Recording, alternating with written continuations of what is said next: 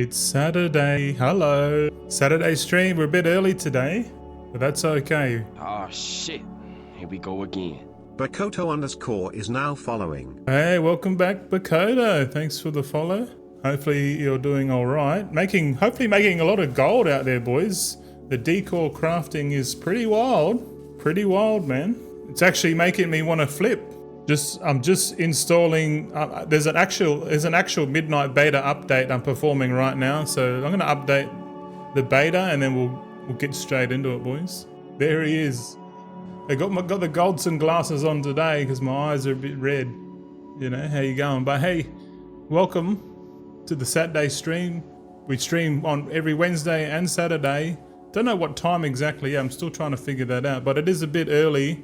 So it's like Friday night EU, like late night. So hello EU, if you're still up, go to bed. You've got the whole weekend ahead of you, mate. But you're probably sitting there doing a lot of lumbering, a lot of farming, a lot of crafting, and a lot of cancel scanning. Hopefully you're getting the sales. I'm looking at everyone's making lots of gold. I'm not doing any crafting at all at the moment. I'm purely focusing on the beta, just trying to get some knowledge on the beta. But keeping an eye on what people are doing with decor crafting and farming and stuff. It's really giving me the itch to create a realm or two full of characters that can serve a flip or arbitrage, if you like. I like the word arbitrage because that feels good. But just be careful, boys out there.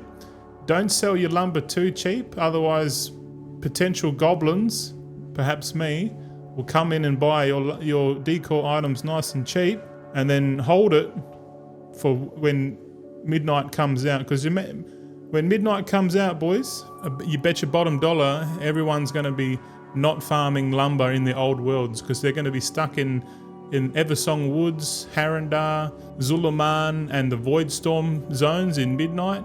And the demand for decor will go up because there's going to be more people playing midnight for the first time. So don't sell if you're not getting any sales. Don't stress it. Hold your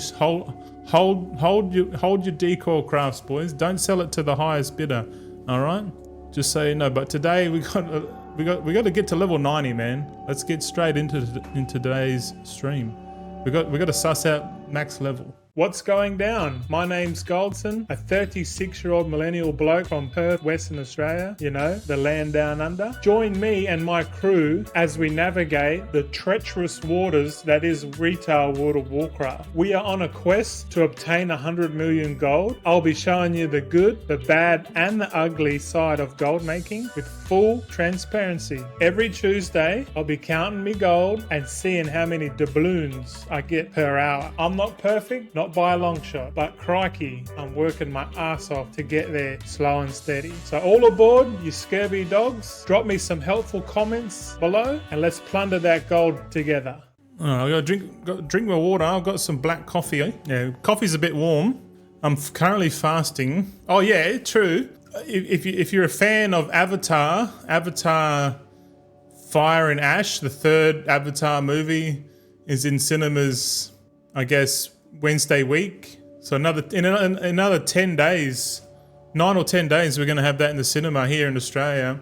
And I'm gone ahead and bought gold class tickets for me, my missus and I.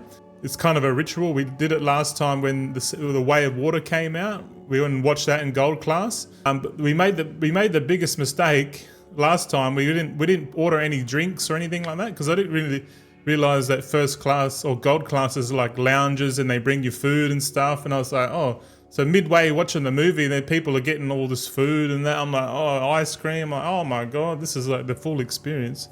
So we're probably gonna do it this time. It might be my little cheat meal. My cheat meal. Hopefully I don't slip off the path. But yeah, I'm looking forward to it anyway. Okay, now we're in Eversong Woods. I'm just gonna go around and collect the flight pass because I haven't collected any flight paths at all. There's another one down here. So you can see on the map here, we've got a bunch of side quests. We're not going to focus on the side quests. I realized that there is side quests for the dungeons. So I don't know, we might do that. We might do the dungeon stuff, but To be honest, I can't be stuffed doing any dungeons at all. I want to focus on just getting to level 90. But I guess it wouldn't hurt. It wouldn't hurt to sign up. Let's sign up for a dungeon. We'll do a dungeon. Why not? Nah, stuff that. Okay. Is that what did it say? Oh, never mind. Okay, where did we leave? We left off. We were in. We were at the Den of Nalarak. Because if you watch the last streams. Royals, hey buddy, did you try leveling in the current retail? No, but I hear good things, Royals. I hear that it's like 80% quicker. Someone said yesterday, they were like, oh, first craft leveling bonuses is pretty crazy. You can get from level 71 to 78 doing first crafts, which is pretty crazy. But yeah, it definitely feels like, oh yeah, sorry. Yeah, 70 to 80 is 83% less. Oh. That's gonna carry over to retail as well, man, for sure. Oh, all right, where are we at? Den of Nalarak, the Unforgiven. Okay, last time we were here, this quest bugged out, and that's why I logged out last time. So this is really continuance from last week's beta stream. So if you want to go and watch the first half of this stream, I guess you go back and watch last week's stream. My goal for the stream is to get to level 90 just by doing the campaign. Okay, I guess it's still bugged out. So what we'll do, we will abandon this quest and then we'll take it again, eh? Here we go. Enter follower dungeon, enter the Den of Nalarak with Zuljara. Oh, okay. Den of Nalarak. Can we sign up for that? It might actually be better to do the follower dungeon, if I'm honest. Are you leveling up more alts there, Royals? I might level up a couple more alts. I need to establish some realm flippers or something where I can buy cheap materials on one, or cheap recipes or decors on one realm, you know? Oh, where's the follower dungeon? Here we go. Den of Nalarak, here we go. Let's do it. Ooh, I think we've done this one before. This one I didn't really like. Well, it's actually, yeah, we did this dungeon last week and it was hell buggy with the followers. But we're currently on a new PTR build, so hopefully they've fixed it. Let's have a look. Let's go ahead and put a timer on. In fact, we'll put a timer on. Okay, we got a timer on now. Just, you know, I guess we've only been in 5 minutes. Hey, they're pinging. So this dungeon's kind of like Brackenhide Hollow in Dragonflight, if you played Dragonflight. Meaning at the start of the dungeon, you got to go around and you got to go and collect some stuff, but before you can enter the encounter. Okay. Last time we were here, a bunch of NPCs decided to pull half the dungeon. But it's okay. Roy says, I'm staying at 74 concentration crafters. Getting old, my friend. Fair enough. 74 is still a fair bit. Leave that for you young fellas. Yeah, yeah, true. I was talking to Woo yesterday, or he was giving me some pointers on, you know, getting into realm flipping and stuff like that. And he shared an awesome link. I'll show you. It's this one here. It's called Rendorai, and it's got all the realms on it. So it shows you all the realms that are like connected as well. So like I'm on Frostmourne, so it's connected with Dreadmaw, Gundrak, Jubithos, Thorison. And like it's got a whole list of all the NA realms. So if you want to like cover every single realm, you got to make a tune on each connected realm, which, you know, I reckon that's pretty cool. It makes sense to do something like that. Because I realized the other day, Royals, when I made for a WoW billionaire, he's a really nice guy. Have you met him? Have you? Yeah, I got a list way back. I'm dabbling my feet into flipping. Like I kind of understand the concept of it all. Like it's like arbitrage. Like you buy something cheap on a server and then take it to a server that will increase your sale rate and the profitability, you know. And then everyone's just kind of like averaging out all the items across all the servers, which is cool, because that's what That's what's called, I think that's what's called playing the auction house. Like, if you like you got concentration crafting, that's like active crafting, a lot of proof of work. And then you got flipping, which is kind of flipping. Arbitrage is kind of like playing the auction house. Then you got like farming, like gathering materials, skinning, fishing. And then you got boosting, which I don't really get into boosting too much, but now that we've got decor crafting's like mixing two of them in one, because you need like you need to be able to farm the lumber, and then you got to craft it, and then you got to sell it. So actually, it's kind of like 3 gold making things rolled up into one thing, because you got to gather. Then you got to craft. Mind you, the requirements for crafting, you know, isn't that much. Oh, see, look at this. They've pulled half the dungeon again. Stop it. Don't run away. Oh, fucking hell. I yearn for better AIs. Come over here, you dickhead. Oh my god. Hold on. Let me deal with this a lot. Jesus. Yeah, but like decor crafting. Yeah, sorry. Decor crafting does all 3. You gotta gather. You got to craft, and then you got to sell. But at the same time, you can do all 4 if you really wanted to. You could craft, you could gather, you could craft, you could hold, and then play the auction house later when the midnight comes out. Because like right now, there's some demand for housing, right? But when midnight goes live, man, people aren't gonna be going around the old world and gathering lumber, man. They're going to be in the new content. They're going to like, so like I can definitely see people like fucking not farming lumber. So the prices of the decor items will go up. So it kind of makes sense to like purchase a bunch of decor nice and cheap now. And then when midnight launches, then do the realm flipping stuff then. And at the same time, we're going to have new markets to get into, like crafting all the profession tools, crafting like all the gear, you know, like I think mainly profession tools and like level 90 crafted gear with like optimal stats like haste crit or haste verse on it. Haste verse would be really good for season 1. And like having like characters that can do realm flipping makes total sense for me, because then I can purchase stuff now to resell later using my capital. And if I want to buy like cheap recipes for the concentration army, I can go onto any server in NA and go and purchase those recipes cheaper, if you know what I mean. And at the same time, I'm going to be like, I could use this next 2.5-3 months to learn how to properly play the auction house a bit more, because I know it's definitely one of my weaknesses for sure. As a Jabberwocky, good morning, sir. Happy Saturday to you. Hey, you too, buddy. How you going, man? It is a bit early, eh? It's probably, what, 10 o'clock for you boys. So you've been up for a little while now.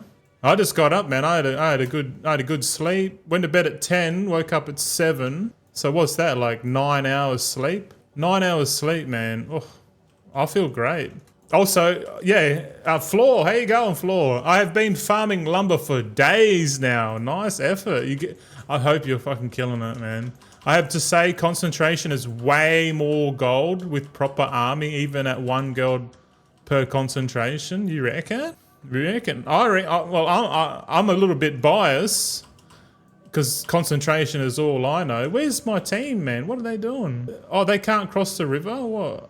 Oh, now they want to come over and help. I'm sitting there fighting, tanking all this, and the followers are just like full on over here.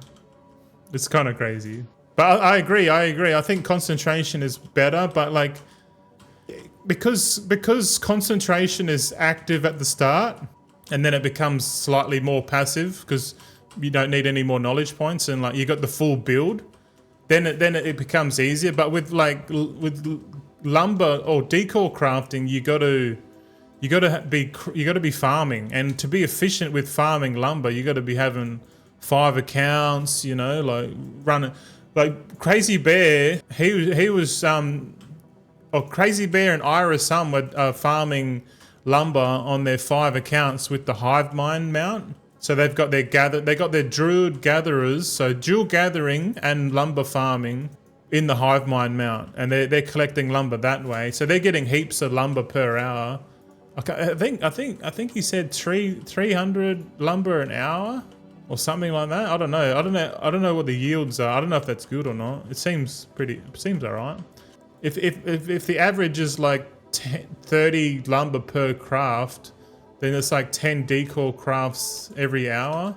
And if you're getting 10 decors, if you're getting 30 lumber and the price of, let's just say for argument's sake, let's say if he's correct, on 5 accounts he's getting 300 lumber per hour. So divide that by 5 is 60. So say 60 lumber an hour. I'm not sure if this is correct or not.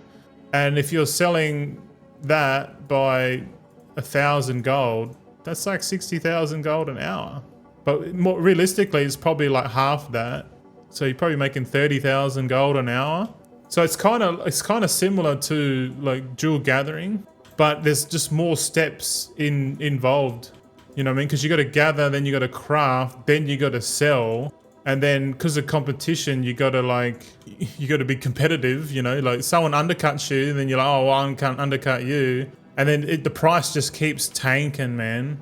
And then when the price comes down, that's when like the big mega goblins will come in and like buy up all the shit. I'm thinking the exact same thing as you boys. I'm thinking, well, if there's too much supply, then what's stopping someone coming in and buying up the whole market? You know, like especially when it's nice and cheap. Like if it's some decors are like 10,000 gold or less. You know, like if it gets down to like 5,000 gold, you know, like it gets to the point where it's like, okay, people that are doing housing, like actually playing housing, and they're just going to come in and go, well, that's cheap enough, I'll buy that because I need more experience, and plus I want to collect that item. And then you got other people that want to buy the items to flip later, you know, like so you got like flippers wanting the stuff, you want decor crafters, housing nuts that want the decor. It's like a brand new market, eh? Like it's crazy. I'm so excited for it, you know. But there's so many ways. There's not just one cookie cutter way to make gold. Like if you just want to farm and then sell, go for it, man. It's crazy. But yeah. Normally flippers don't run 240 concentration crafters. Royals reckons that's true, man. Yes, I think NA North America is like 88 servers or something like that. I don't know. It could be. It's around 80 to 90 servers. Not sure to be exact. I'm fishing in the dungeon, boys. We can't get to the boss without fishing. Look out. Wocky says, hold on, let me fish this, Washy. Let me fish it. One. Come on. There we go. Okay, now we can spawn the boss, for fuck's sake. Wocky says, I'm trying to get recipes to craft, sell decor, but it's a bit overwhelming. Yeah, there's so many. I agree, man. Like, there's so many markets. Crazy Bear shared his spreadsheet, and I'm like, oh my god, there's so many different decor items, man.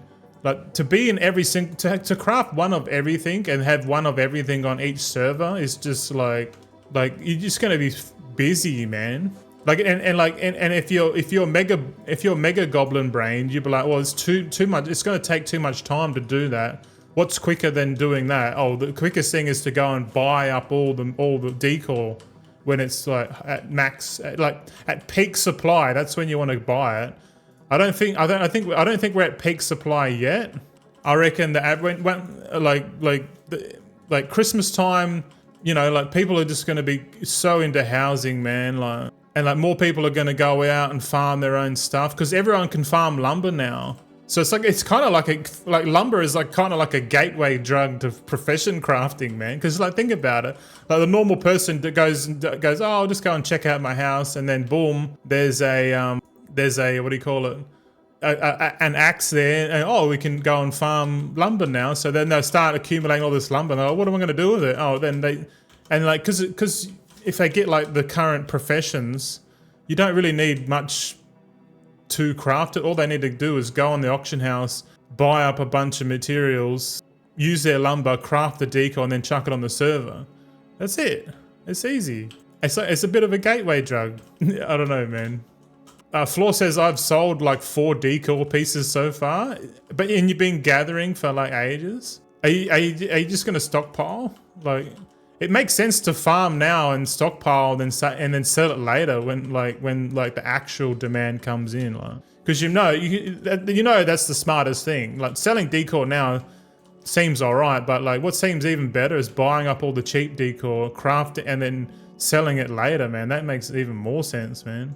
And I'm slowly getting a little bit of FOMO, because I'm like, if I'm thinking about it, then other people are thinking about it, and it's just a question of capital. Like, how much capital do you have? Like, if you got enough capital to buy up like heaps of items, and you can sort of have a look at all the items, get a list of all the items in a spreadsheet, and then have a look at the sale rate, compare sale rates between now and then in like 2 weeks, when we get a full 2-week region sale average and a bit more data, we can sort of see which decor items are selling, and then have a look at the items and go, yeah, people are buying this because they like this item. It's got utility. You know, you can sort of work out what people want. You know what I mean? And once you know what people want, then you know what to buy. And then all you have to do is, because like just be in all the markets is like pretty crazy. You want to be just in the markets that people want. You know what I mean? Like, I reckon it's worth like going into the items that people actually want, because then when the demand comes in, more and more people are going to know, like, oh shit, I want this fucking Draenei fucking beanbag or something, you know? Give me that fucking Draenei beanbag. Everyone's got one in their house. It's kind of like just keeping up with the Joneses, man. It's kind of crazy, man. Waki says, yeah, 10:50 a.m. Shit. Oh yeah, that was 6 minutes ago. Sorry, mate. A bit slow on the chat, mate. But I'm getting to everyone here. All right, I'm trying. Oh, you're also. I'm trying to. I'm fucked up here now. Hold on. Waki says I need to get the hive mind. Yeah, I think I need to get it too, but I don't know how to do it. Like it seems like it's a bit of a process, but it's one of those things. Like once it's done, it's done. I think you have to get like, at least you got to get 4 people at least to get the colored monocle, and once you got that, then you can start the ritual. And then the ritual is all online, so you just have to like go there and do it and just follow the steps. And then once you get the hive mind mount, you can go and farm. But I don't know, man. Like that just seems like a lot of work.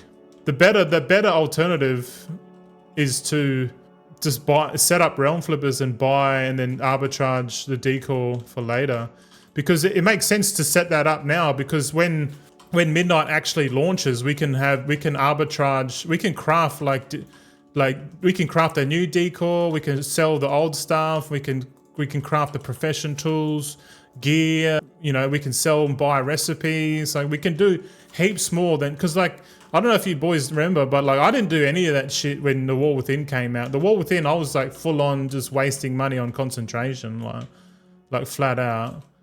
I didn't know what I was doing, man. But and to be honest, I still fucking don't. You know, our floor says I got 4 druids in follow, gotten like 600 to 700 lumber an hour. Damn, it just seems like that seems like crazy amounts. Like oh, what, we got to go here now. Oh yeah, I remember this. That's a lot of lumber, man, for 4 druids. And like Crazy Bear was selling his lumber for like 1,000 gold each. And I was like, man, that's crazy. He goes, oh, it'll come down. I said, yeah, you're right. And yeah, so right now, make your gold. And then when the prices go cheap, go and use that gold to buy up more bloody decor to sell later, man. It's a question of capital, you know, like if you've got like mad capital, like hundreds of millions of gold, and you can like, or even the billions of gold, like you can just sit there and buy up everything, get your smart average buy price on everything. And then, you know, because you know 100%, like the mega goblins like K-Chag and like Mantis, they're thinking the same shit, but they're just not talking about it because that's what they want to do, right? Makes total sense, but I wouldn't mind giving it a go. I know I got a bit of capital there. I can at least have a little play, see how it works. If it loses, it loses. If it doesn't, you know, I learn a valuable lesson. Stick to concentration crafting. Don't speculate. Shit like that. Yeah. Where are we going to go now? We're going to go... We have to clear all of this. This gauntlet is a bit weird, eh? Royal says 84 connected is my setup. Oh, is it 84, is it? So that includes Frostmourne. I'm assuming. Okay, so okay. So if it's 84, is that total? Are you covering all markets? If you are covering the whole NA market there, Royals, then I was thinking I'll set up 2 accounts. So I'll spread it out over 2 accounts. You know, so it's not too. So I can do the whole like TSM macro, thing. So you can post on 2 realms at two accounts at the same time by using the scroll wheel and like a hotkey on the keyboard. Is that what kind of setup you've got? Because I'm assuming you do, because you can't have more than 70 characters per account. So having it across 2 accounts makes total sense. But then again, they said having it across 4 accounts is even better. We were saying it's better to have it spread out across 4 accounts, because then you can be like opening mail on you could be like doing a cancel scan and post scan on one, and you could be collecting mail on the other, and then you could be posting on 2, just for efficiency and stuff like that. Because it all comes down to efficiency. Let's tag these and bring them back in here. Yeah. Waki says, I think I'll just focus to certain items for now. I think that's wise, man. It seems too much to take on every single market, and I think it's designed that way. If it was only like 10 items, man, it'd be so easy just to like have one of everything. So having more decor markets to get into is good, because then everyone can sort of find their own little niche. It's good. I think it's a good change. I reckon this lumber crafting is genius, man. Who said before they stole it from fucking Final Fantasy? I made a Reddit post this morning, and I think someone said they stole the idea from fucking Final Fantasy or something, or it was another game, maybe New World. I don't know. Seba, what's up? Seba says, I think only 50% of players have early access. True, yeah. I reckon the biggest opportunity for housing decor is to slowly accumulate. When the prices go down on all the items, like obviously you have to set that up in TSM. Like set it up in TSM and go, okay, is the prices coming down? Like maybe set up an indice and work out like is the market down or up? And if the market's down, then we could purchase a bunch of popular decor items, like ones that are good looking, ones that have utility and stuff like shelves and bookcases and books and shit. Hey, we just leveled to 87. Fuck yeah. We're going hard, boys. We're going hard. So we've got another 3 levels to go. We're gonna get these levels in this stream. I'm not gonna stop until we're level 90, because we want to get to level 90 and then have a look at the level 90 systems. We got the praise system, we got the abundance system that we need to have a look at. There's the new void zone. Like we need to go and check out all the zones. We need to find out everything we need to do at max level to try and gain an advantage on, of some sort. Look at this. We're getting upgrades here. We got upgrades here. Yeah.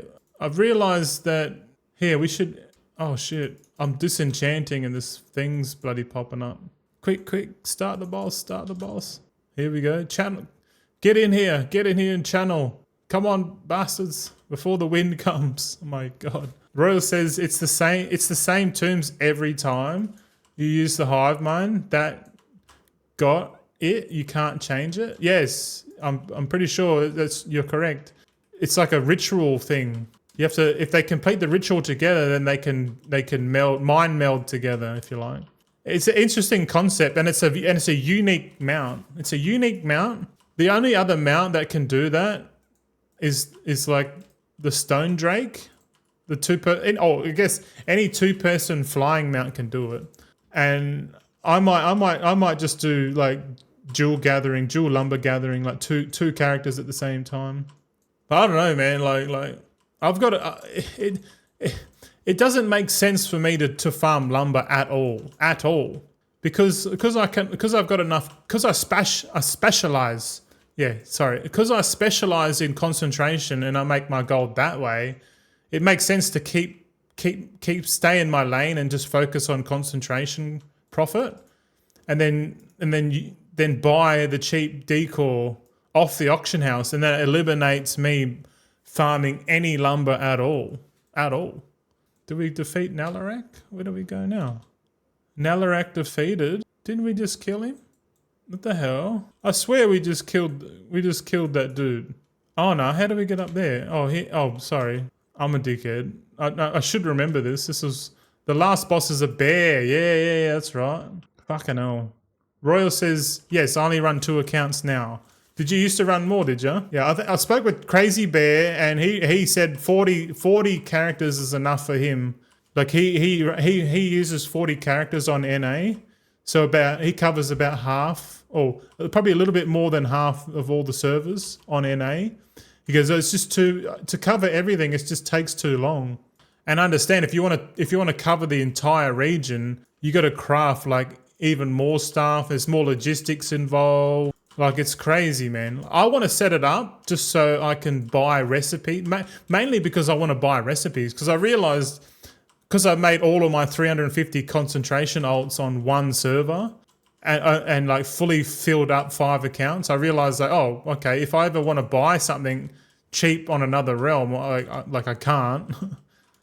I can't. So it makes sense to like set up one more account. So I'll have 6 accounts in total, and sort of try and get on as many connected servers as possible. Because you got 70 characters per account, and there's like what 84 connected realms or whatever. So you could just pick the top 70, perhaps top 70 population ones. I don't know.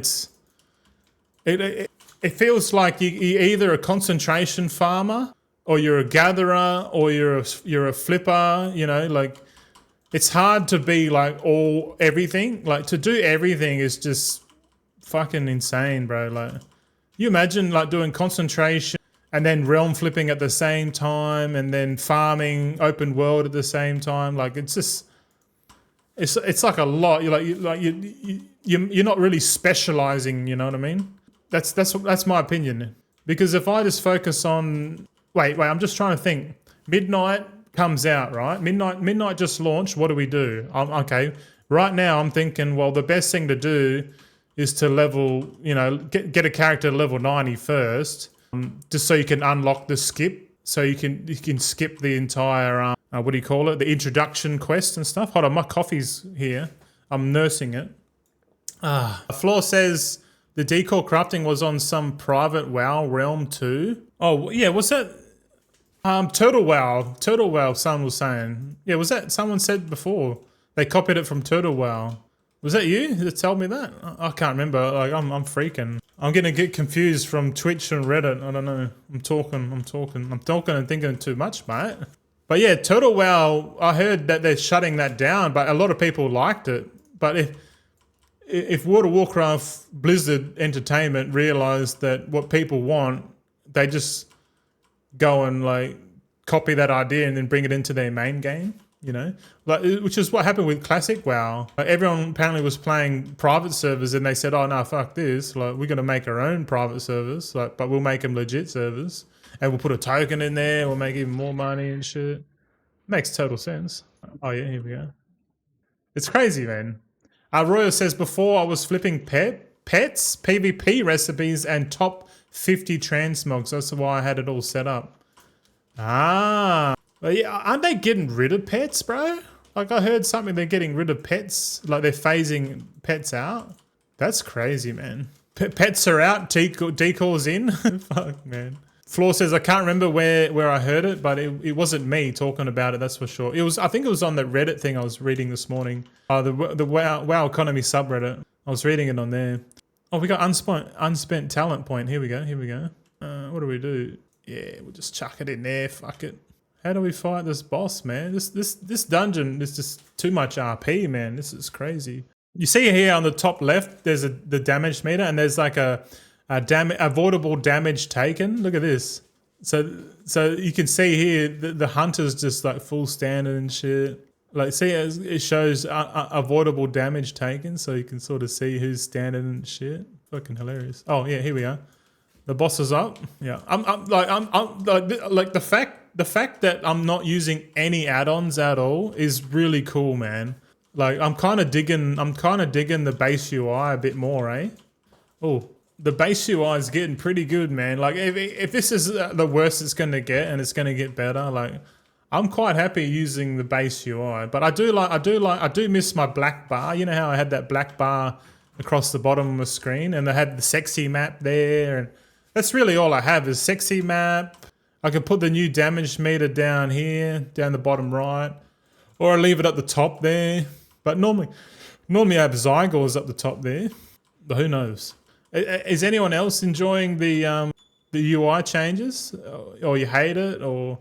I'm just happy that they're making the game more easy and accessible for new players to come into the game. I'm really excited for that. Hey, look, we got some more decor. Yeah, Amani Ritual Altar. There you go. Get your free decor, boys.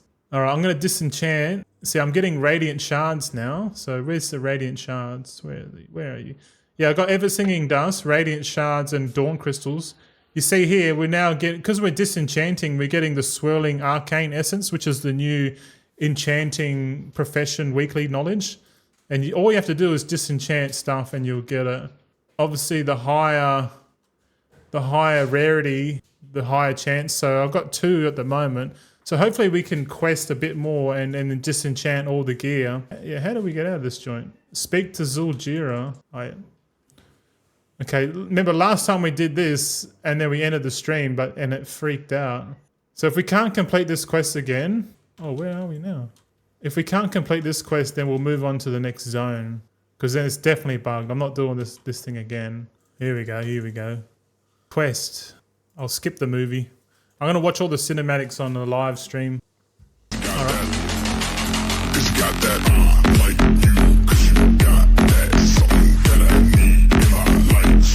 Iram resubscribed for 9 months. Hyper Crown. Hey, 9 months there, Ira. Ira coming in hot with the Prime. Hey, not the first ever subscriber on the channel. Thank you, Ira. How you going? Good to see. You're back. You're up early. You're up late, man. You're up late. Go to bed. Yeah. Or you just got up and you're ready to start your day. Thanks for the support, bro.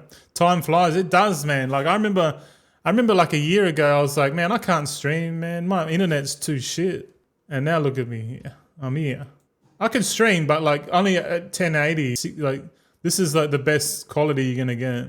But hopefully in the future we can upgrade that. Ah, shit. Uh-oh. But yeah, I have not slept yet. Soon though. What have you been doing? You've been farming bloody lumber. You've been going hard on the lumber, eh? Ira's the guy that was talking about just before with the hive mind mount going around like full farming lumber and shit. I was saying before, I'm like, I think it's like it's good that you're doing that now. Like it's really good gold right now. And if you make sales now, it makes sense to get that capital now. And then when we're frozen, the game's frozen. Hold on a sec. At the Alt F4, that one. Shit. Let me boot up the beta again. Ira says need to get that decor items on the AH. Are you trying to cover like every market, or you just we're talking about just before? It's probably better just to like focus on a couple of markets, like the popular ones. Probably the ones with the highest lumber count would probably be ideal. Okay, we're here now. We survived. Shit. But yeah, what I was saying. It makes sense to make your gold now while the hype is like real. Then when it dies down, the prices of all the decor is going to go down, so farming won't be as lucrative. So I was saying it makes total sense just to take that capital that you got and buy up like all the cheap decor items that you want to flip later when midnight comes out. Because I was saying that. When midnight comes out, no one's going to go around the old world and farm lumber and shit. Like think about it. Like right now, there's no midnight expansion to play, so people have just got time to go out and farm all the old world stuff, and what they're farming is time. You know what I mean? Because it takes time to go and farm lumber, so you're farming time. So when the time is plentiful, it makes sense to like buy it up and then resell it, because when in midnight, there's not going to be enough time to do midnight and go around and make decor crafts, you know what I mean? Like because time is limited. You don't want to spend the first month of the expansion going around farming old world lumber, you know, because you want to be farming the new stuff. So there's a massive opportunity that people aren't really talking about, or they're just downplaying it. Because I've noticed, like Mantheus, he downplays what he's going to do, and it's totally obvious what he's going to do. And I'm like, man, I kind of want to do the same thing, man. And like, if I'm thinking it, he's thinking it, everyone's thinking it, but like no one's just talking about it. But I'll talk about it. Like, I feel like that's the biggest opportunity right now.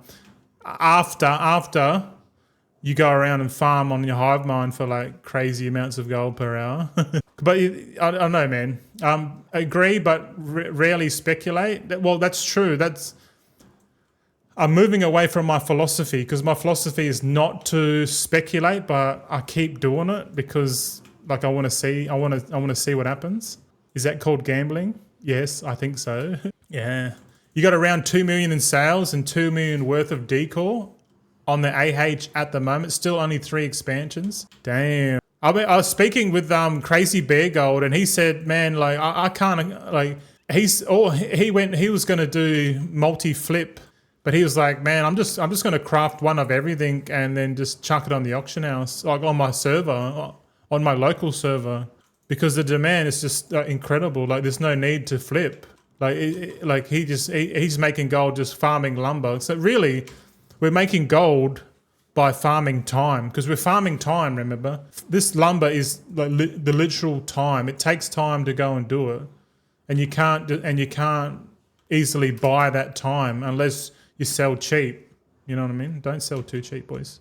Don't sell cheap, because people like me will go and buy it up off you.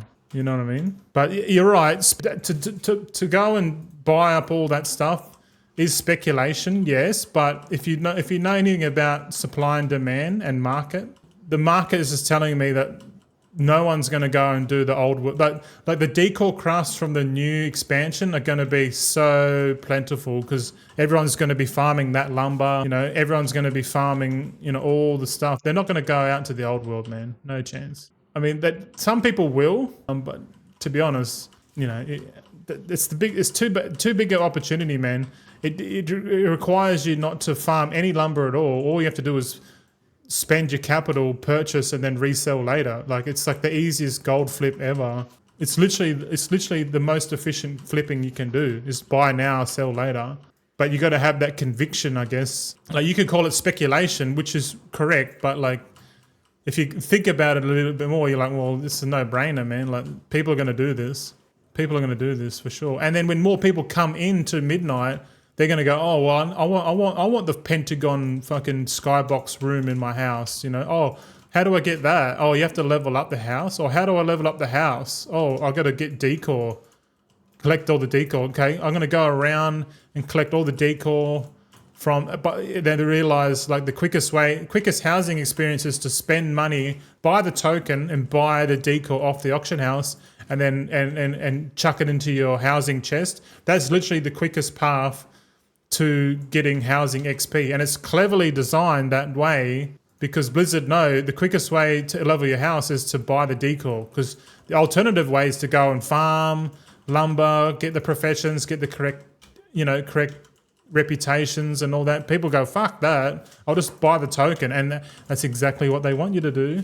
It's very clever. It's very clever. The people at Blizzard know what the fuck they're doing. That's for sure. That is for sure. Floor says, still holding on Blastomites and settings. Yeah. I'm not going to sell them. If anything, I'll sell them. I'll just keep them there as a little memento. I think I spent about 8 million gold on it. I speculated on that. We still got the setting in the bag. At the moment, these aren't working, but yeah, there's still nothing. There's still nothing in the game. We might jump on my jewel crafter and have a look if there's a new setting recipe, but I doubt it. But it'll be either really, like, it'll be a genius move, or it'll be like the dumbest thing ever. So it's either or, man.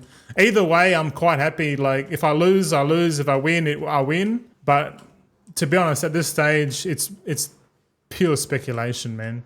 But it kind of makes sense to keep that because the whole thaumaturgy blasphemite shuffle sort of keeps the wall within alive a little bit. Because if these magnificent jeweler settings are the only way to add sockets to your gems, or sorry, sockets to your gear, like forever, then people will be like, well, how do you get gems on your gear? Or you have to go and you have to thaumaturge stuff in the wall within to get, you know, or if you got alchemy alt army like me, you can produce free blasphemites every 4 days. So each alchemy alt produces about 1.8 blasphemites per every 4 days. So I'm roughly getting about 3.3, you could say 3 to 4 blasphemites every 8 days per character. You know what I mean? So I'm probably getting like 600, probably getting about 500 to 600 blasphemites passively every week, just spending my transmutes as a byproduct. So I'm always going to get blasphemites as a byproduct. So I get 500 a week roughly, and it doesn't cost me anything. So right now they're about 250 gold. So that's what 125,000 gold a week, just passive income from blasphemites alone. But if they introduce a new jeweler setting, that pretty much negates the whole process. And they're probably still on the fence about it, because some people told me like they'll never fucking do that. They'll never bring in they'll never use an old material in a new expansion, and I think they're right. That's always how it's always been. But the fact that there's no way that I know currently to add sockets to your gear, like maybe we go onto the level up realm and see if they've got something that adds sockets to gear, because you can, there's probably not even a gem vendor on the level up realms. But then again, I need to go and check, man. I need to go and check. But as of this moment, Floor, I'm not buying any more settings or blasphemites until I get to level 90 and I have a good look around here. I want to have a good look around here. And then once we get like some epic level 90 gear, we want to test this this jeweler setting. Right now it doesn't work because I don't have any midnight gear. Okay. Yeah, well, this ring here is a midnight ring, and if I right click on the magnificent jeweler setting, everything blacks out, meaning I can't use it. The tooltip doesn't say cannot be used on items lower than this. This only works on Khazar Gar equipment, season, there's no stipulations on it. So that tells me they're still on the fence about it. So I'm full speculating hard, but like if you're going to go and do something crazy like that, just be prepared. Just be prepared to lose all of your gold. I'm prepared to lose 8 million. Just kind of like how I was prepared to lose 30 million on delve reagents. My God, never doing it again. But like, if anything, if it doesn't work out, then I finally know to never speculate ever again. And I'm going to have examples of that to tell my future audience of why not to speculate. Just like go back to my philosophy, provide value to the market, sell to the market, collect, stack, and chill, boys. Just stack and chill. That's all you got to do. It's the same thing we do IRL with Bitcoin. You just stack and chill. Just reduce your cost of living. Any surplus money, you just stack into Bitcoin, just slowly build up that wealth over time, Same principle in the game. But sometimes I get it does feel like investing in IRL is boring if you want to do it properly. It's boring as shit. It's not interesting. It's not fun. And I'm kind of the same in the game. Like just doing concentration and stacking the profit is like relatively boring as fuck. But the thing that I've noticed with any investing, the boring it is, the better it is. Like investing should be boring as batshit. Like if you're chasing like excitement, like buy low, sell high. This is like speculating. that's the fun. Like for me, that's the fun. That gets the juices flowing because you're like, man, if it works out, it goes off, and then you can celebrate a small win. But really, the long-term aspect is just stack and chill, boys. That's it. And like I've had that philosophy for a long time, but I'm always questioning it.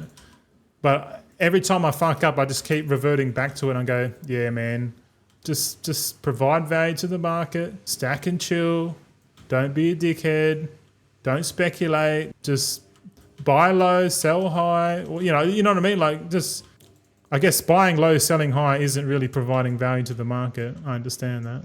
But yeah, having concentration alt army is definitely providing value to the market, 100%, because you're just arbitraging, you're leveraging your concentration, concentrating on concentration crafts in midnight. What else we got here? Ira, you're going to spend some hours this weekend. It's hard to keep up with the lumber. Ooh. Yeah, you can definitely burn out on lumber, I reckon, man. Just be careful, bro. There is close to 0% they will use the old setting for sockets. You're probably right, dude. And I'm okay with being wrong. I just need a few track record examples to show my future audience that, yeah, don't do this, man. Don't do this, bro. One of my first ever videos on the channel was like how I lost 20 million gold in Dragonflight. Go and watch that shit. I should have learned from that one. Yeah, I think one of my second video on the channel was how I lost 20 million in Dragonflight. Go and watch that. That was like early days, man. And like ever since then I've speculated on Blasphemites at the start. I've speculated on fucking profane tinder boxes, which we only made 1 million gold off profane tinder boxes. But then I speculated even more on the delve mats. I spent like 30 million on delve mats. Now they're worth like fucking less than $1 million. Every time I've speculated, like I lost 20 million in Dragonflight. I probably lost about 30 to 40 million in the War Within. So what's that like 60 million of speculation? Like it's not worth it, man. It's not worth it at all. Like I look back and go, man, I was a fucking dickhead, bro. And like right now, like I guarantee if this doesn't work, this is the last time I do speculation. You can clip that shit. Clip it and I'll put it on the short. Yeah. Oh, here we go. We got new shoulders. Cool. All right. We're getting Khazar enchanting because we're disenchanting the old gear. Wocky says, how is your pirate themed house coming along? Well, it's not. All I've done was created 7 rooms. It was a bit buggy. I couldn't get the floors in the house. When I went outside, I could put the flooring down, like the different floor panels.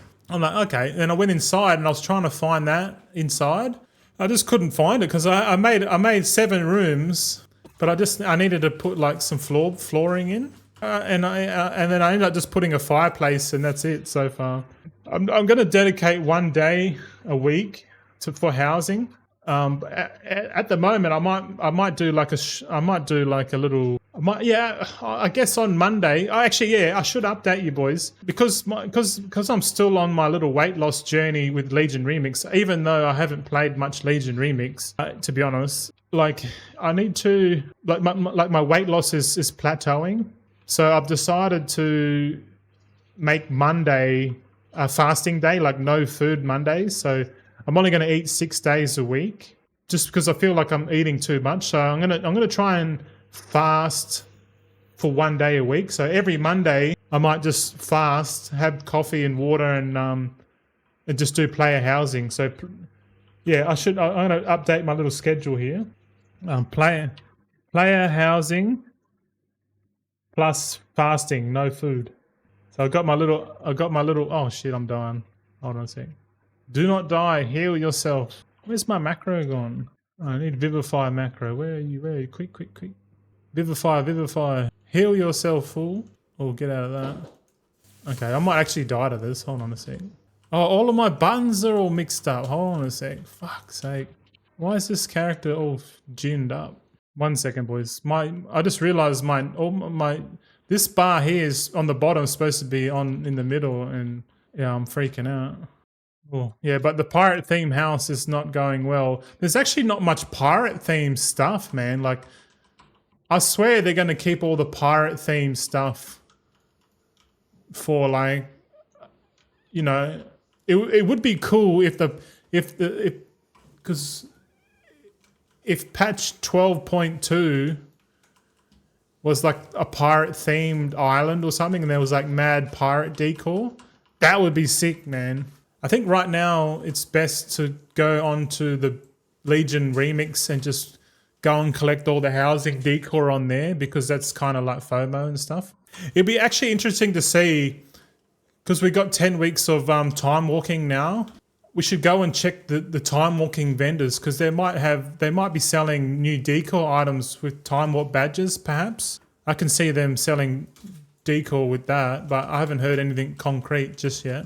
Yeah. Waki says they will keep adding lots of stuff though. Yeah, I reckon the pirate theme, there's a high chance they keep the pirate theme and the goblin theme stuff to like cash shop. If they keep that stuff for the cash shop, man, we're fucked, eh? Well, I am. Because I'll be buying all that decor with all this gold. All right, we finished it. Let me just edit this bar. There we go. I think that's right. Okay. Yeah, so my enchanter, he's only level 14. So I'm leveling this guy up with enchanting and tailoring, just because I want to test what the disenchanting shuffle is going to be like. So I want to get this guy to level 90, then we can try and have a look around where we can farm some cloth. Because if we can farm some cloth, that might be a good avenue at the start. Because I reckon cloth's going to be scarce, man. But at the same time, like, Ever Singing Dusk is probably going to be the one to disenchant the most, because it just requires the most quantity. So I'm just thinking, man, like, what do we do? Like, because if you open up enchanting here, hold on. Iris says, by the way, if you 5 account the time walking dungeon, you get all 4 mounts. If you 5 account the time walking dungeon, you get all the 4 new mounts. That's interesting. That's interesting. Is that a bug? That sounds like a bug. Because didn't they say you get to choose 1 out of 4, and then the other 3 will be on the like the traveling vendor or something? The travel vendor. Well, I thought you have to do 5 weeks of time walking to get the mount. And it's only the first week. Yep, but all complete the quest at the same time. So I got 4 turn-ins. Ah, little bit of a hack. I like it. Too bad I don't really focus on collecting mounts and that. If anything, I'm just going to collect decor, man. And I think collecting decor is a good one to do, because, like, look at this renowned quartermaster here. He sells a basket. He's got 2 decor items here. So going around, like, he's got all these decor items, and like all this stuff is all experience for the house, you know. It's gonna be great. I need to get these flight points, man. But that, yeah, I feel Ira, it seems like you're doing a lot, man. Like, you're collecting mounts, you're doing heaps of stuff, bro. Like, don't burn out, my friend. Don't burn out. I'm definitely gonna take it slow and steady, man. But definitely, I'm just trying to think again. I guess we're like, what, an hour into the stream, we can start talking about what we're gonna do for midnight, bro. Oh, this bridge here, look. Looks like the bridge is out, man. Oh, can we fly down here? Looks like someone blew up this bridge, and this island here right in front of us, you actually can't go there yet. This is patch 12.1 over here, this island here. There's like a massive continent here. See this on the map? This whole area, this must be the new 12.1 area. Hopefully it's like pirate themed on the back, you know? I don't know. But yeah, what are we going to do on launch? Like, there's so many things we can do. We can early access. The most gold making you can do early access is like straight up gathering, flat out. I wonder if you can. I guess you could 5-man hive mine. What do you call it? All the nodes, which would be pretty fucking wild, man. Like, imagine multi-boxing 5 gatherers on the hive mind mount at launch, like early access, like 10-12 hours a day, just 5 boxing, gathering nodes and selling everything, man. You would absolutely fucking kill the gold making. Like if you want to earn gold in the early access, like legit, the best way to do it is to gather.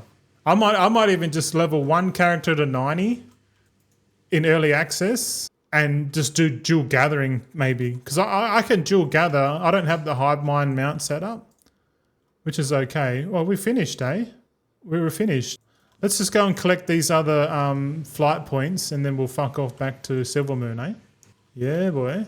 Waki says I will dual gather early access probably. Yeah, me too, man. Like it makes total sense to do it because I never did it last time. And looking back, like dual gathering at the start was like the go, man. Because there's no profession shuffle really.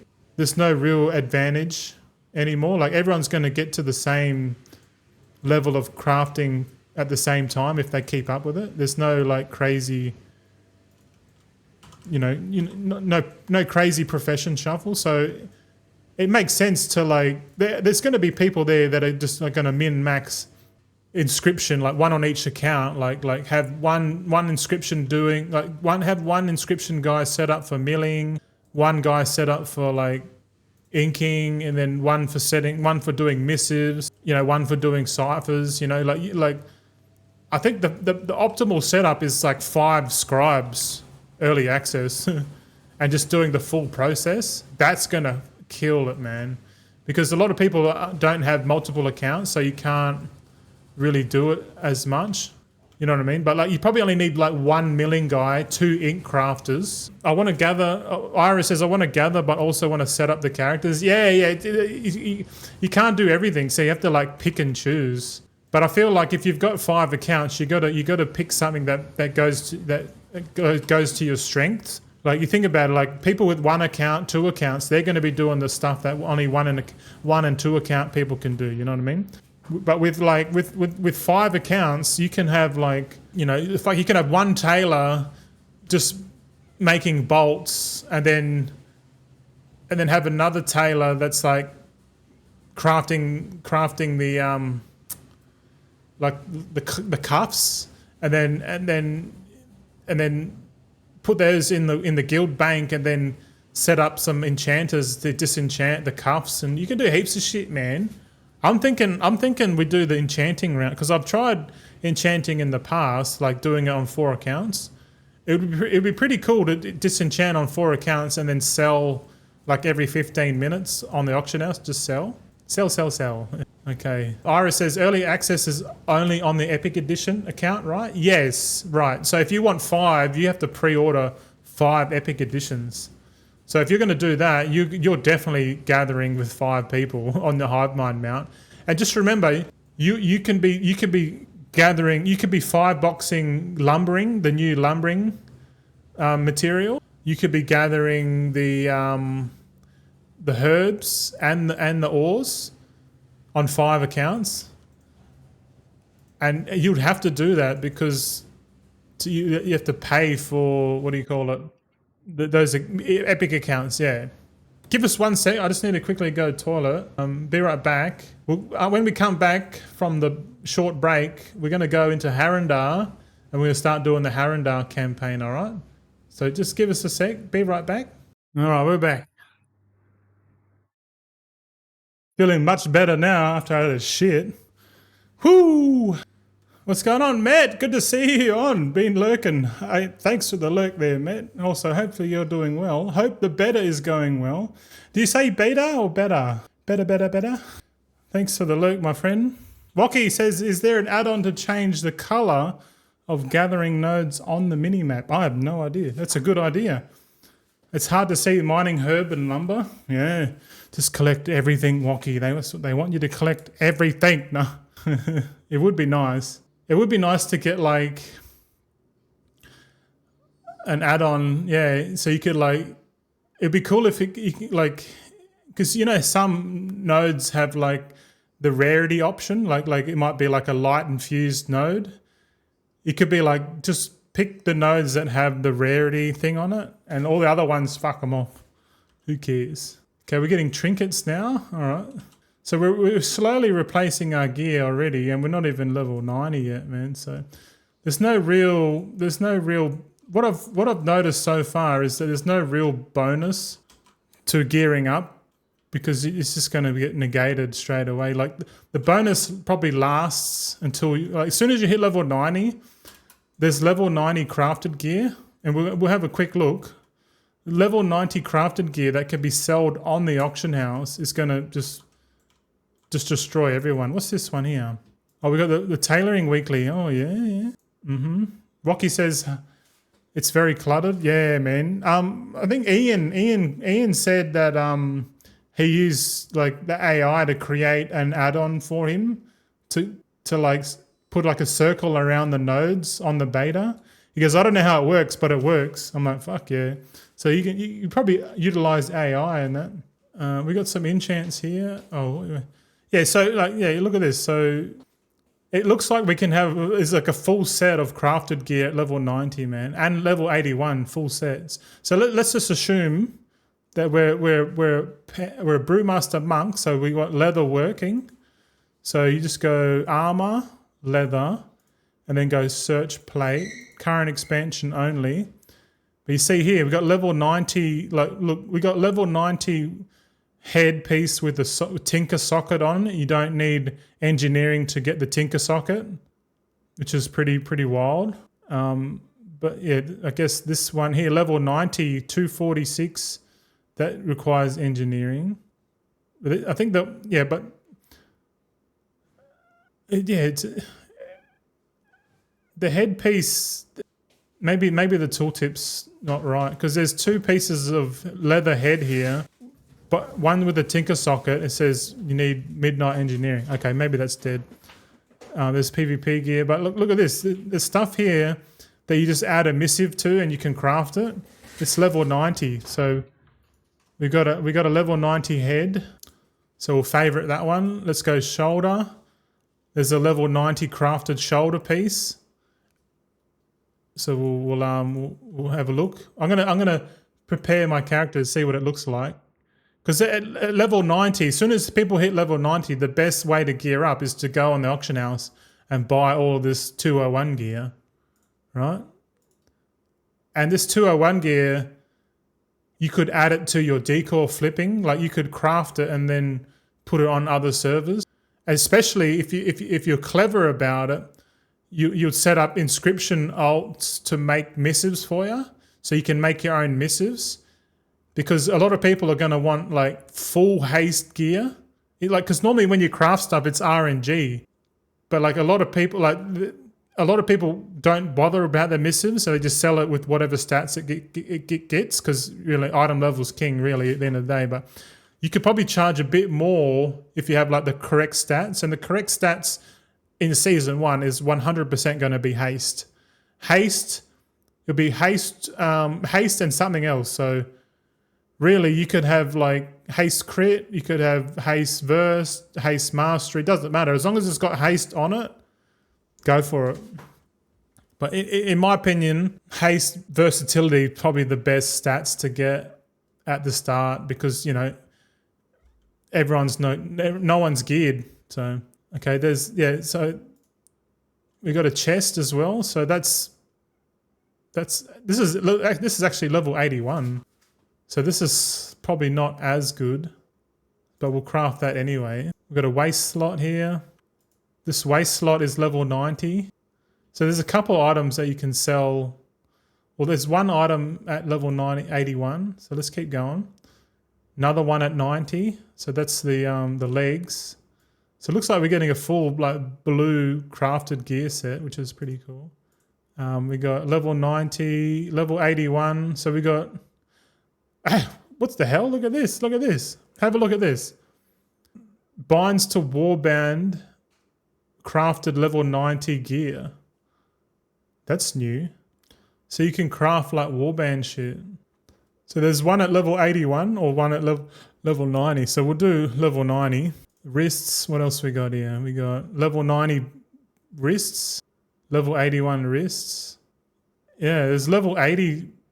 There's 2 level 80 wrists with tinker sockets on them already. It's wild, man. So we got wrists and hands. What else? Level 90 gloves. So we got like literally a full set of crafted gear.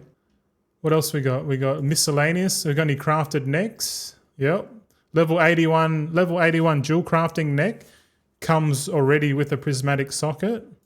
So we got that. There's a cloak here as well. Level 81 cloak.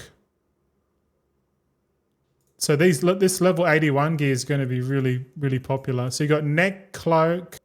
The cloak looks all right too, by the way. And we got fingers. We got level 81 crafted fingers, rings. So 2 of those. We should actually write that down. So we got ring 1, ring 2. Hold on a second. Let's just keep going. Trinkets. We've got trinkets here with there's no, what do you call it? Let's just click on it. Oh yeah, these are the big trinkets here. So I guess maybe the PvP trinkets will be, the PvP trinkets might be good. Level 90. Also, I think you'll be able to buy the Dark Moon decks off the auction house as well. So you could have a choice of Dark Moon deck trinket or PvP stuff. Let's have a look at what goes into the PvP stuff. It's inscription. Look at this: ciphers, inks. Yeah, inscription's going to be huge, man. You're gonna need like 10 scribes, man. But I guess you got to choose where you want to go. You know, like this ink market's going to be huge, man, because it ties into like recycling, engineering, the recycling, fucking heaps of shit. I think inscription is going to be pretty good, man. Good for me having 100 of them right now. Yeah, I need to spin up a inscription alt, bro. Because having 100 would be pretty good, man. I think I've got one scribe on each account, so I've got a minimum 5. What else? I think 5's enough for me because I don't feel like I'm gonna race to market first, if you know what I mean. Like, you know, everyone's just gonna like get to market first, craft efficiently, and then sell, flip, and arbitrage. Yeah, like I get that that's what people are gonna do, but like I'm like, okay, I don't mind spending less money and just waiting a little bit longer to get a full build. And then once all my characters have a full build, like epic profession tools, like they got everything maxed, then we can start crafting.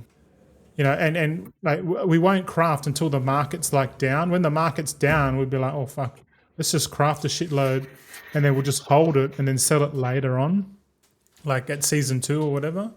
I feel like that's the best way to do it. So at the start, I probably won't focus any. I probably won't put any much effort into the professions. Like I'll probably just log in and do a couple patron orders here and there, and then I'll get the tools later on. There's like no rush for me at the moment. I can't really be bothered, to be honest. But I know people are going to rush. More people are going to rush to market first, and there's going to be less people that are just chill, you know.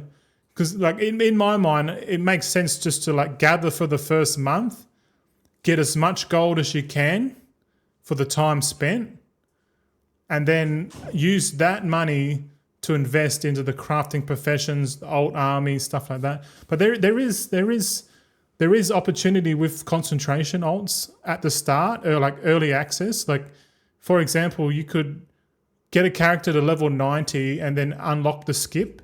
And as soon as you unlock the skip, you can start rotating some alts in. Like for example, IRA, you're going to bring in your 100 concentration inscription alts. Bring them straight in. You can go to the consortium, get your free bag of goodies. So you can choose like herbs, leather, tailoring goods, and mineral and ores and stuff like that. You get a free bag to get you started. But to be honest, I think the cloth choice might be the best choice, even more so than actually. The cloth, and if you're an enchanter, you get an enchanting option bag. You get the bag. I'll show you. Hold on. Yeah, this page here. I posted it last night on X. Where was it? Yeah, this one here. In midnight, when when you're an enchanter, you have an additional choice for free bag of reagents. The Thalassian Enchanter's Purse, this only shows, normally you get 4 options, but when you're an enchanter, you get a 5th option, so you can pick the bag.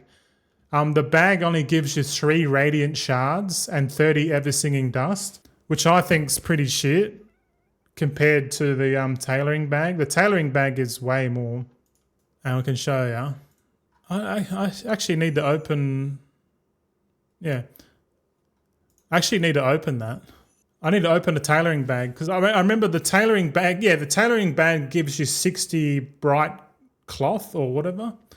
And then you can turn it into bright linen bolts. Oh, fuck. Thirsty, man. Let's have a look at the weapons here. So, because we're a brewmaster, we want like a 2-handed weapon. So let's just search. We've got 2-handed axe, staff. Here we go. Here we go. Staff. This will be pretty awesome to craft. You need 8 azurite and 1 water to create a level 90 staff. Oh, these are going to be cheap if they keep that. But see, yeah, looks like we can get a bunch of we can get a crafted gear in all slots, man. Like if we go back to favorites, see here we covered everything. So we got a headpiece, yes. So headpiece is what? It's 201.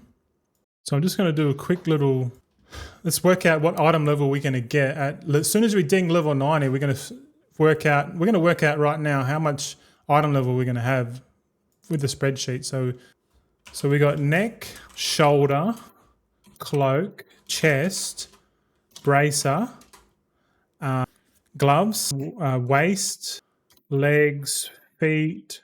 We got 2 rings, trinket 1, trinket 2, and then we got weapon. Okay, this neck is level 81 requirement, but it's 165. Oh, if we go rank 5, it's 108. Oh, actually, yeah, because we're gonna want rank 5 gear. So the headpiece doesn't have quality on it, or does it? 214. Oh yeah, it does have quality on it. So it looks like they've gotten rid of one. They got rid of rank 1 quality. They've only got 4 qualities now for crafted gear. That's good. Shoulder rank 5 is 214. So I'm assuming it's all 214 gear. Level 90. Let's do the cloak now. Cloak, where are you? Cloak is 78, level 81. Okay, we sort of know now. So the finger is level 81, which is 178. The feet are 214. Yep. Level 90, 214. The legs, where's the legs? Pants, level 90. The wristbands are level 81. Okay. The chest, where's the chest? Chest is level 81. Okay. Because in the War Within we had 7 pieces of crafted gear that you could obtain at level 71. So that was, by memory, it was the cloak, the feet, the wrists and the chest, 2 rings and a neck. So you had 7 crafted items at level 71 in the War Within, and buying those crafted items was a massive boost to your performance in the leveling up. So it makes sense. So you got like level 81 crafted gear, which gives you a massive boost to your damage. Like it's a huge boost, especially if you're under geared.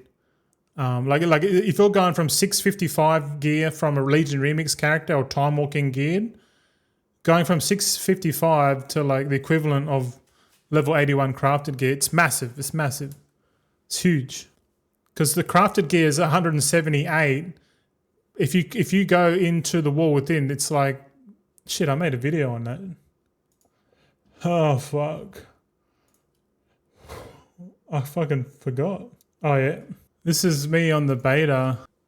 You can see here, I've put, if you get 102 item level if you just transfer a Legion Remix character across, you know.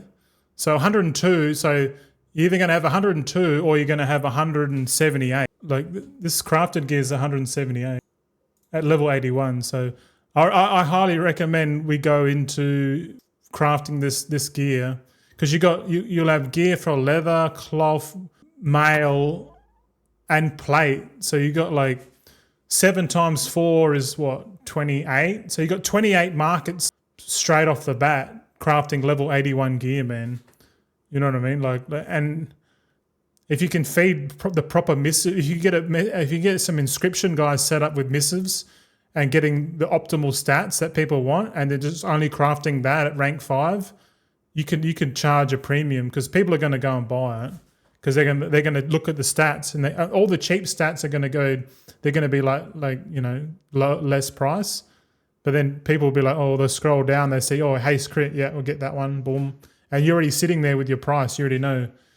Because the thing is, you can work all that out now on the beta, on the level up realms, and just have the green profession gear, because the green profession gear and points in that specific crafted piece of gear, fuck man, like that's okay. That's 28 markets, not including profession tools. Fuck, there's so many markets, man. Like, do you go for profession tools?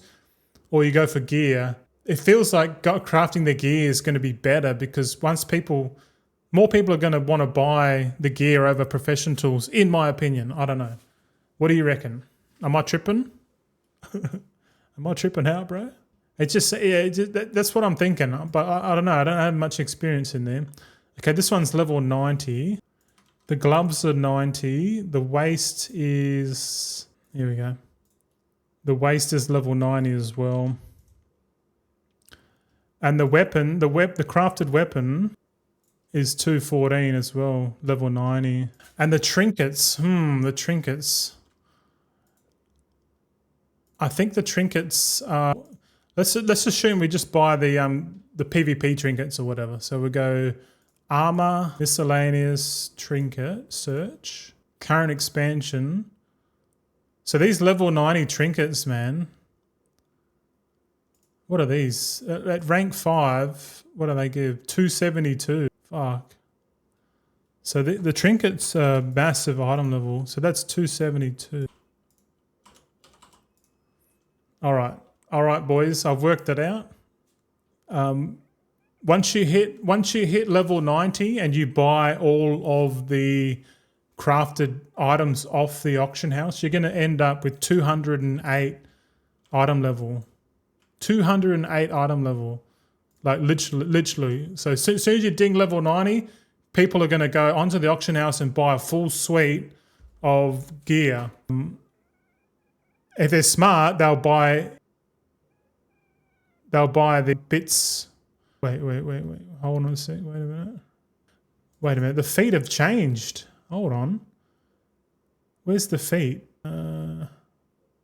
Yeah, they've changed the feet. Then again, I probably got the wrong one there. Let's go back here 1 second. Yeah, I got the wrong feet. Yeah.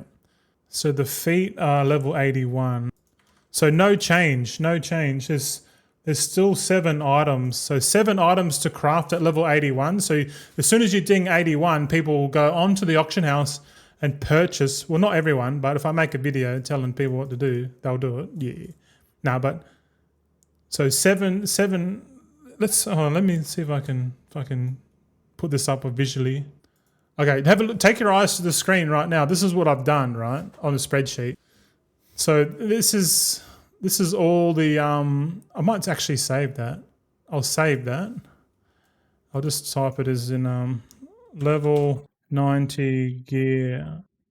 I level 206. There we go. Okay, so take your eyes to the screen right now. Are you boys watching? So just imagine, okay, new player comes into World of Warcraft. They love it midnight. They just bought a token. They just hit level 81 and they're feeling their gear's shit. They feel weak. Their friends are going, oh, just get some gear off the auction house. So they go to the auction house and then they find there's level 81 gear on the auction house. So they'll go and get the neck, cloak, chest, bracer, feet, and the 2 rings. They can get that at level 81. And then when they hit level 90, they can go and get all the other stuff. So literally you can get a full suite of crafted gear. It's good that they've got 7 pieces to help boost up, but I reckon these ones highlighted in blue are going to be probably really good to go for straight away, just purely because people are going to want it. I reckon there's going to be demand for this, and just think about it. This is only for leather. You could have, have it set up for all the markets. But I understand to craft the necks, you need to set up a jewel crafter. Sorry, Ira, my bad. We'll go tools so I can craft for myself. That's actually smart. Crafting for yourself, save a bit of money. Time to hit the bed. Catch you later. Yeah, man. Thanks for staying up and resubscribing, and I appreciate that shit, man. I really do. But yeah, get some sleep, bro. Wake up fresh, and then get back into lumber farming. Get it back into there. Yeah. Well, good night. Say good night to Ira, boys. Good night, mate. Will do. Well, I'll see you next time, my friend. Looks like we got a few lurkers. Few old faces there lurking. How you going? But yeah, we're getting back to where we're at. We've got here, so markets on midnight. Definitely, I might even try this myself, because if I can get the realm flippers set up now, then we can like have a little bit of play. Because if I know how many servers there is, like how many servers I've got, say there's 80, what did Royals say, 88 or something? 88 servers on North America. So then you could literally craft like 88 necks or whatever. Well, technically you would need to craft like 4 times 88, because if you're thinking like people are gonna buy one of everything per class, then you'd craft 1 leather head, 4 necks, because everyone needs a neck. So you'd craft all of this stuff, the rings, 8 rings, 4 necks, and then 1 of each. And if you had it all in a spreadsheet, you could like work out exactly how much it costs you to craft. Because the thing is, you can go and test that shit right now. You could set up a character with the green profession tool, like the minimum build to like make the gear at rank 5. Work out what it costs, the minimum amount to craft at rank 5 using a normal quality missive, and then work all that out in a spreadsheet. And then when the live comes, you'll be able to just be like, all right, I need to craft like 1,200 fucking items, and then I'm going to spread that out over. Like you could be crafting heaps more, man. You could craft like. I'm just thinking out loud here, but like, if you're trying to cover like 88 realms or whatever, and you want 1 item of each on each realm, fuck, man. I guess you could just focus on jewel crafting, man. Because like at the start, if you go jewel crafting, you get to cover the neck and the 2 rings. So that's 3 pieces that everyone wants, regardless of what armor type. They all want necks and rings. So you could do jewel crafting. Just craft like a shitload of necks with the proper stats on it and rings, like haste crit, haste verse. No one's going to do haste mastery, man. Fuck that. It's either haste crit or haste verse. Those 2 missives. So yeah, get a scribe, set them up to do the missives. So fuck, you'd have to do inks. Yeah, you'd have to do 1 miller, and then another one to do the inks, and then another one to do the ciphers, and then another one to do the missives. Fuck, man. So you could have an operation happening there, set it all up, like you got early access, you got 3 days to set it up, and then have fucking a couple jewel crafters. Oh, you only need 1 jewel crafter actually, because you don't need to spec into it. Yeah. I'm just thinking out loud, because I like this is my mind just going, is this what people do? Because it kind of makes sense to like learn, like do all the prep. Like if you got the plan is to like craft a bunch of gear and then distribute it across all the realms, and literally just cancel scan all of that shit until it's all sold.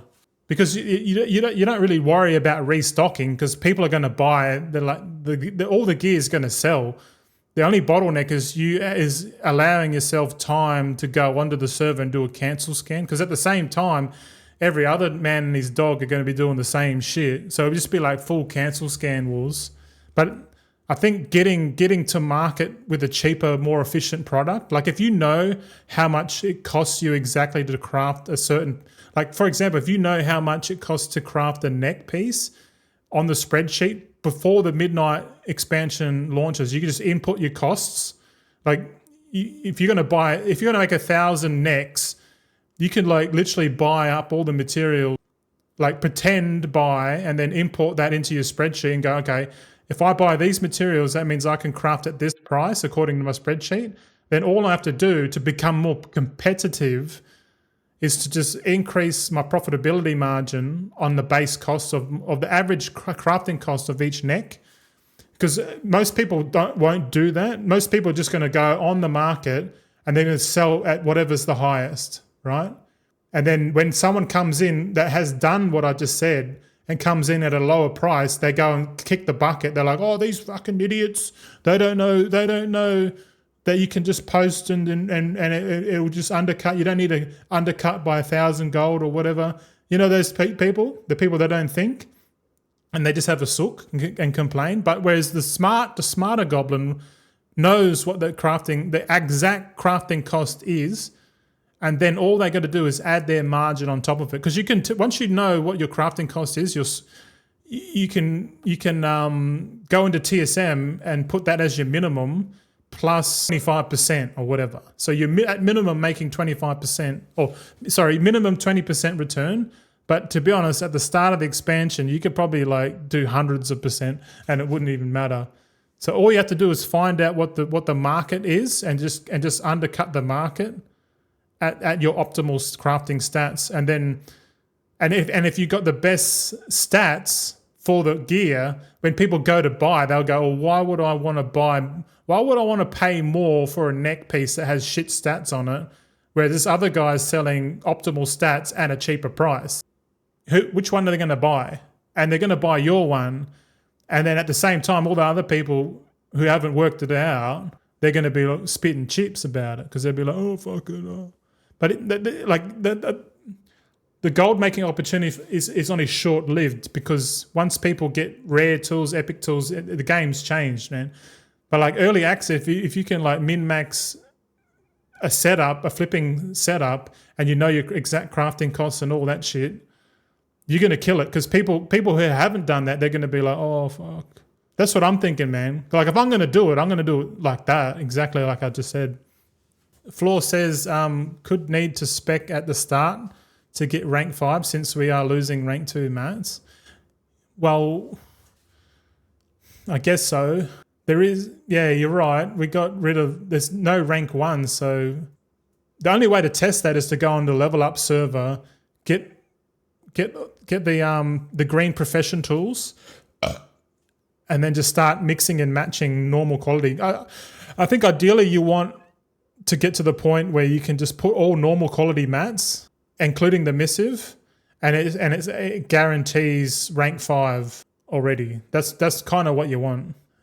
Yeah, but I haven't had a look at that yet.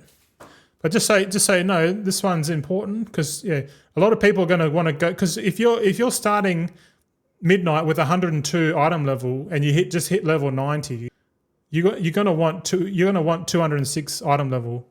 I say this because I'm currently I'm 166, and this guy is my highest geared character on live, and he's only 166, and I'm only like 3 levels away from level 90. So I don't know about you, man, but like a lot of people are just going to buy the token and buy a full suite of gear to give them the biggest boost, and then they're going to go into like mythic zeros and heroics and all sorts of fucking shit. Like, because you just know how people are, man. They're just going to be like, what's the quickest way to gear up? What's the quickest way to boost myself up? Buy a bunch of gear. And us goblins would be like, yeah, all right, well, you're paying for it, you know. But that's the fun. It's only short-lived. It's got nothing on like long-term concentration builds, but like it's definitely something to go for early. That's what I reckon. Let me know if I'm on the right path here, if I'm completely wrong.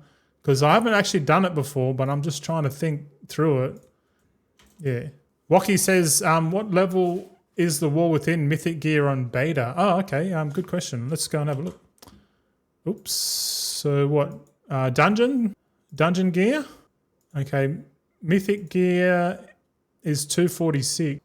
That's champion. Champion stuff is 246. That's in, so I guess, okay, normal is 126. Heroic is 230. So yeah, the heroic gear is better. Heroic gear is 230. So if we type in there, heroic heroic dungeon. Heroic dungeons are 230. Mythic is 246. Mythic dungeon. So mythic dungeon would be mythic 0, right? Yeah. Agat Toxin, welcome in, man. How you going? Just dropping in. What have I missed this stream? Oh no, man, we've covered heaps of shit, bro. Heaps of shit. Don't worry, because I'll edit the stream and upload it to YouTube so you can watch it in your own time. But we have covered a fair bit, like full squirrels everywhere, man. Ducky, what? Yeah, yo, Ducky's in here too, man. What's up, boys? Just letting you know the music is a bit loud compared to your voice, if you care. I swear I put it down, eh? Yeah, I put it. I had it on 8. I'll put it on 6. But you're right, like it is a bit loud, but oh well. But yeah, good question there, Waki. So Mythic 0 is 246. So I'm assuming people are going to buy the 206 crafted gear and then they're going to go straight into heroics. Straight into heroics, man. Like, why wouldn't you? Yeah, straight into heroics. So there's a gear path for people, man. There's a gear path. They might buy it so they can queue heroic. Yeah, true. Let's actually, or when we hit 90, we'll fucking test that when we hit 90. Because you're right. If there's like a minimum item level to queue up for heroic, yeah, they might buy it. Yeah, you might be onto it, man. That's a good one. Hell yeah. Either way, there's going to be demand for those items, whether it is or not, because people are just going to buy the gear. Because just think about it, the PvP gear is going to go off its head too, man. Like, because it's always huge. PvP gear is always huge. Crafted gear, profession tools, crafted weapons, fucking like all the crafted shit's going to be off its head. You know, and then you got decor on top of that. Like, fuck, man, you're gonna be busy, bro. Busy. While we're waiting for that, this RP, but I just want to go to the crafting tables for enchanting and tailoring. I just want to have a look at the patron orders real quick. Okay, enchanting trainer. Okay, we got some. I'm slowly learning. Enchanting. First craft bonus. Here we go. We got some enchant shoulders, nature's grace, increase avoidance. See, the good thing about concentration and leveling up your alts is that because we don't have a rank 1, we literally can put concentration, like literal concentration day 1. So imagine getting a character to level 90 and then bringing in your concentration alts. And just literally clicking this button here and getting a high quality enchant. So it means like as you do first crafts, you can spend your concentration. So you go put your enchanting vellum in, hit the concentration button. It's only 186 concentration. I would rather do that than make a normal quality because like who's going to buy a normal quality one of this? Like this is a shitty enchant to start off with, man. But like at the start, people might buy it. But so you could enchant that. So you can spend your concentration to level up at the start and sort of make a bit of gold doing it. Because really, like look at that. That's a high quality enchant on shoulders. You know what I mean? Cannot be applied to items lower than level 80. Oh, that's interesting. So we got some enchants there. See, these other enchants I had the other day, I didn't use concentration. I just crafted at normal quality, which was probably a mistake. So I reckon you could like log in, learn a bunch of recipes, and then spend concentration on these recipes, right? You know what I mean? So you go as soon as you come in, you just log in and go, yep, train, then go to the filter and click first craft bonus, and then just click on the stuff that has first craft, because you get 10 moxie every time you do a first craft, so you just buy a bunch of singing dust, ever singing dust, hit the enchant, hit the concentration. It's only 186 concentration, and I've got like one tool. Like if I take the tool off, it's what, 187 concentration. It's you don't even need profession tools. So concentration alt army, early access, level 1 dude to 90, and then start rotating your alts in, right? If you're enchanting spec, if you're enchanting tailoring spec, I guess you could get the tailoring bolts. So if see here you got is it too loud still? Hold on. Hello, testing 1 2 3. All right, I think that's better now. There, Wacky. DJ Wacky. I'm hearing you. But okay, say if you have enchanting tailoring concentration alts, right? For example, some people do. I did. You could come into this Crafters Consortium at level 80. You talk to this guy over here. What's his name? Captain Flamesworn. Get the quest off him. Talk to this guy here, and then complete the quest, and then you'll get 60 linen cloth, or bright linen. Oh, sorry. You get bright linen. You get 60 bright linen, and then you literally level up tailoring. You can level up to tailoring up to 50 just with those 60 cloths. It's kind of wild. So you can get tailoring up, and then you can craft gear, and then you can disenchant it to get ever singing dust. But that's totally up to you. But you know what I mean? Like get some ever singing dust if you can. But actually you can't make ever singing dust. Only comes from common gear, doesn't it? And all the crafted gear is all rare. So you'll be getting the radiant shards instead. The only way to get ever singing dust is to make profession gear and disenchant it. Interesting. So yeah, but it costs ever singing dust to get the I think at the War Within, I remember watching Zanzibar disenchant the blacksmithing hammers, the profession tool hammer, because I think they were buying bismuth and then using their blacksmith to create like heaps of blacksmith profession tools, and then disenchanting those for ever singing dust. I think that was the meta for the first 2 months, and then at patch 11.0.5 they brought out the shatter, so you could shatter all the gleamings. As soon as that came in, people were just like full crafting cloth shit, craft all the cloth stuff, get the shards, and then shattering the shards into dust. And right now there's no gleaming shatter. Like, are they going to do the same thing? Yeah, I don't know. Maybe that would be pretty wild if they did exactly the same thing. If they don't bring in a gleaming shatter, then there's going to be way oversupply of shards. But then again, this time cloth is a lot harder to come by, for sure, man, for sure. Because you got to talent into it to get proper yields, man. Like, look at this. To get proper yields with tailoring, yeah, you got to get 30 points in here, and then you got to put 25 points into here as well. So straight off the bat, that's 80 points to get high yield bright linen cloth, or linen cloth. Is it linen cloth? What's it called? EGAT0 Shin resubscribed for 6 months. I missed a few months, but cheers for the months of insight in the alt army. Hey, thanks, man. Thanks, Agat. Nah, it's all right. You subscribed for 6 months, bro. That's awesome.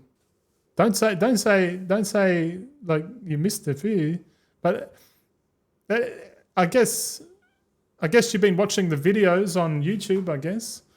Hopefully you like those, man. Like I do, like today's stream, like I'm going to edit and then upload it so people can watch it later on. I feel like if we stream during the beta and we're doing shit, maybe we just stream to YouTube members only. Like the true supporters over on YouTube. Like maybe we set up YouTube membership streams for for the entire, what do you call it, first 2 months of the expansion. I don't know, man. I don't know, but I kind of like my current setup where I just stream twice a week and just edit it and put it on the internet, and if people want to watch it, they'll watch it.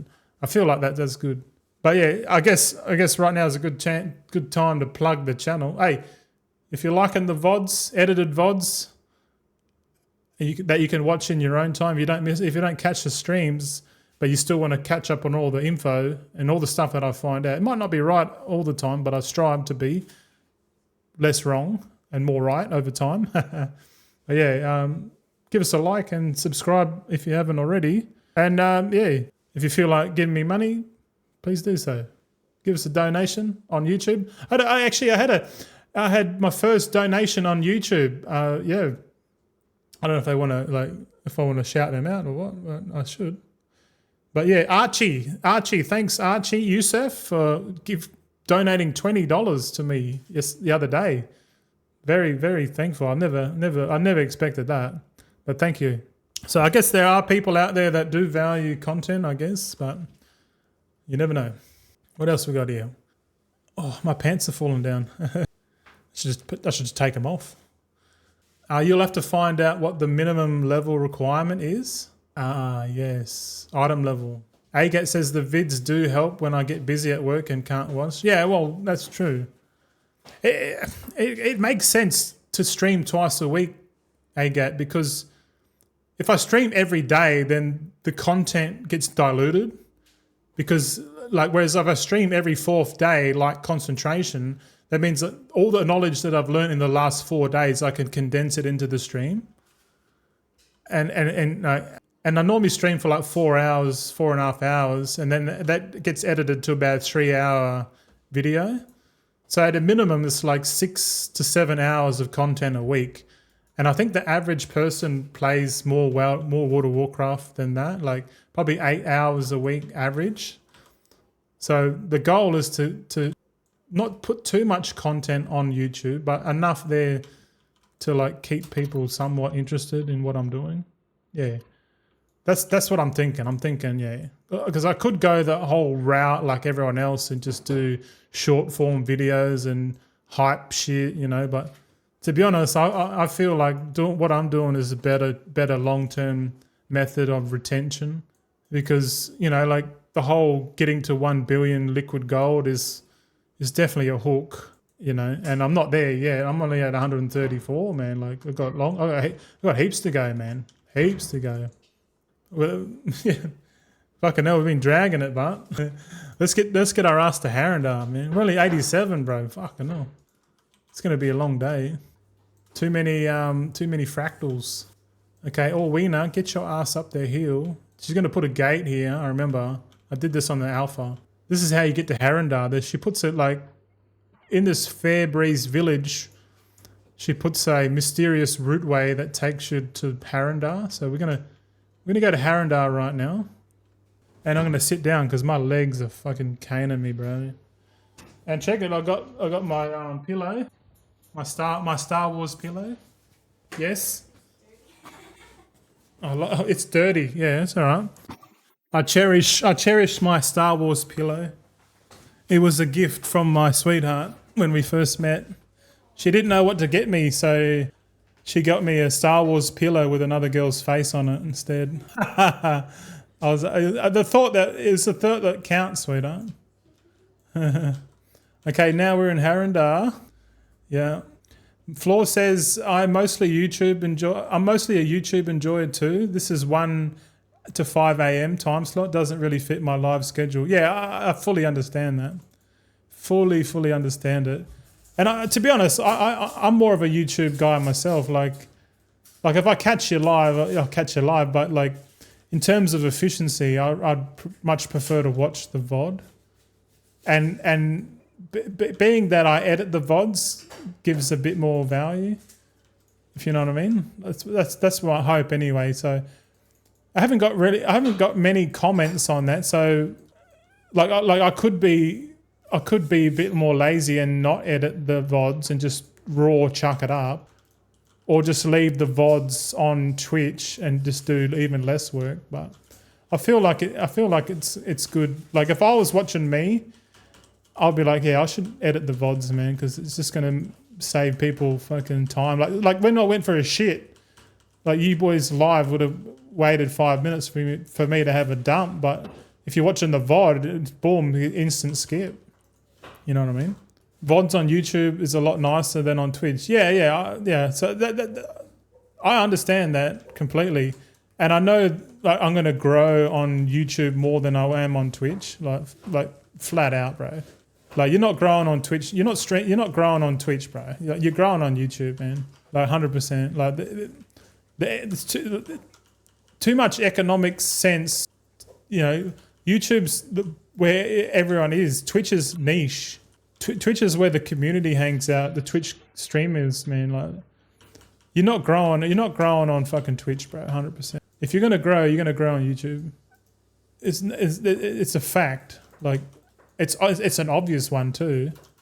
Twitch is kind of just like the easier platform. Like I don't mind streaming on Twitch because that's what I first did. But I think long term we'll probably just stream on YouTube, man. But it doesn't really matter. Like I kind of like streaming on Twitch because it keeps like the audience low. Because if the audience was too big, man, I wouldn't be able to keep up with everyone's messages. But we got like eight viewers. That's all you fucking need, bro. Because the whole point is just to like level up. Oh, not level up. Well, we are leveling up, but like in the game. But I think the point is to like get your reach out there. You know, get noticed. Because like right now, I feel like I got good content, but like no one fucking knows who I am, bro. You know what I mean? Like no cunt knows who Goldson is. You know, but that might change in a few years' time. Who knows? I've actually stopped doing the fishing stuff as well too. See on the map, there's all these fishing nodes. Man, I'm turning that shit off, man. I'm not going to be doing fishing, bro. Fuck that. Fishing, nah. I'll let someone else cover that shit. I gotta stay in my lane, bro. Okay, let's disenchant this and see if we get another. Oh, we got Ever Singing Dust. Oh, we're in Hara'ti now. Yeah. This was supposed to be the last patch of the War Within. RIP. First thing I'm going to do is go around and collect all these flight points, eh? But this place is like full underground, eh? This was supposed to be the last patch of the War Within. And it was called the Rootlands, not Hara'ti, so they full changed it.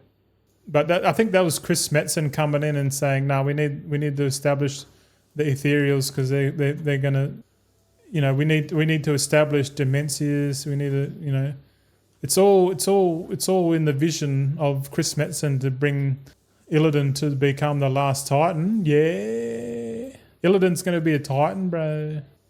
It's going to be fun. But I had a bit of a realization the other day. I was watching Young Sheldon, and during Young Sheldon, he had like a double episode on philosophy, and it hit me a little bit. I was like, man. Like I understand like this whole YouTube venture is basically a love job, like a hobby.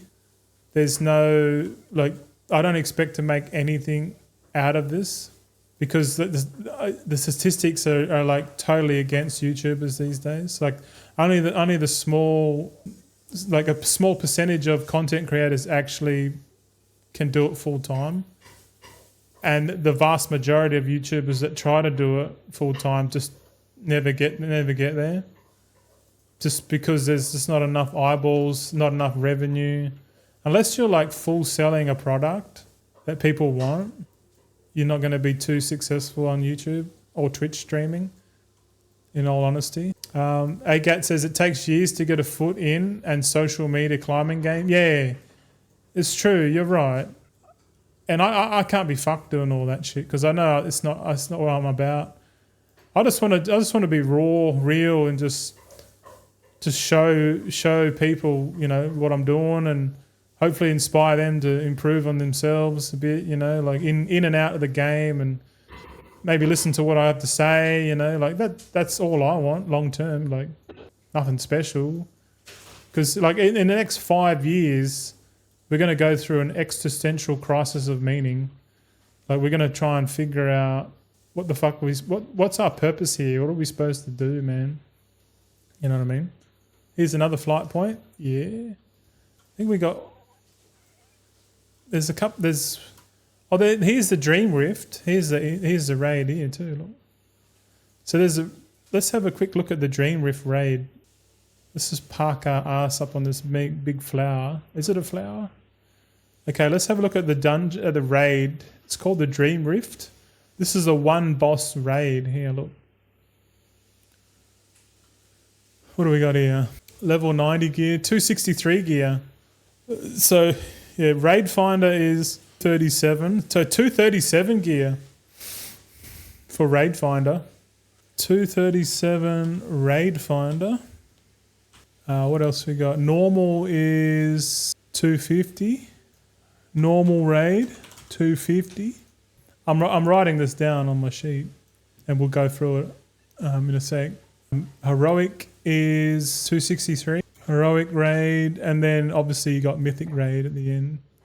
Mythic raid is 276.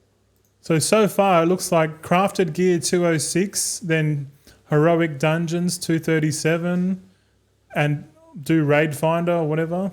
Raid Finder is going to be... Oh, well, I'm going to pick up that article and we'll go through it. Because this makes total sense on what to do. Hold on, let me find it. Okay, here we go. Take your eyes to the screen now. This one here is showing us what's going to happen on... What do you call it? On launch. So Midnight Season 1 schedule. So we're having a look at the Dream Rift currently. So early access begins on the 27th of February, and it looks like there's going to be a 2 week period where no raids, no nothing. So we literally got 2 weeks to get to 206, item level, because unless actually, yeah, sorry. So for the first 2 weeks, the highest item level you can get is 230 item level. You know what I mean? Like the first 2 weeks is 230. So you just literally doing heroic dungeon spam, like until you get 230 item level. And then on March 17, both the raids come out, the Void Spire and the Dream Rift. So this is like Raid Finder, normal and heroic. So heroic raid gives 263 gear. So the Dream Rift and the Void Spire, but these are on weekly lockouts. So there's no Mythic Plus yet, but you do get Bountiful Delves. So everyone's going to do their weekly, heroic clear, normal Raid Finder, normal and heroic clears on both of these raids. Oh yeah, Season 1 dungeons here as well. Heroic and Mythic. So Mythic Dungeons 246. So I guess, yeah, so they have a combination of 263 gear and 246. So probably around 250 item level you can get to in the first week if you go hard. Yeah, so yeah, 250 in the first week. Or third week, 250 item level. That's going to be wild, man. Just PvP comes out, so you got like 2 weeks to be able to. It's gonna like there's no point crafting PvP gear like straight away because it's only going to be for open world. You might as well take the first 2 weeks to set up your crafters to do the PvP gear, right? And then on the last minute, on the last day before the March 17th. That's when you go and buy all your materials to craft all your PvP gear. Because you wouldn't want to buy all the materials and craft PvP gear like straight away because the prices will come down and then the prices will go back up as soon as this PvP season, as soon as this so realistically we've got 2 weeks, bro, to get all our shit set up. And then the week after that, that's when the Mythic comes out. And then Season 1, Mythic Plus Season 1. So that's consumable market. So it's We're going to have like nearly a month to get all our alchemists ready, enchants ready, you know, like you got 3 weeks. There's no rush, man. There's no fucking rush at all. This is interesting. Looks like you get like a little statue as well. Little Dream Rift statue. Yeah. So you get 2 statues. You get one that's glowing. This statue glows. And the other one doesn't. So you got a glowing one and a non-glowing one. I think the glowing one's going to be pretty cool. That's if you complete this, kill this boss in Mythic, eh? Agat says, my game plan will be level 80 in EA. Be level 80 in each. Oh. Then a solid week of mining herbing on my 2 accounts. And then professional leveling once the gathering gold rush dies off. Oh, well. I think me and you are doing the exact same thing, my friend. Yeah. I think so. Yeah, 90 in early access. I think a lot of people are going to be doing that, man, because that just makes the most sense. Level 90, and then two level 90s. Well, I guess in my case, I'm going to go level 90, and then I'll level up two gatherers. Well, then again, you don't really need to level up your gatherers because they're going to level up anyway just by gathering, eh? You know what I mean? Because you can probably level to 90 just gathering, dual gathering, but you need to unlock the campaign skip first. So level 90 on the main, and then two dual gather, or you can, if you go on hardcore, go 5.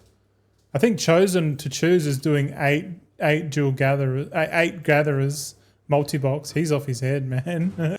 Crazy shit. I would like to see that, but because chosen to choose also streams. So if you're watching the VOD, hello, are you going to stream the 8-box dual gathering setup? That would be pretty crazy, man.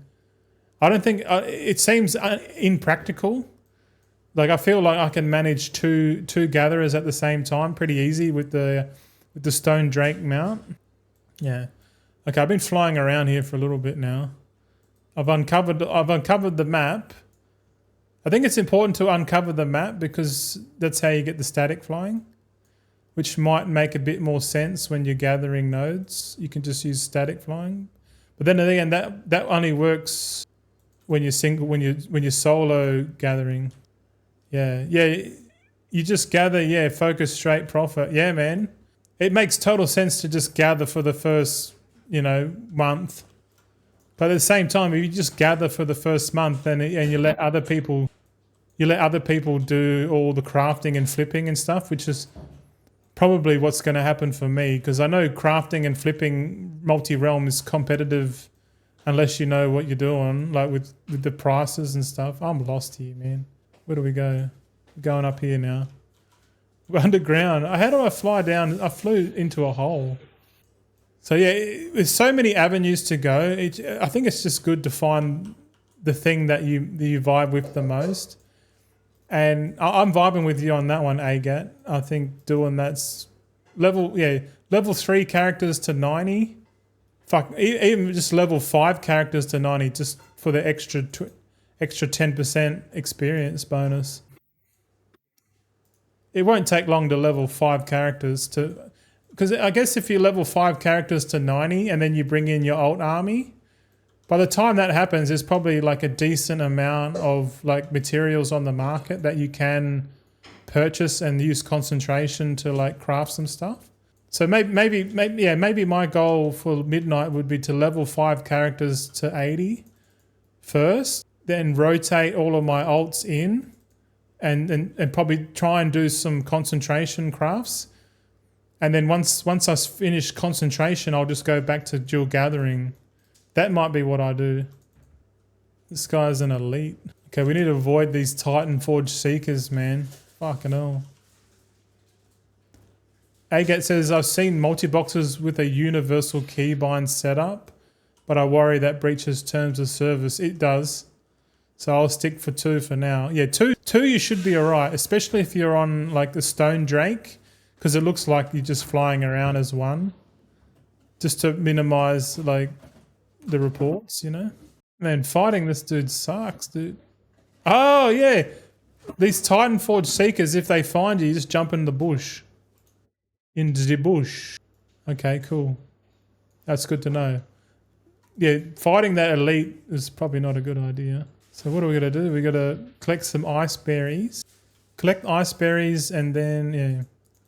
I think what I'll do, every time I stream on the beta, I'll just stream it. So, like at this point, I don't think we're going to get to level 90 in like an hour and 45 minutes. I don't feel like it's going to happen. Because it probably would have happened if I didn't do like mad tangents, or what do you call them? Fractals, squirrels, whatever. Side quests. Don't go full. Yeah. Don't breach the terms of service, man. Like you got to be fucking mad to do that shit. But if you're just spinning up a brand new Battle.net account and you don't give a fuck, go for it. And I bet people are going to do that. But like, if you've got an account with like thousands of hours of time put into it, I wouldn't even bother. It's not worth it, man. Just think about like how much gold can you make? Like once my concentration's done for the day, I'm literally going to fill with jewel gathering. That's all I'm going to do. Because my goal is to just stack gold every day. Like every week, we're just going to stack gold, and then we're going to count how much gold we make each week. And that's it, man. My goal is to just never lose gold. Just constantly stack gold every day, every week. So every time we do the weekly recap, which I'll go through more in depth, and it'll be a shorter Tuesday video for what I do in the week. And I'm gonna create a separate page on my Google sheet. So like every time I do something in the game, I'll just write it down on this sheet. And then when it comes to the weekly recap, I can just copy and paste that into an AI and then get like a bit of a transcript. So maybe the weekly recap can be like a transcript, like talking head video on what I did in the last week, just to like make it just, and at the end add in the proof of gold, you know. At the end I'll be like, oh, this is how much gold I've got, you know. But then again, the proof of gold I do at the end of every patch now. So every 8 weeks I count how much gold I make. Maybe every time I do a video, see above my head right now, I've got like the date. I've got the date here, and then I've got how much gold I've got. So maybe every time I make a video, I just update the date and the how much liquid gold I have. And then every 8 weeks at the end of the patch, then I do a full proof of gold, you know, thing. Because before I was doing the proof of gold like every week, and it was just too much of a pain in the ass. But it makes sense to do it at the end of each patch, because then I could be like, okay, patch 12.0, the first patch of midnight. We did all this stuff. We did this stuff on week 1. We did this on week 2. We made this much gold. Like we can go through like the whole patch. Like on week 1, we invested in jewel crafting next, and we did flipping, and we made some enchants. We did some jewel gathering. You know, like we made. You know, like if I write down everything that I did, I'm not going to do it now. But like if for midnight we'll have like if I'm going to do a recap, I should do a recap on what I fucking did, you know, just so when other people watch it, they'll be like, oh, you know, Goldson's doing shit, he's ticking the boxes, you know, maybe I need to start ticking some fucking boxes too, you know. Yeah. Agate says, I only had one gather at the start of this expansion and focused a bit on gearing for Mythic Raid. Yeah, I think me too, but I didn't go into Raid. I made 50 to 60k gold an hour gathering before it slowed down. I'm keen to see how much I can make next expansion, just going hard into it. Yeah, so you did it like somewhat casually, eh? There was one guy on Reddit that said, man, like you can just, like he jewel box gathered for the entire month, like day in, day out, and he made like 70 million gold. He made 70 million gold gathering in the first month of the War Within. No need to flip servers, no need for competitiveness, because like everything that you gather is pretty much sells. Pretty much everything sells in the first, in the first month. So it just makes total sense to gather and just sell. It's boring, but it's probably the most effective gold strategy. Because you think about it, you don't have to worry about like competing, you don't have to transfer materials across, you don't have to worry, you don't have to spend any gold leveling up your professions, you know what I mean? You don't have to do shit. You just have to watch streamers. Just watch me stream making shit, bro. You know what I mean? And then just gather and then because that's what I did. I just watch other streamers fucking do gold making and shit, and I'll just watch and gather and whatever. That's another avenue I should do. But I think I'll gather, but it makes sense for me to do my concentration alts as well, because it doesn't make sense for me to just ignore my concentration alt army completely. Like if we can log in and just like buy some materials off the auction house and use concentration to craft some like low level enchants or craft some gear or whatever with concentration. Fuck, even get some potions or flasks and files at high quality would probably not be a bad idea, because then you can just level up slowly you could level up the alt army slowly for the first month, and then dual gather primarily gather, and then slowly level up the alt army just by like spending a bit of concentration every day, and then selling the high quality consumables or whatever. And then once you spend all your concentration, and then you just go back to gathering, and then the next day spend your concentration again, and then go back to dual gathering, and literally just do that, because that seems like the most easiest fucking thing going. Like that's what I should do, and just I should leave all the realm flipping and all the crafting to everyone else. Like in the War Within, I never did like unraveling or bulk crafting. I didn't do any farming. I literally just went straight into like leveling up the alt army, which was a mistake because it was like fucking expensive. But if you're just gonna go in and just pick a market that you can level with your alt army, and then just slowly level for the first month, and then you won't lose money, if you know what I mean. In the War Within, man, I spent so much money. I lost money, and people were like, "What are you doing? You're supposed to make money, bro, not lose it." But I was so fixated on getting my alt army to the max build, and I didn't realize that it's probably best just to wait a little bit before you go fucking crazy. You know what I mean? Yeah.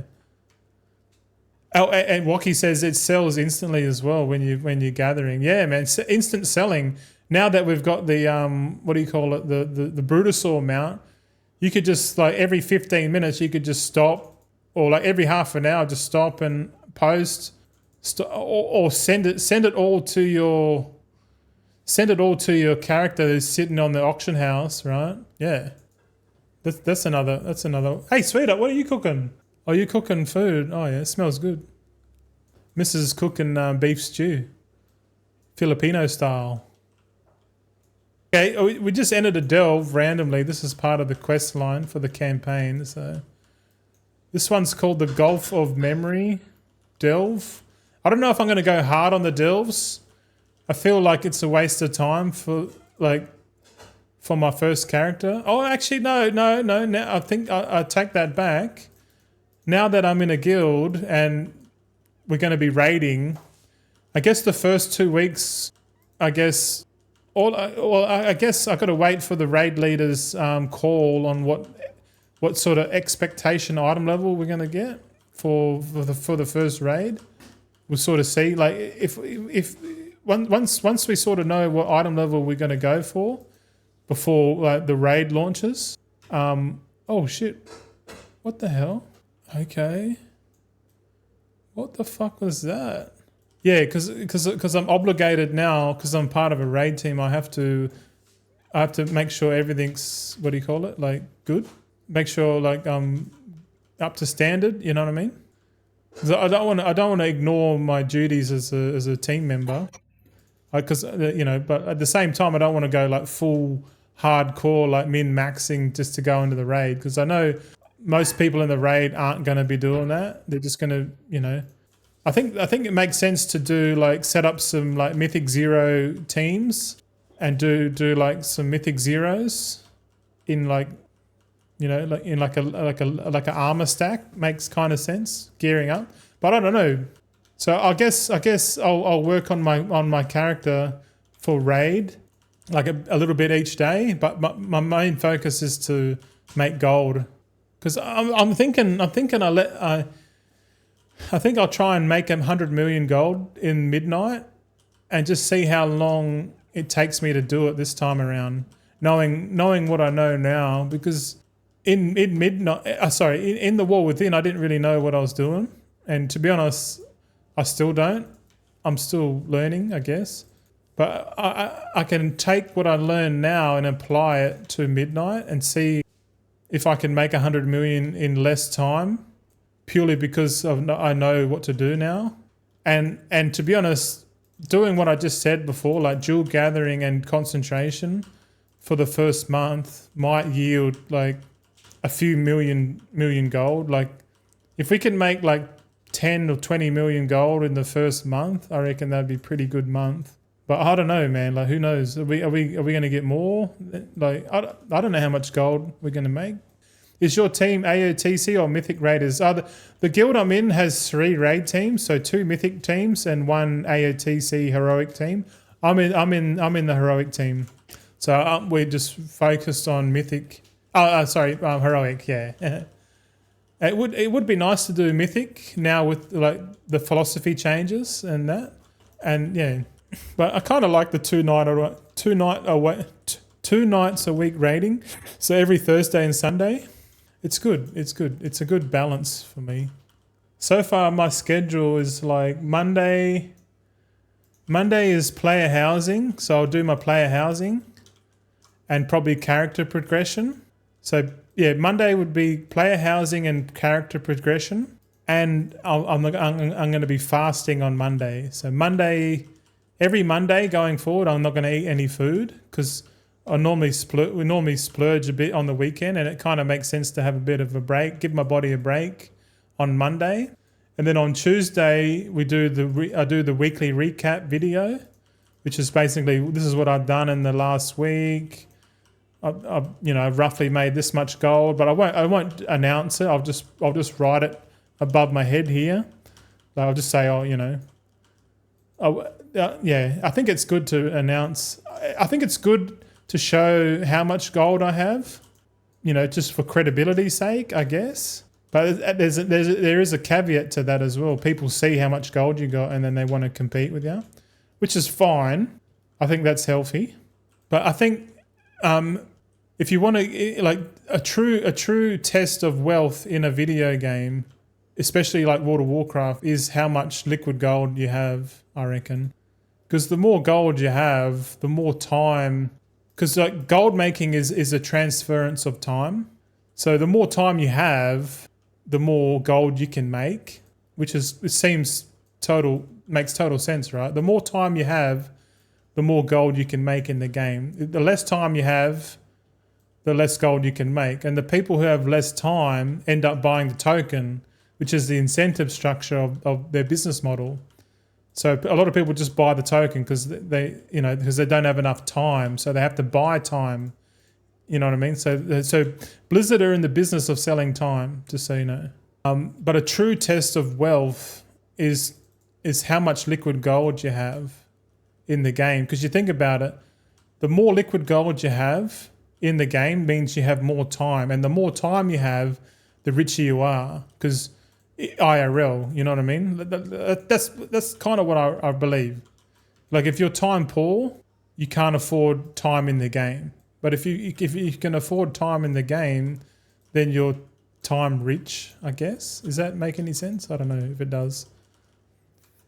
But only time will tell. But time is the only currency you need to value anything in. Time and energy. But how about you, Toxin? Are you going to be doing any raiding this week, this expansion, bro? I got a free 8 Hara'ti. Okay. This delve sucks, by the way. The Gulf of Memory, don't recommend it. It is so shit. Whoever designed this, man. Oh my god. Stop it.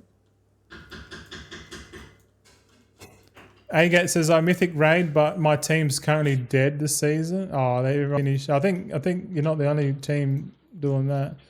Everyone's finished, bro. I'm debating continuing mythic raiding or just step back and go AOTC and gold farm with the goal to pay for CE carries. Bro, yeah, I think me and you are on the same page, my friend. Because I'll pay for a CE carry because I want the fucking the trophies, the decor trophies, you know.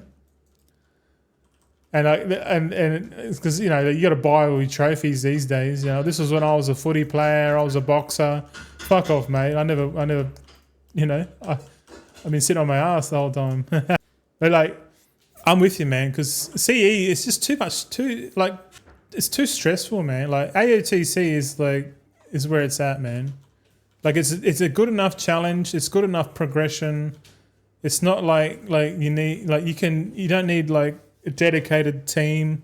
Like you can have people, you know, Mythic you got to have 20 people consistently, but with Heroic you can be a bit more flex, you know, and it's a bit more chill, I reckon.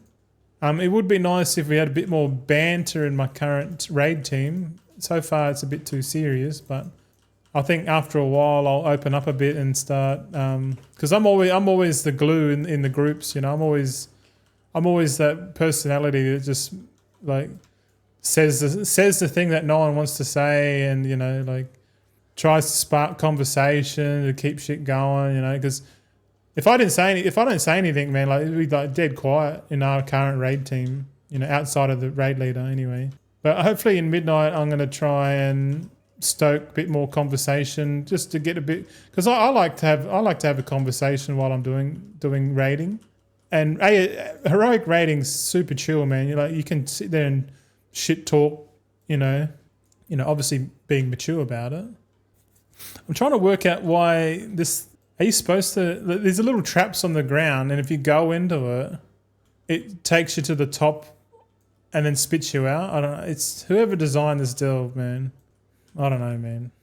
But yeah, we're entering the dead zone. Just so you know, a lot of people are going to bed, and a lot of people are waking up. So we're just going to be chilling for a little bit. Who knows? We might even stream all day, bro. We might do a big stream today. Fuck it. We need to get to level 90, man. What do you reckon? What do you reckon, boys? We keep streaming till we get to level 90 or what? Let me know. Oh, we got 4 bright linen cloth off that mob there. You see that? Because this guy's a tailor, man, and he got 4 linen cloth, eh? Fuck this delve, man. This delve's just so shit. You gotta you gotta literally walk around the whole. Nah. They designed this delve to like take the most amount of fucking time. I don't know if we do delves as much. I kind of want to get to tier 11 and just do like the 3 delves a week. 3 delves a week's pretty manageable. I feel like on one character, 3 delves a week's pretty good, because it'll give you, and you can get myth crests. You can get, you know, we're getting good linen cloth from this delve. This might be a good candidate, because these spiders, they're showing up as humanoids, man, and there's heaps of mobs. So let's just pull all this mob and we'll see how much cloth we can get. If we're getting guaranteed cloth drops off these mobs and we're not even fully specced into it, this delve, even though it's annoying, this delve might be the one we farm for cloth, maybe. Who knows? Okay, I'm gonna kill all. I'm tanking all of this. So yeah. Come back here, you fuckers. Okay, let's loot. Yeah, we got no cloth that time. Yeah, great. Of course. All right, what's next? Remembered horrors defeated. Oh, are you kidding me? Now we got to go all the way back. You fucking joking, bro. So we got to go all the way back. Agate says, what helped with my raid team was just finding ways for people to hang out on Discord outside of raid. What killed my guild? Well, let's talk about what you first said. Player housing's a good thing, I reckon, because the first day on Wednesday stream, man, we were in the guild neighborhood, and I was seeing guild members cruising around. Like everyone in that neighborhood was all guildies. I was like, oh, this is cool. Yeah. But you're right. Like I think a lot of dedicated people end up just sitting in Mythic Plus and then wait for the raid loggers to come in. Because time is, if you're Mythic raiding and you got a schedule, people just raid log, bro, and just prog. There's nothing wrong with that. There's nothing wrong with that, man. Because like I'm already signed up for 5 hours a week raiding, 2.5 hours a day for 2 days a week. So that's 5 hours I'm committing to the raid team every week. So I feel like that's enough time to dedicate to the guild, a raid team. Like any more, especially with my busy schedule, like it's this is too much, But I get what you're saying. What killed my guild, I feel, is we advertised solely as a Mythic raid guild, so people didn't hop in for anything else other than that. Yeah. What you want to do is have like in Shadowlands we did like every Friday we did a heroic clear every Friday. Oh, sorry, it was a normal clear every Friday night, and we just get like every cunt in there, bro. Like, and everyone on Discord, and everyone talking shit. So every Friday night, people just log in and just full giving each other shit, and just having fun, man. Like being overgeared and doing normal raid with a bunch of dicks, a bunch of blokes just being dickheads, right? That's fucking fun, man. It's fucking fun, man. It really is. I've got to pull everything here. Let's see how much we can pull. This delve sucks, bro. These mobs here that I'm fighting, these are aberrations too. Aberrations. Agate says, you know what's funny? I suggested AOTC clears still, but the raid lead shot it down as pointless, as we're a Mythic raid guild. I saw it as fun way to pull in new recruits and groom them to be Mythic raiders. Yeah, that's exactly how you do it, bro. You had the right idea, man. It's a bit shame that your raid leader didn't really take your advice on board, because that's exactly how you do it. Because so my guild has 3 raid teams, 2 Mythic and 1 Heroic. And obviously the Heroic one is the one where people want to come in. And they were saying that people just come in and just get their AOTC and then they fuck off. But like it's a good way to pick people for the Mythic teams, because there is people that Mythic raid log only and they're dedicated every time. But you need an avenue for people to come in, like heroic 1 week a raid, like have like a heroic fun run and just invite everyone. Do it at the same time on the same time slot as your normal raid time on the other days, and just title it as like Friday night fun run, heroic clear, no expectations or whatever. If you and just put it in like a minimum item level, like, or whatever, just so you don't get like full carries in there. And then like just create that ecosystem of banter, and then the people that you like and people that are constantly there every Friday and performing, you just go, oh hey, do you want to join the raid team? We would like you. And they'll be like, oh yeah, they feel wanted, they'll want to do this and that. That's how you do it. But if you just advertise as a Mythic raid only guild, then you're only going to get people who have had enough shit from their previous raid team or raid leader, and then they've spat the dummy and they're looking for a new Mythic guild. They're the only people you're going to get. And the chances of them sticking around, if everything's not going their way, they'll just fucking leave again. You know what I mean? Like they'll just fuck off again. How the fuck are you supposed to get down here? This delve is so dumb, man. This delve is so fucking retarded. It's the worst delve ever. Whoever designed this delve, fuck you. Oh, we got a two-handed upgrade. I didn't even see that. Fuck, massive upgrade there. But yeah, it's up to you, man. Like I don't like that mythic drama. I like mythic raiding. I reckon the progression's good. But I like heroic raiding even more, just because it's less pressure. It's it's less stress, and you can have a bit more banter. And still at the same time still be serious. And have that progression. I like it. I like heroic raiding. I feel like that's me. If I wasn't doing like gold making and stuff, I'd probably be wanting to push into the mythic team for sure. But I'm kind of happy where I am now. I just hope I can contribute to the raid team more and just try and make it a bit more of a more of a social 5 hours a week type thing. But I still need to have a bit more experience with the guild, because just to get to know everyone a bit better.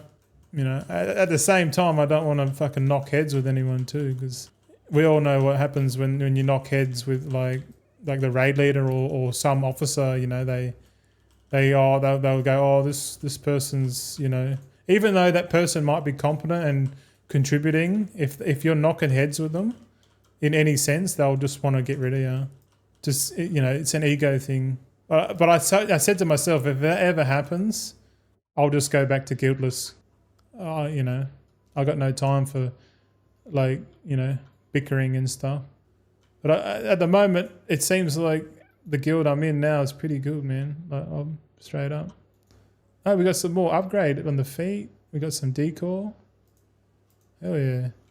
Let's disenchant this old stuff. Hey, we got all of our Kazalgar equipment. There you go. I'll keep that there because we're going to get the enchanting one soon. Now what do we do? So that was the delve done. That was for the campaign. Fuck, everyone's going to have to do that now. Jesus Christ. Okay, let's exit. Oh, how do you get out of here? There's another guy here. How do you get out of this joint? Oh, here's the ramp here now. Stupid delve, bro. All right, let's continue. Okay, so last time we did this on the alpha, we got to a step where we had to talk to four NPCs, and then it wouldn't let us go any further. So we're nearly at that stage now, I think.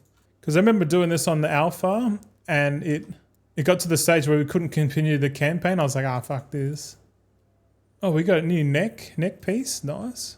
Also, we're gaining reputation with the Hara'ti, which is the Rendorai reputation faction. Let's have a quick squiz at the renown track. It looks like we get 20 renown, and I guess we can. I like starting. Oh, we'll start from 20 and we'll work backwards. First principles. All right, boys, stay with me here. Might take my glasses off too. My eyes aren't hurting as much now. Okay, Hara'ti. What do we got? Renown 20. What do we got? You may bear the title. Honorary Hara'ti. Okay, fun. Not really. You may purchase a series of cosmetic ensembles. Ooh, yeah. Okay, nothing crazy. Renown 19. You may purchase a flying mount. Okay, cool. We get some decor. And you may receive a trove of void light from Rendorai. Okay. So it's really like decor, mounts, titles. And looks like you get some shoulder guards. Shoulder guards at Renown 17. Okay. What item level are they going to be? Don't know. You may now purchase Fierce Grim ground mount from... Okay, so another mount. 15 bird feeder decor. So some... Renown 15, you get decor. 14, you get what? A battle pet? I thought they were phasing out battle pets. Oh, no, they're not. They're phasing out the combat, like the pet battles and stuff. The pet collecting is still a thing, I believe. Then again, I haven't really looked much into it, to be honest. Fucking hell. 13, you may purchase a toy and you get a cluster of void light mile. Oh, fun. Number 12, you get some more decor, a bit of a lamp there. And then you'll get a waist armor piece that requires level 90. So, yeah, okay. Is that going to be more than the crafted set? The crafted waist is 206. A raid finder gear is 237. All right, number 11, you may see the last set of moths. You may see the last set of moths found throughout Hara'ti on your mini-map. Why we need to find moths? Okay. Level 10, you can get to purchase a tabard, and you also get a cosmetic ensemble. Okay, cool. So from renown 10 onwards, nothing special. Renown 9, big moth hunter. You may collect the final set of moths found throughout Hara'ti. So I think the moths have something to do with something, but because we're going backwards from 20, we're probably going to find out sooner or later. Okay, renown 8, spoils commonly found around Hara'ti contain greater rewards. So that's your containers giving you more shit, nothing special. 7, fungal storage. You may purchase sealed fungal jar Fungarian barrels. So decor at renown 7. Okay, cool. All right, here we go. Here's where the money's at, boys. This looks promising. Renown 6 here. You may now purchase profession knowledge tomes for herbalism and inscription. Okay, and you get the moth watching. You may now see second set of moths throughout your Hara'ti map. Okay, so renown 6 is a highlight one here. We'll highlight this. Yeah, I set to bank a quick post on X. Yeah, so are we I'm pretty sure we're going to get to renown 6 pretty easily, like within the first week, and that's going to give you 10 knowledge points for herbalism. More importantly, inscription, you get 10 points with that. So that's good. So renown 6, we're currently at renown 1, but once we finish this zone, we'll see what we got. Okay, renown 5. What's this give? Lessons of the Hara'ti. You may now purchase recipes. Oh, so you get a bunch of recipes here. Most notably, there's a few recipes here. You get the contract, inscription contract. You get some two decor crafts. You get the Hara'ti file of perception, which is probably a good one to have.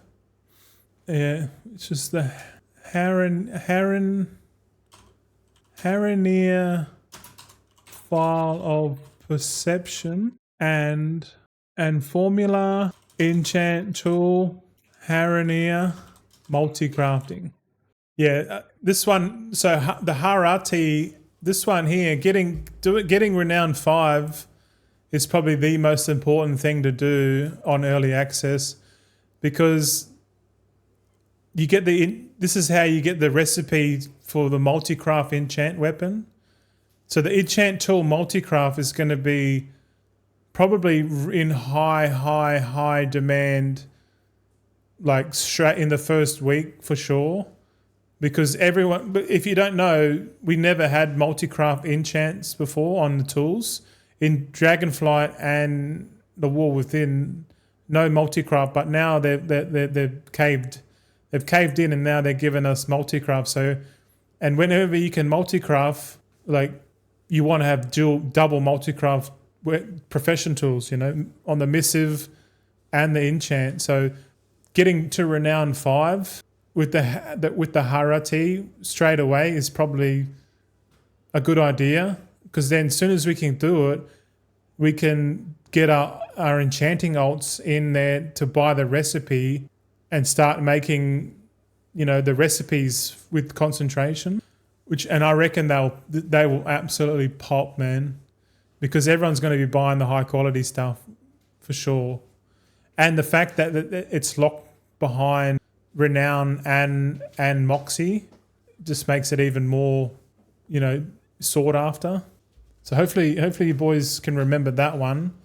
Multicraft on vial makers. Oof. Yeah, man. Yeah, vial makers are gonna, because the high quality vials are gonna be in high demand, man. Like prospecting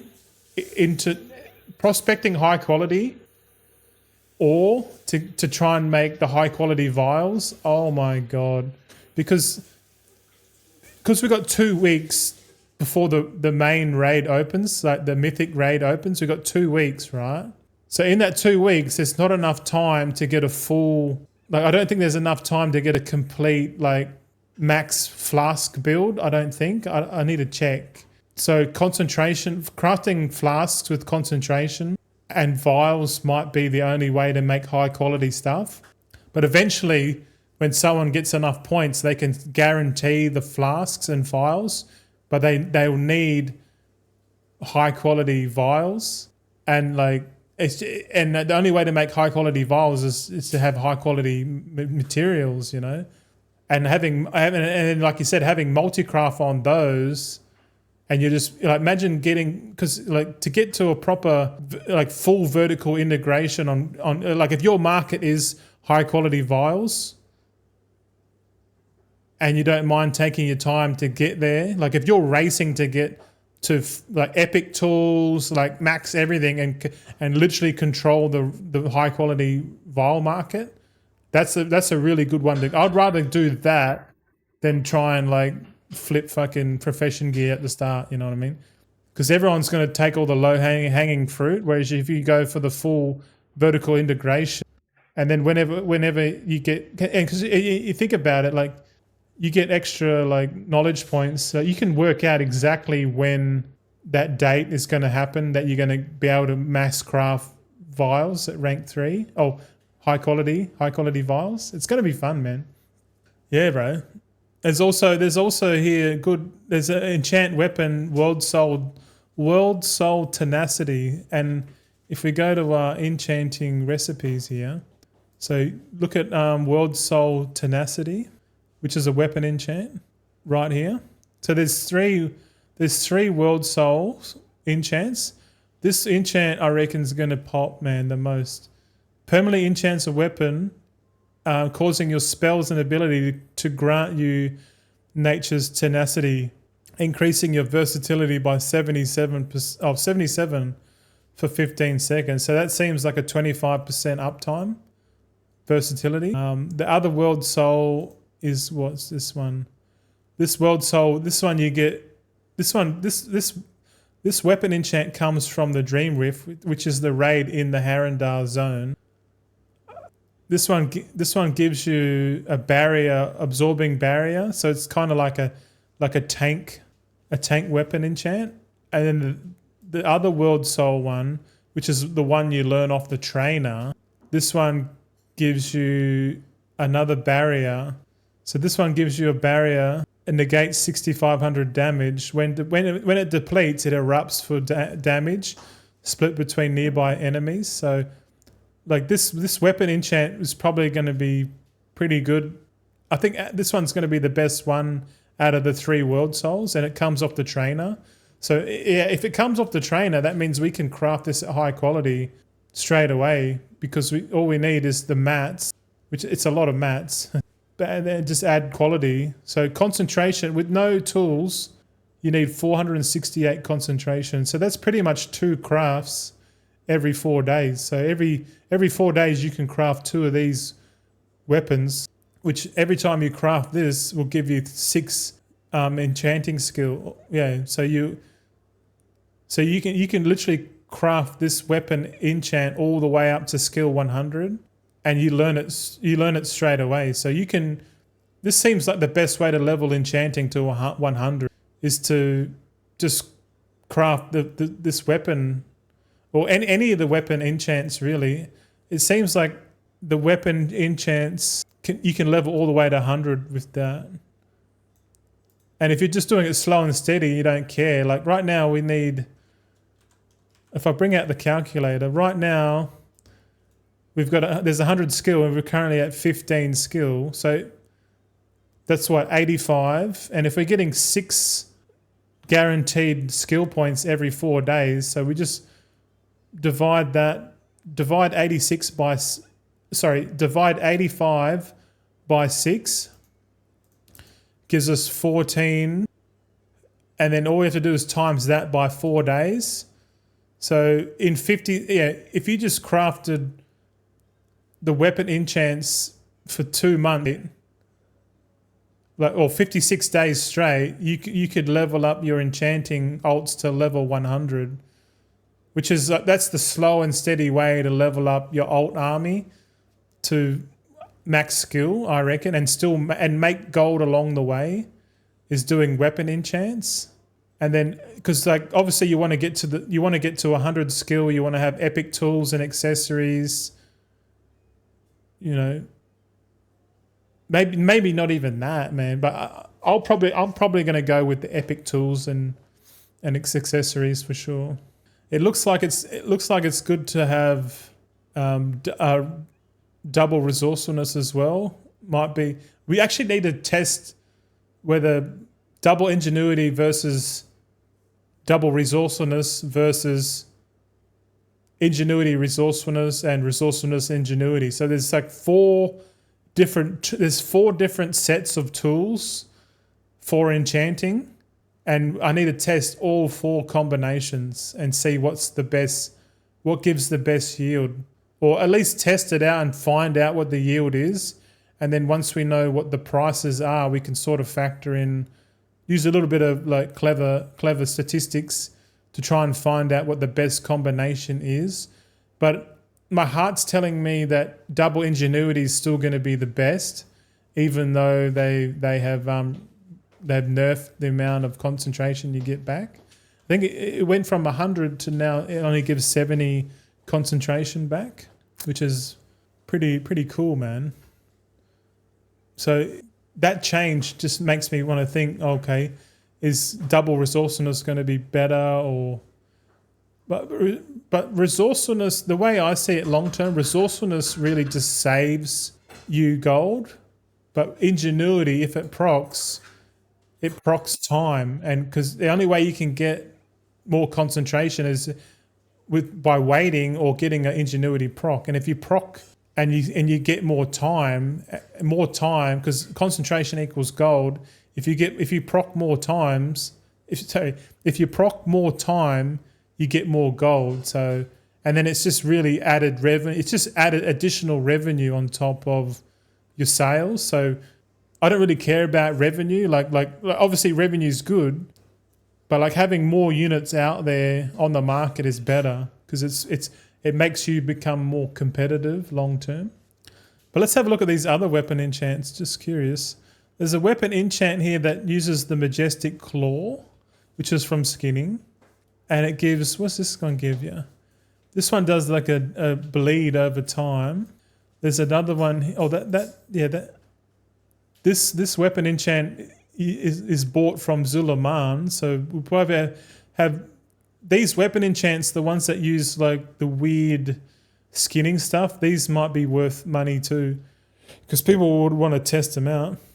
There's another one here that you get off the trainer, which increases critical strike. So this one uses Majestic Fin as well. So that might be good. These ones might be good with double resourcefulness tools, you know, because if this fin is like 100,000 or 50,000 gold, 20,000 gold, if you get a resourcefulness proc on this fin, then resourcefulness makes more sense, right? But then again, if this weapon enchant becomes the best in slot, everyone wants it, right? Let's say this one here, the strength of Hara'ti. If this weapon enchant becomes the best in season 1 and it uses the Majestic Claw, then fuck. If everyone wants this, then it makes sense to I guess you got a choice, man. Like do you go double resourcefulness and try and get a proc on that to bring your average profit down, or you just craft as many as you can, fuck it, just go it. Because really this Majestic Claw is just revenue. You're just adding the revenue because you're really just going to buy the Majestic Claw off the auction house and add it into the recipe. So it's just added revenue, man, really. So I'm interested to see how these enchants go. Let's moving on. Fucking fractals today, boys, I'll tell you what. Oh, fucking thirsty. Okay, so there's another weapon enchant here. What's it say? Sometimes inflicts damage. So it's another dot, and then explodes again. So it's like a dot, then explodes. So This one's interesting because instead of like using the skinning material, it's using the Sunfire silk bolts, which is cool. So the tailoring bolts are now being used in the enchant weapon enchants, and I reckon the weapon enchants are going to be the most popular enchant because the first items that people craft are going to be weapons straight up. Like on the fifth or sixth week of the midnight, it might be week 5 when people are crafting their two-handed staves and weapons. Then again, fuck man, like I think I mixed two things up there. I'm losing my mind here a little bit. I'm thinking of something else as well, but let's just say like, I'm pretty sure people are going to use their sparks on crafting a weapon because the weapon is the biggest upgrade, right? Crafted weapon. And then they're going to want to, if everyone goes for weapons, and then everyone's going to want the best weapon enchant, right? Like, you don't go out and craft a rank 5 weapon and then put like a shitty weapon enchant on it. No. If you're going to do that, you're going to put a high quality enchant on the weapon. And this weapon enchant seems like it does damage. Oh, it does a dot, then it explodes.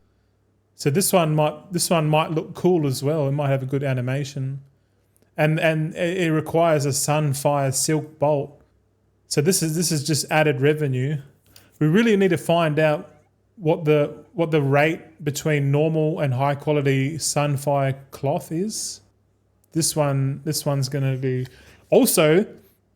I think this weapon enchant is going to be the best because it drops from one of the dungeons. It seems. Yeah. Or maybe no, there must be one that drops from the raid. There's 3 more here. We'll go up and have a look.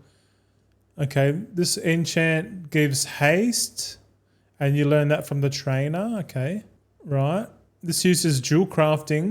This uses a flawless jewel crafting, gem, I guess. So it's good that they're using like the other professions in the enchants. This is good.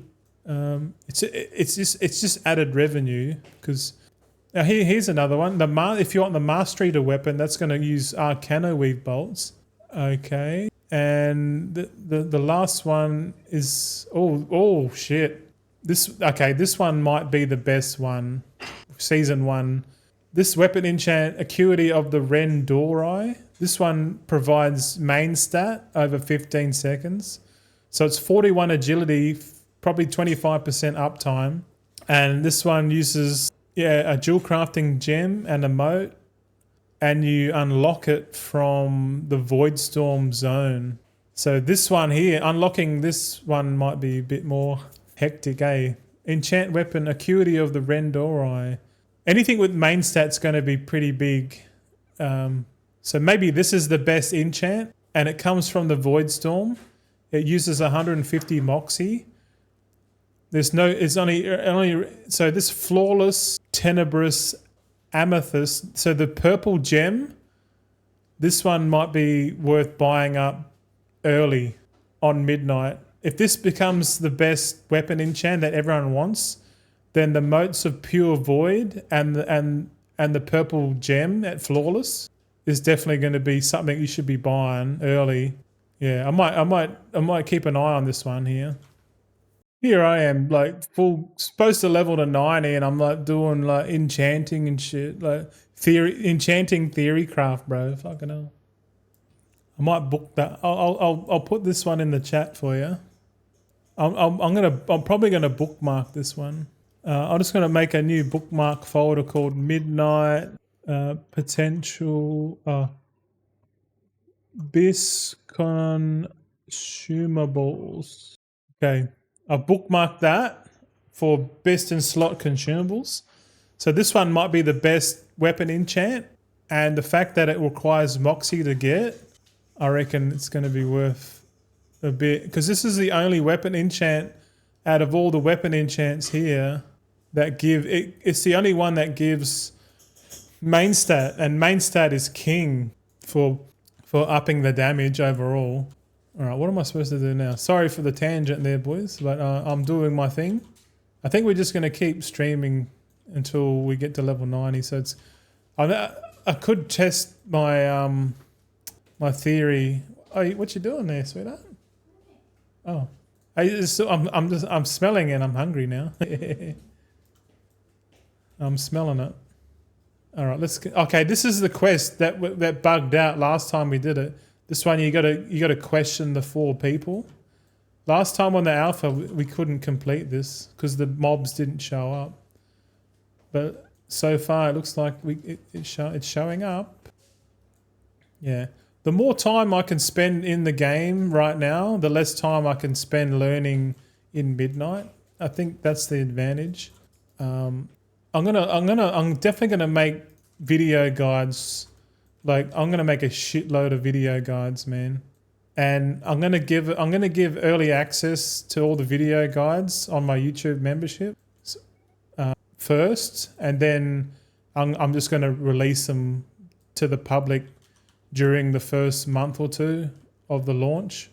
I'm gonna try and be clever about it and schedule it so like all the relevant stuff is at the start, like all the farming and all the low-hanging fruit guide videos are going to be coming out during early access. Like this is what you should be doing early access, but I'm going to make all those videos like before like the game goes live. Like we got heaps of time to do it.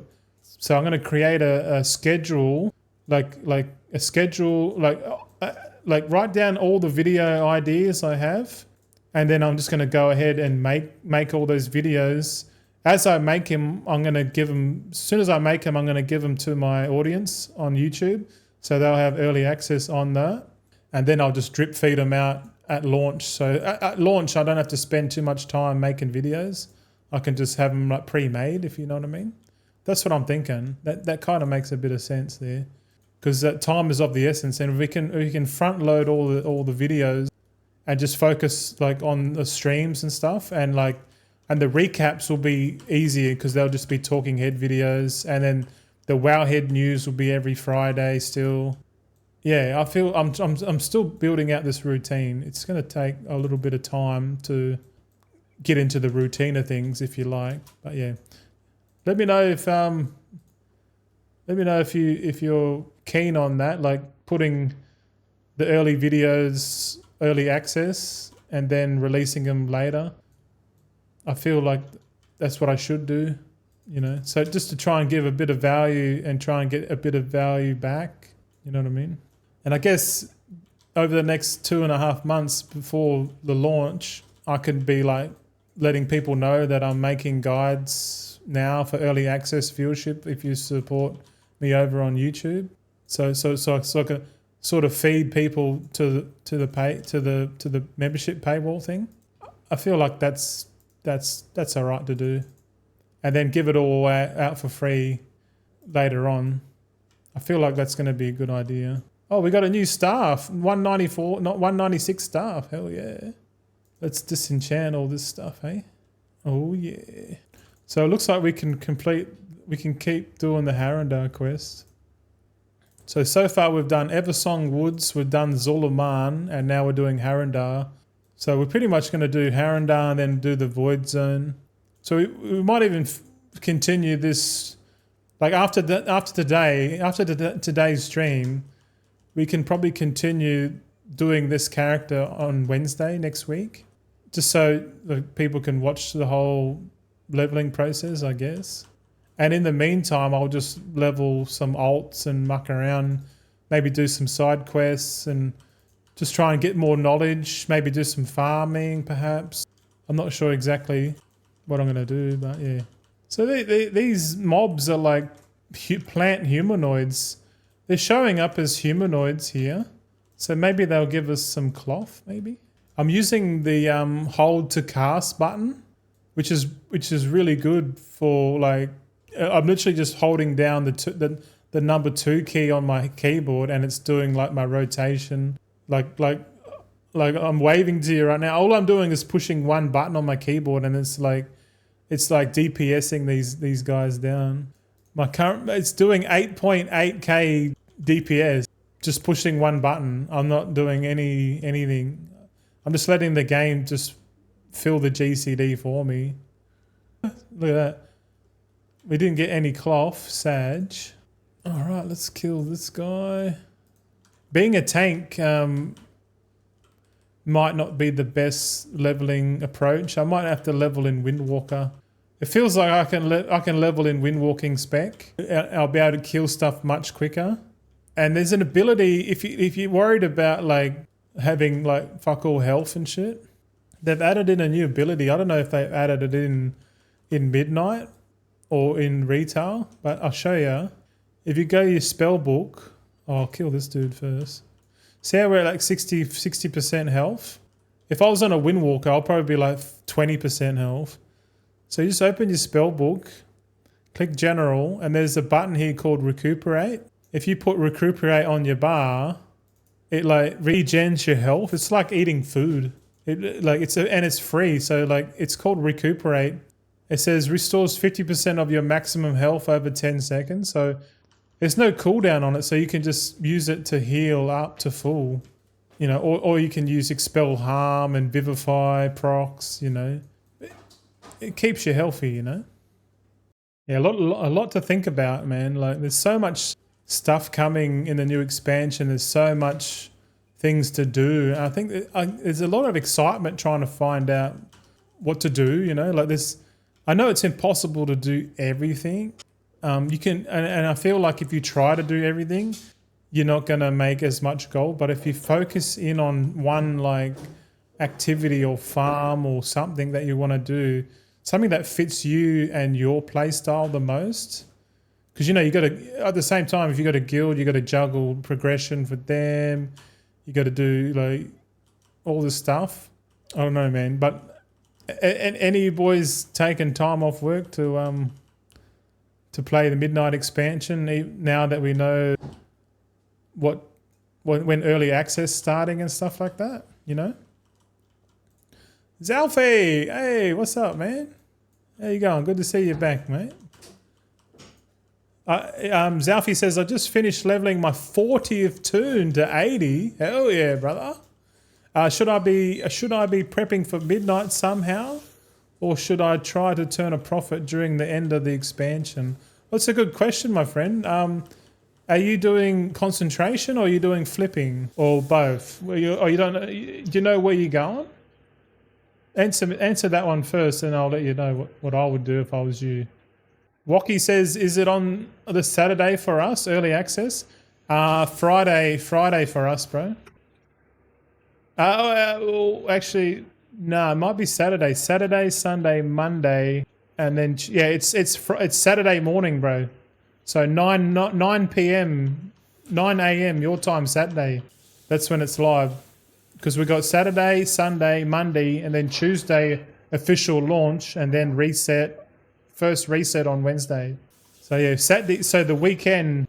So Friday night, man, we're going to be sleeping all Friday night, man. Then we're going to wake up and boom, straight into it. We're going to be streaming. I'm going to stream. I'm going to try. I guess we should practice streaming for a long time, and because I plan to have the stream on like the whole time, man. That's what I plan. So my missus, you better be prepared we're gonna have to pre-download a lot of TV shows and that to the NAS so my missus can watch all that, because I'll be hogging all the fucking bandwidth, man, if we're gonna stream all day. Zalfie says probably concentration. That was the initial thought. Yeah, well, I reckon stay with concentration, man. But have you got all of your characters in one guild? I highly recommend you do. Get all your concentration crafters in one guild, and if you've just leveled your character to 80, you probably need to go and get friendly status with that guild, your alt guild, because you won't. If you don't get friendly status with the guild, you can't access the guild bank. If the characters are already in the guild and they're friendly status, you probably got nothing to worry about, man. I wouldn't even stress, bro. And if they were Legion Remix characters, they're going to have 655 item level, which is 102 item level when you go into Midnight, which is all you fucking need, bro. The only thing I would do is get them all into a guild and get them friendly status. And that's pretty much it, man. That's it, brother. There's nothing else you can do. I wouldn't even bother trying to make gold on them now because I've literally stopped concentration today. I'm sort of happy, man. Like I've been doing concentration every day for like ages, man. And today is the day that I'm actually not doing it, and I'm so happy. I'm like, fuck it. Fuck doing concentration today, boy. I can't be fucked. And it's true. Like the profitability is just real shit. It's still profitable, but it's just scraps, man. Like I've got enough capital there to be like, fuck it. I've got to spend time on the beta, you know, and get some info and shit. All right, what do we do now? Yeah, hopefully that answers your question, man. But I guess the only thing you can do now, if you do that and you want to make some gold in the meantime, bro, start doing the decor flips, man. Like go out and, because the best money in the game right now is to farm lumber and then craft stuff with the lumber and then sell it on the auction house. Just be careful. Don't sell your lumber too cheap, bro, because you'll get mega goblins coming in and buying up your cheap lumber. Just be careful, bro. But then again, if you've got fuck all capitals, Alfie, you got no gold, then just sell it. Where are we gonna go? Upstairs now. Okay, yes. They're all remix turns, just waiting for the conversion to come back. Oh yes. Yeah, you can't do it at the moment. Yeah, you're right. I figured the profit horizon would be longer than midnight release. I figured the profit horizon would be longer than midnight release. I don't understand that bit, to be honest. I don't know what you mean by that. Oh, or do you mean like you thought the concentration would still make gold now? Like the time to recoup my investment with a concentration setup. Yeah, I wouldn't be doing that right now. Nah, fuck that. If I'm stopping concentration, concentration's fucking dead, bro. It's not worth investing into it. Because the payback period, by the time you pay back it's fucking midnight, bro. And you might as well just wait it out.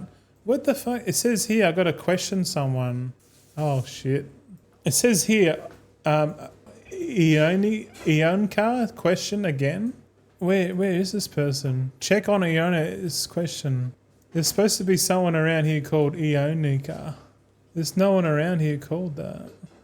Or am I tripping or what? This could be another one of those things where you know. Imagine having a Rendorai house, bro. Look at this house. Do we go up here? Oh, here he is. It is up here. I found you. Haha. Trying to hide from me, buddy. Okay, now we go back downstairs. So my character's 176 item level already. And remember, once we hit level 90, we can just buy 206 gear. Or we can get to 206 item level. All right, meet Owena at the den. Okay, we got to go to the den. Let's go to the den and meet Owena. How you feeling, sweetheart? Hungry? You fasting? We're fasting, eh? Do you mind making me coffee with cream? Please? Yeah, I'll eat. I'll eat whenever. Yeah, it's past 11 o'clock. We'll have lunch sometime, eh? Okay, we're here now. Looks like we got to go down under the ground. Oh, here's the den. Here's Owena. Okay, we're going to complete the quest. We're going to get some more gear. Upgrade. We're starting to get upgrades on all the gear now. We're starting to get upgrades. We're starting to replace all of our mythic gear now, and we're not even in Void Storm yet, man. So don't worry about gearing up too much, boys. Like it's so minimal. Like the effort is minimal. Like yeah, you'd be wasting your time really. But playing the beta right now is so gold, man, because this is all what I'm doing now is like I'm just learning everything I can. The more information I can gather, the better decisions we can make when the midnight launches. Also, when I make the video guides, I'll sort of sound and know what I'm like talking about because I've done it.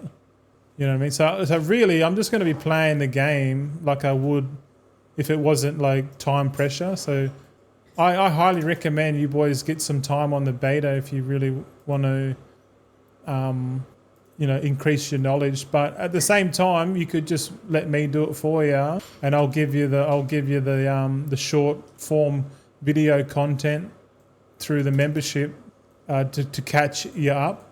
I feel like that's going to be pretty valuable, especially like it's like if you're in Australia and you purchase the what do you call it, the membership. It's like $4.99, I think, Australian. What's all this stuff?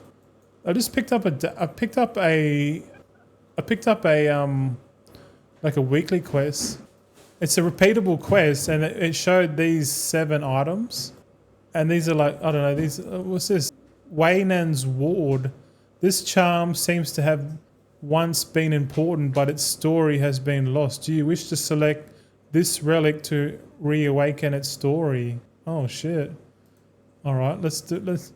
So there's like a repeatable thing where you can like click on these. So we'll start from left to right, obviously, just so it makes it easier.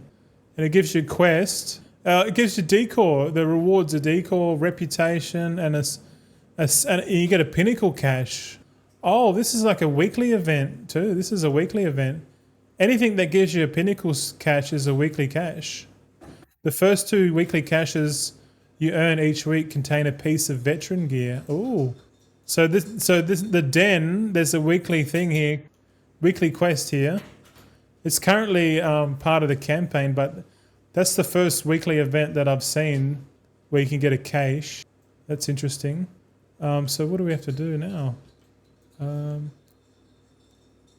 Maybe we're gonna go upstairs here. Speak to the flight master. I already did. Thanks, Seda. Thank you. I'm getting spoiled on the weekend. Every day you spoil me, you know that? I'm a lucky man, for sure. Where's this fucking flight master we got to find here? It says speak to the flight master. I'm here. Maybe it's outside. The flight master is normally on the map, isn't it? Like you can see. So the den is underground. Okay, so underground. Yeah, so the den is underground. That's the top half. So this is the top half, the den, and it's all underground here. Where's the flight master? Oh, here's the flight master now. Okay, so the den is like full on like underground type shit. Okay. Yeah. I'm not doing any side quests, just doing the campaign, man. Fuck that shit. Okay, speak to this other dude. This is cool, man. Look at this. Look at this for a bloody... We'll get this for a screenshot, eh? How do you... I can't hide my UI anymore. There's a hotkey. There's a lot of keybinds for decorating and housing. Housing editing keybinds are pretty full on, eh? There's a lot there. Selfie says like... oh, sorry. I thought you said something then. There was a toggle that you could like remove the user interface. The user interface is Alt-Z, but if we go Alt-Shift-Z instead. Ah, here we go. I want to get a screenshot. I just want a screenshot for the stream, that's all. Okay. I got my screenshot now. Sorry. Working. Alright, what are we up to now? We gotta find fucking Kapow. What a loser. Alright.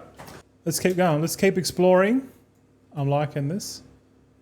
I'm liking it. Where are we gonna go? Gotta go up now. Hello. Yeah, I mean, I'm at that stage now where I'm like, I'm in the exploratory mode. Like I'm like everything's new and I'm like exploring. I'm like, this is good. Like, look at this place, man. I'm like, fuck yeah. Like, I got to figure. Like, I don't want to necessarily figure out like all the little treasures and all the little secrets and stuff. It's more or less just gaining knowledge. Because in general, boys, if you like we all make good decisions in general. Like we all make good decisions according to, you know, our knowledge. And if you increase your knowledge, you can in turn make better decisions. So think of it like an AI, like an AI language model. Right now, the language models are poo because they don't have enough data. But over time, when more data becomes available to train on, then the AIs become better. They can make better decisions. They got more knowledge. But the whole thing about knowledge is power, and it's true. You know, knowledge is power, and withholding knowledge is even more power, right? But I'm not one for withholding knowledge, like indefinitely. Keyword. Like I'll definitely withhold my knowledge to, you know, for the early access premium, you know, subscribers. But then all that knowledge is going to go out free anyway. So it's kind of like delayed knowledge. You know what I mean? Like I feel like I'm going to make videos on literally everything that I can think you can do. Like everything. I got to sit down one day and just write down a list of all the videos I'm going to make, and then schedule those in to make them. But I can't really make them just yet because I don't really know what to cover.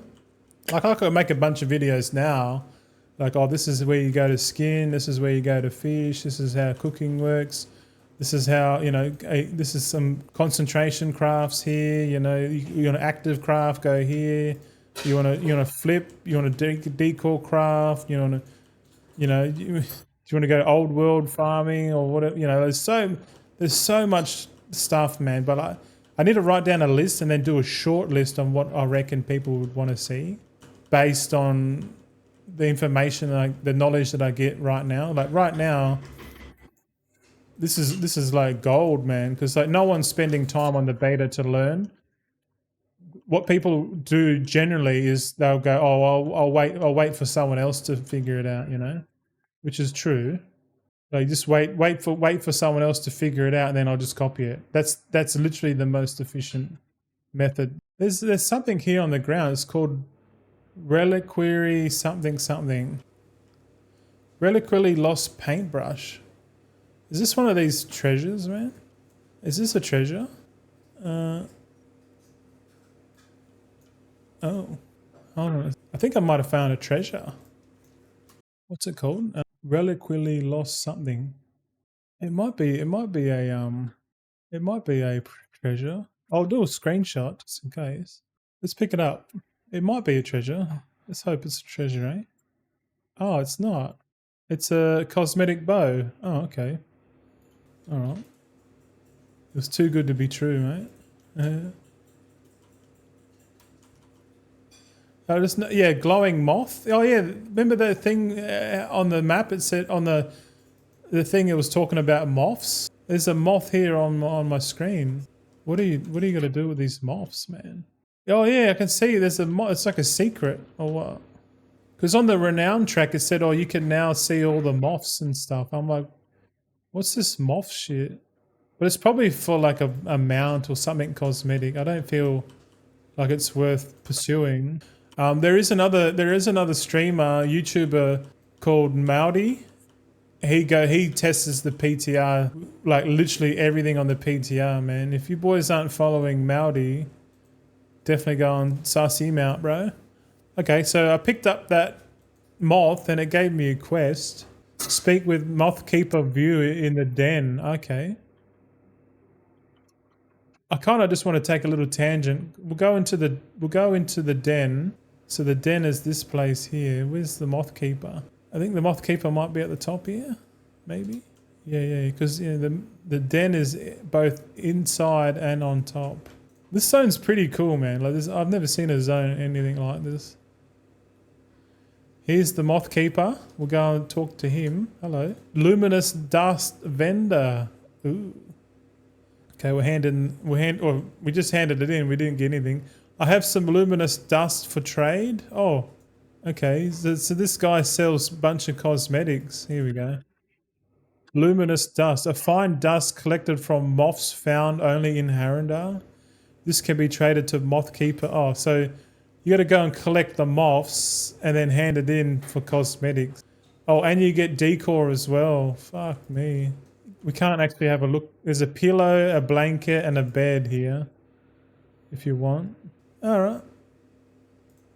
It seems interesting, but I don't feel like it's interesting enough for me to like put time and effort into it because it's cosmetic.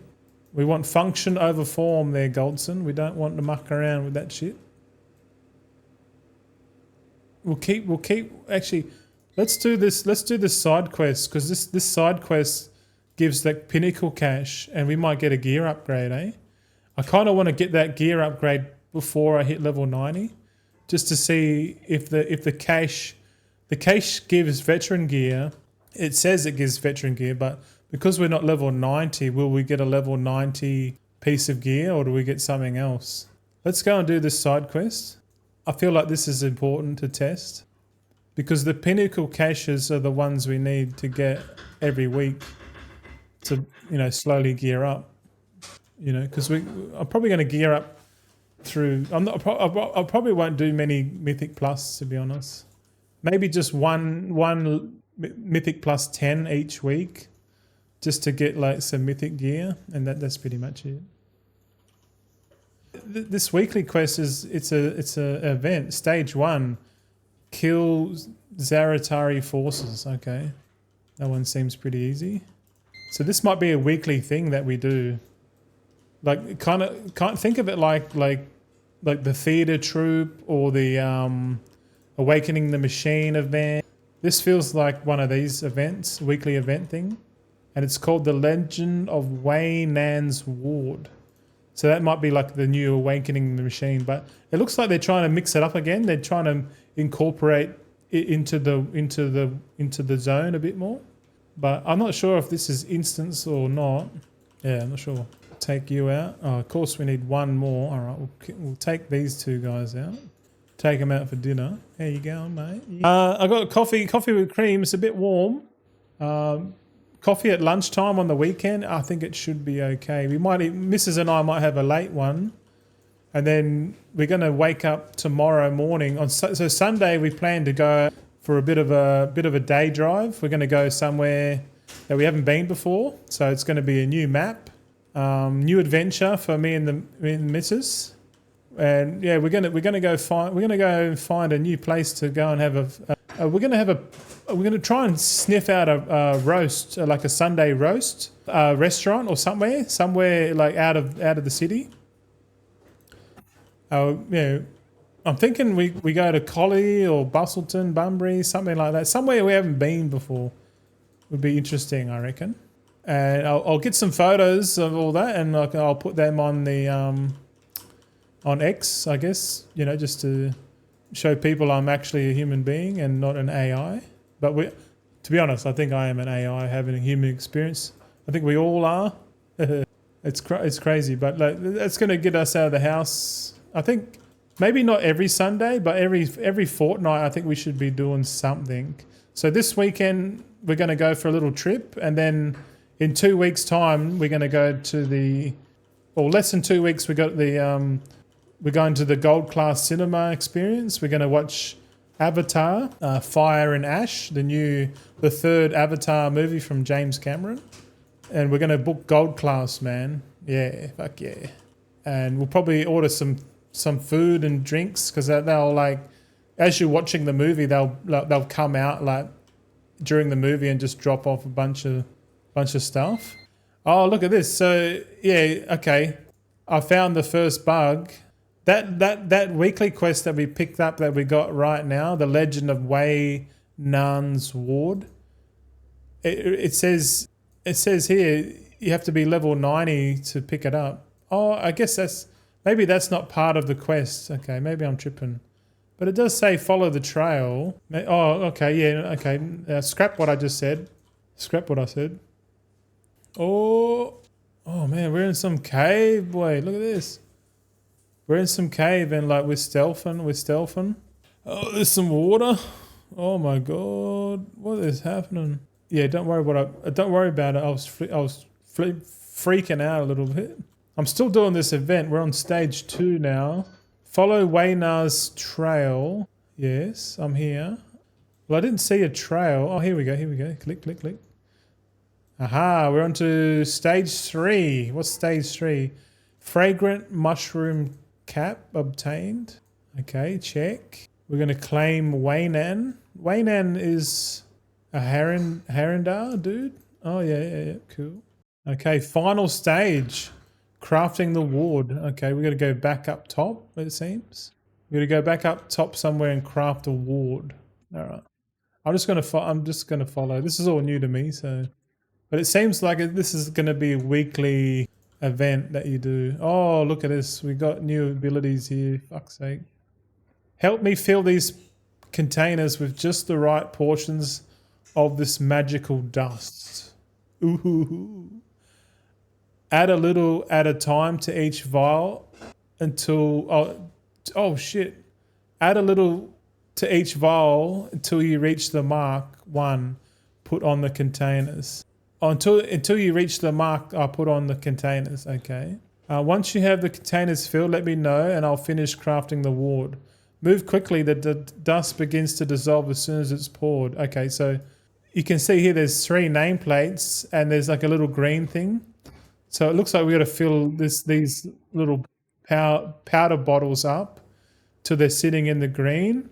And I guess once they're all in the green, then you tell her that to craft the ward. Okay, so add a little to the left, add a little to the middle. And so, okay, 1, 2, and 3, keybind. So we'll go 3 first. 3, 2, 1, 3, 2, 1. Maybe we just increase it up to the green. Okay, now we'll do 2. And now we'll do 1. So it looks like you got to get the you got to get it into the hole at the same. You got to time it. So it's counting down. So that the one on the right's done. The middle one's done now. Now it's the one on. Oh, I see. You got to time it correctly. Okay. Hey, we got it. We completed it.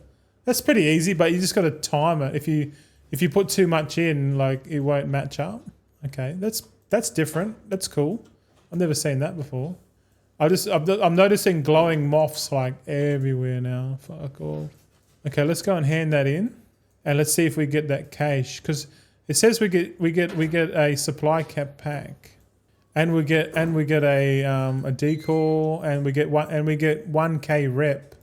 So is this like the weekly thing that we do each week to slowly gain reputation? I think so. I'm not grinding rares, mate. I'll give you the hot tip. Fuck that. No chance, brother. No, I'm not doing world quests. I'm not doing contracts. I'm not doing none of that shit, bro. Because it's a waste of time, man. Like you're only farming rep to get the shoulders, and the shoulders are probably shit anyway. Like it's going to be so short-lived. I'm lost here, man. Where do we go? I got to get used to this den, man. Really. Oh, here we go up this way. Oh, there it is. All right. We got our first supply pack and a decor. Might take a little screenshot with that one. Okay, let's open this. Let's open it up and see what it gives us, hey?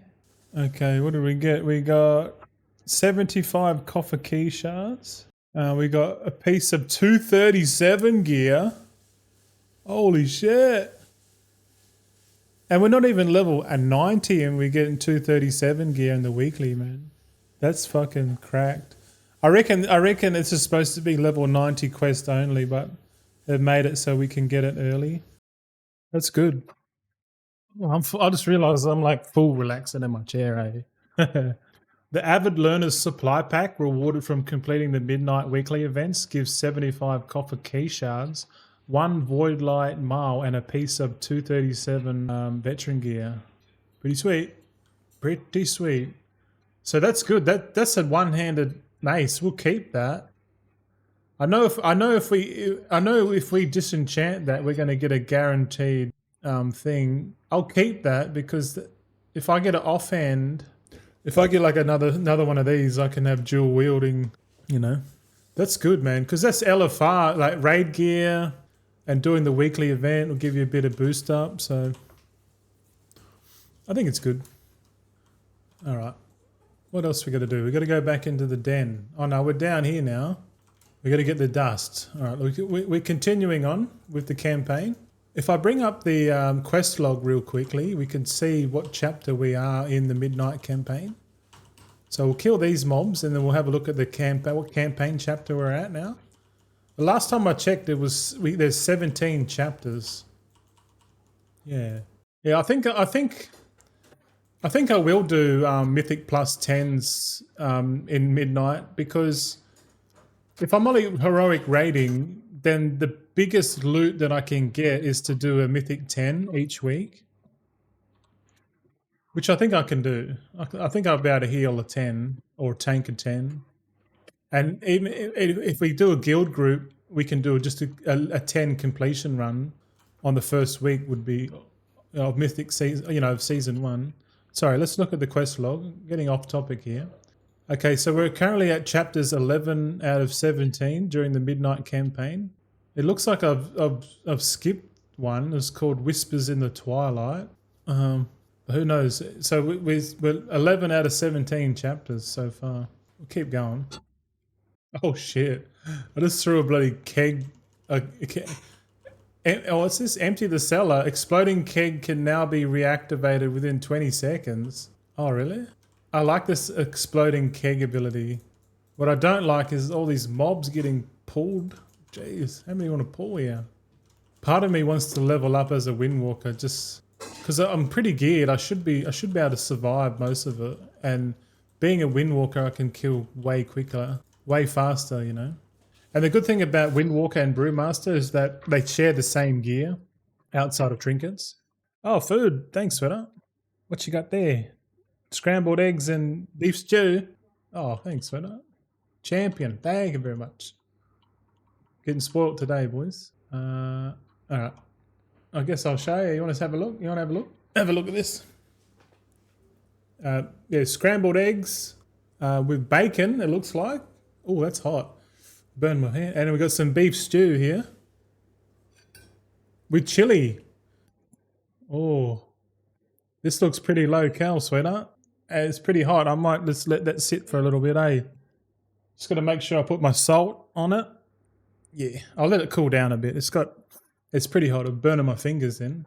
If it's burning my fingers, it's going to be burning my mouth and my ass. Yeah, later on. I do like chili for sure. How much chili? Well, only one will know. We'll find out. All right, what are we doing now? Wounded defender helped. All right, we're helping wounded defenders. We're going to go find them. This around here somewhere. Hello. These wounded defenders are hard to spot if they don't show up on the map. We have a little quick fly around. We've got to try and find these fuckers. I found another moth. Yeah.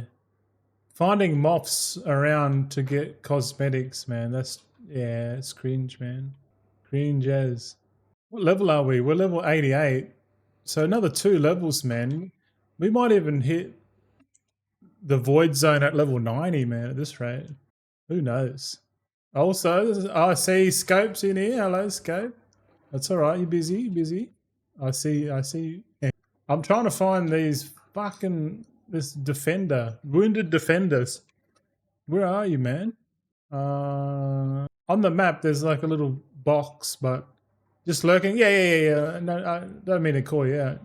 I don't mind lurking. You're right. It's the weekend, man. It's chill. I'm just chilling, man. I'm just vibing with myself here. I'm right. I'm trying to figure out where the fuck these wounded defenders are. I found him. Yes, I found you. Right on the spot now I never went. Of course. Fuck, I had a massive bullgang in the name. Yeah, I might just stream. I might just do a big stream on the weekend, man. Let's see how big we can stream. We've been streaming 4 hours, 40 minutes, man. Holy shit. Yeah, if you're watching the VOD, just have a look at the time on the VOD and see how much time I've edited out. If I edit it out, that means I haven't talked much. But I think I've been talking this whole fucking time, man.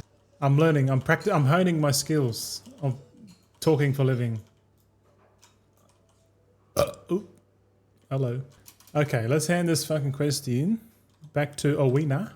Is it Owena? Yeah, Owena. She's like the Oprah. We got some rings. I noticed, see these rewards here that says it gives you uncommon 120 ring, but it doesn't matter what you pick. Like it won't. It'll give you something higher. Like it gave me a 183 green ring instead, which is good. That's good that they notice your item level and they don't give you they want to give you a reward instead of giving you something that's less. I think that's a good thing. I don't know if that's always been a thing, but like if you're under 120 item level, it will give you 120. But if you're above it, they'll give you the same item but just at a higher item level. That's good. But I am trying to disenchant greens and stuff that I don't need, so I can get enchanting knowledge. No reason, but for no main reason other than testing. I just want to see what realistically how to level up disenchanting would be on when Midnight goes live, eh? Like if I do go down the route of disenchanting on 4 or 5 accounts or whatever, like obviously you have to get to 100 skill, and to get to 100 skill you literally have to craft the weapon enchants, man. And so you have to spend, like, to get to 100 skill with enchanting, you just got to spend gold and craft the weapon enchants up to 100 skill. And then you got to put, let's have a quick look then. So specializations, disenchanting.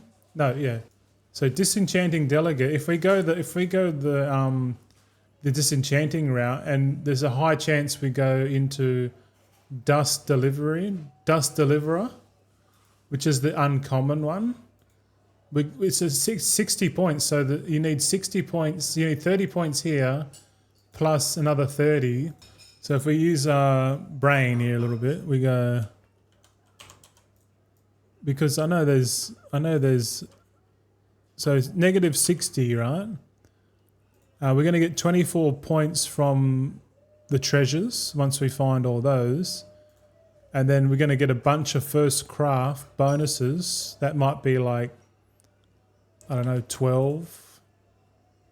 And then we're going to get 60 enchanting knowledge pretty quickly, because we're going to be able to buy the once we hit level 90, we can do the abundance and try and get the profession knowledge from there. We'll get the renown profession knowledge as well, plus the treasures. So the quicker we can get to 60 knowledge points and 100 skill, the next step and the last step is to get the epic profession weapons. Oh, sorry, the epic profession tools, which I don't think we will get like straight away. I feel like that. I think just getting like double resourcefulness, green tools, and enchants happening is probably your best bet. Because like we want to get, if we're going to do disenchanting, we want to be set up with disenchanting before, like during early access, man. That's what I'm thinking. And then just keep working on those disenchanters. Don't tag. I'm going to tag it. Fuck you. Touch of death, bitches. These other people on the beta like smashing on too, doing this quest. Yeah, boy, you get touch of death. I really enjoy monks. They're pretty good. Monkey madness. All right, we got a bunch of more, a lot more, 3 more campaign quests in one go. Okay, we can disenchant this green. Are we going to get a arcane essence? Yes, we do. We got arcane essence. Swirling arcane essence. I'm pretty sure you get 2, and then so you get 5 a week. Then you get the equivalent of the crystal that gives 4. So each week, if you do the enchanting weekly and you do the weekly disenchanting, you're going to get 11 knowledge points per week, which seems pretty good.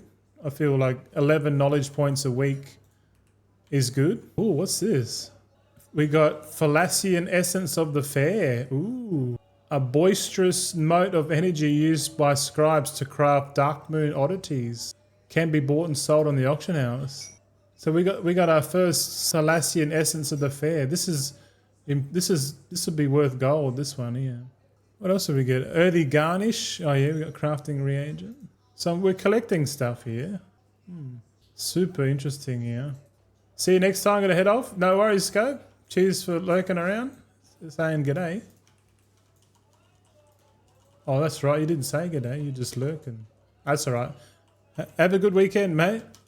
See you next time. Ah. All right. There we go.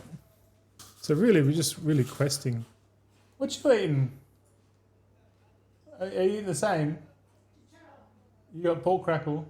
Oh, you're eating pork crackle. I don't like pork crackle anymore because they fry it in seed oils. It's pretty much like seed oils. Oh, this guy's an elite, man. Let's get out of here. I don't want to fight no elite. I'm gonna run. All right. There's some item I'm gonna use. No, defeat Alscorn enemies. Okay. Yeah, I'm literally in like autopilot, man. I'm just looking at the campaign and looking at the map, and I'll just go in there and clicking shit, killing stuff, like just questing around. Should we enter the Dream Rift? There's a raid just here. Let's go. Let's see if we can go into the Dream Rift. You must be in a raid group to enter this location. All right. Oh, we need to be in a party of 2. Okay. Well, we're not going to go check out that then. Fuck you. All right, let's go back to questing. I don't mind this questing business. Like, I can see myself doing questing like this on early access. Because in early access... Oh, we got another Thalassian Essence of the Fair. These things are just dropping, man. These things are dropping off these coalesced essences. Oh, interesting. Maybe these mobs... This is where you farm them. This would be a fucking sick area to farm, eh? Potential area to farm. Conveniently located right outside the Dream Rift. So while you're waiting for your raid to form, you can come in here and start taking these out. Maybe. Oh, I don't want to take you out, bro. You're too big. All right, we'll take you out. It's just going to take forever. If I just hold the button and sip my coffee, I'll eventually kill this guy, right? Yeah, it looks like he's going to kill me, man. I do actually want to kill this elite just to see what he drops, man.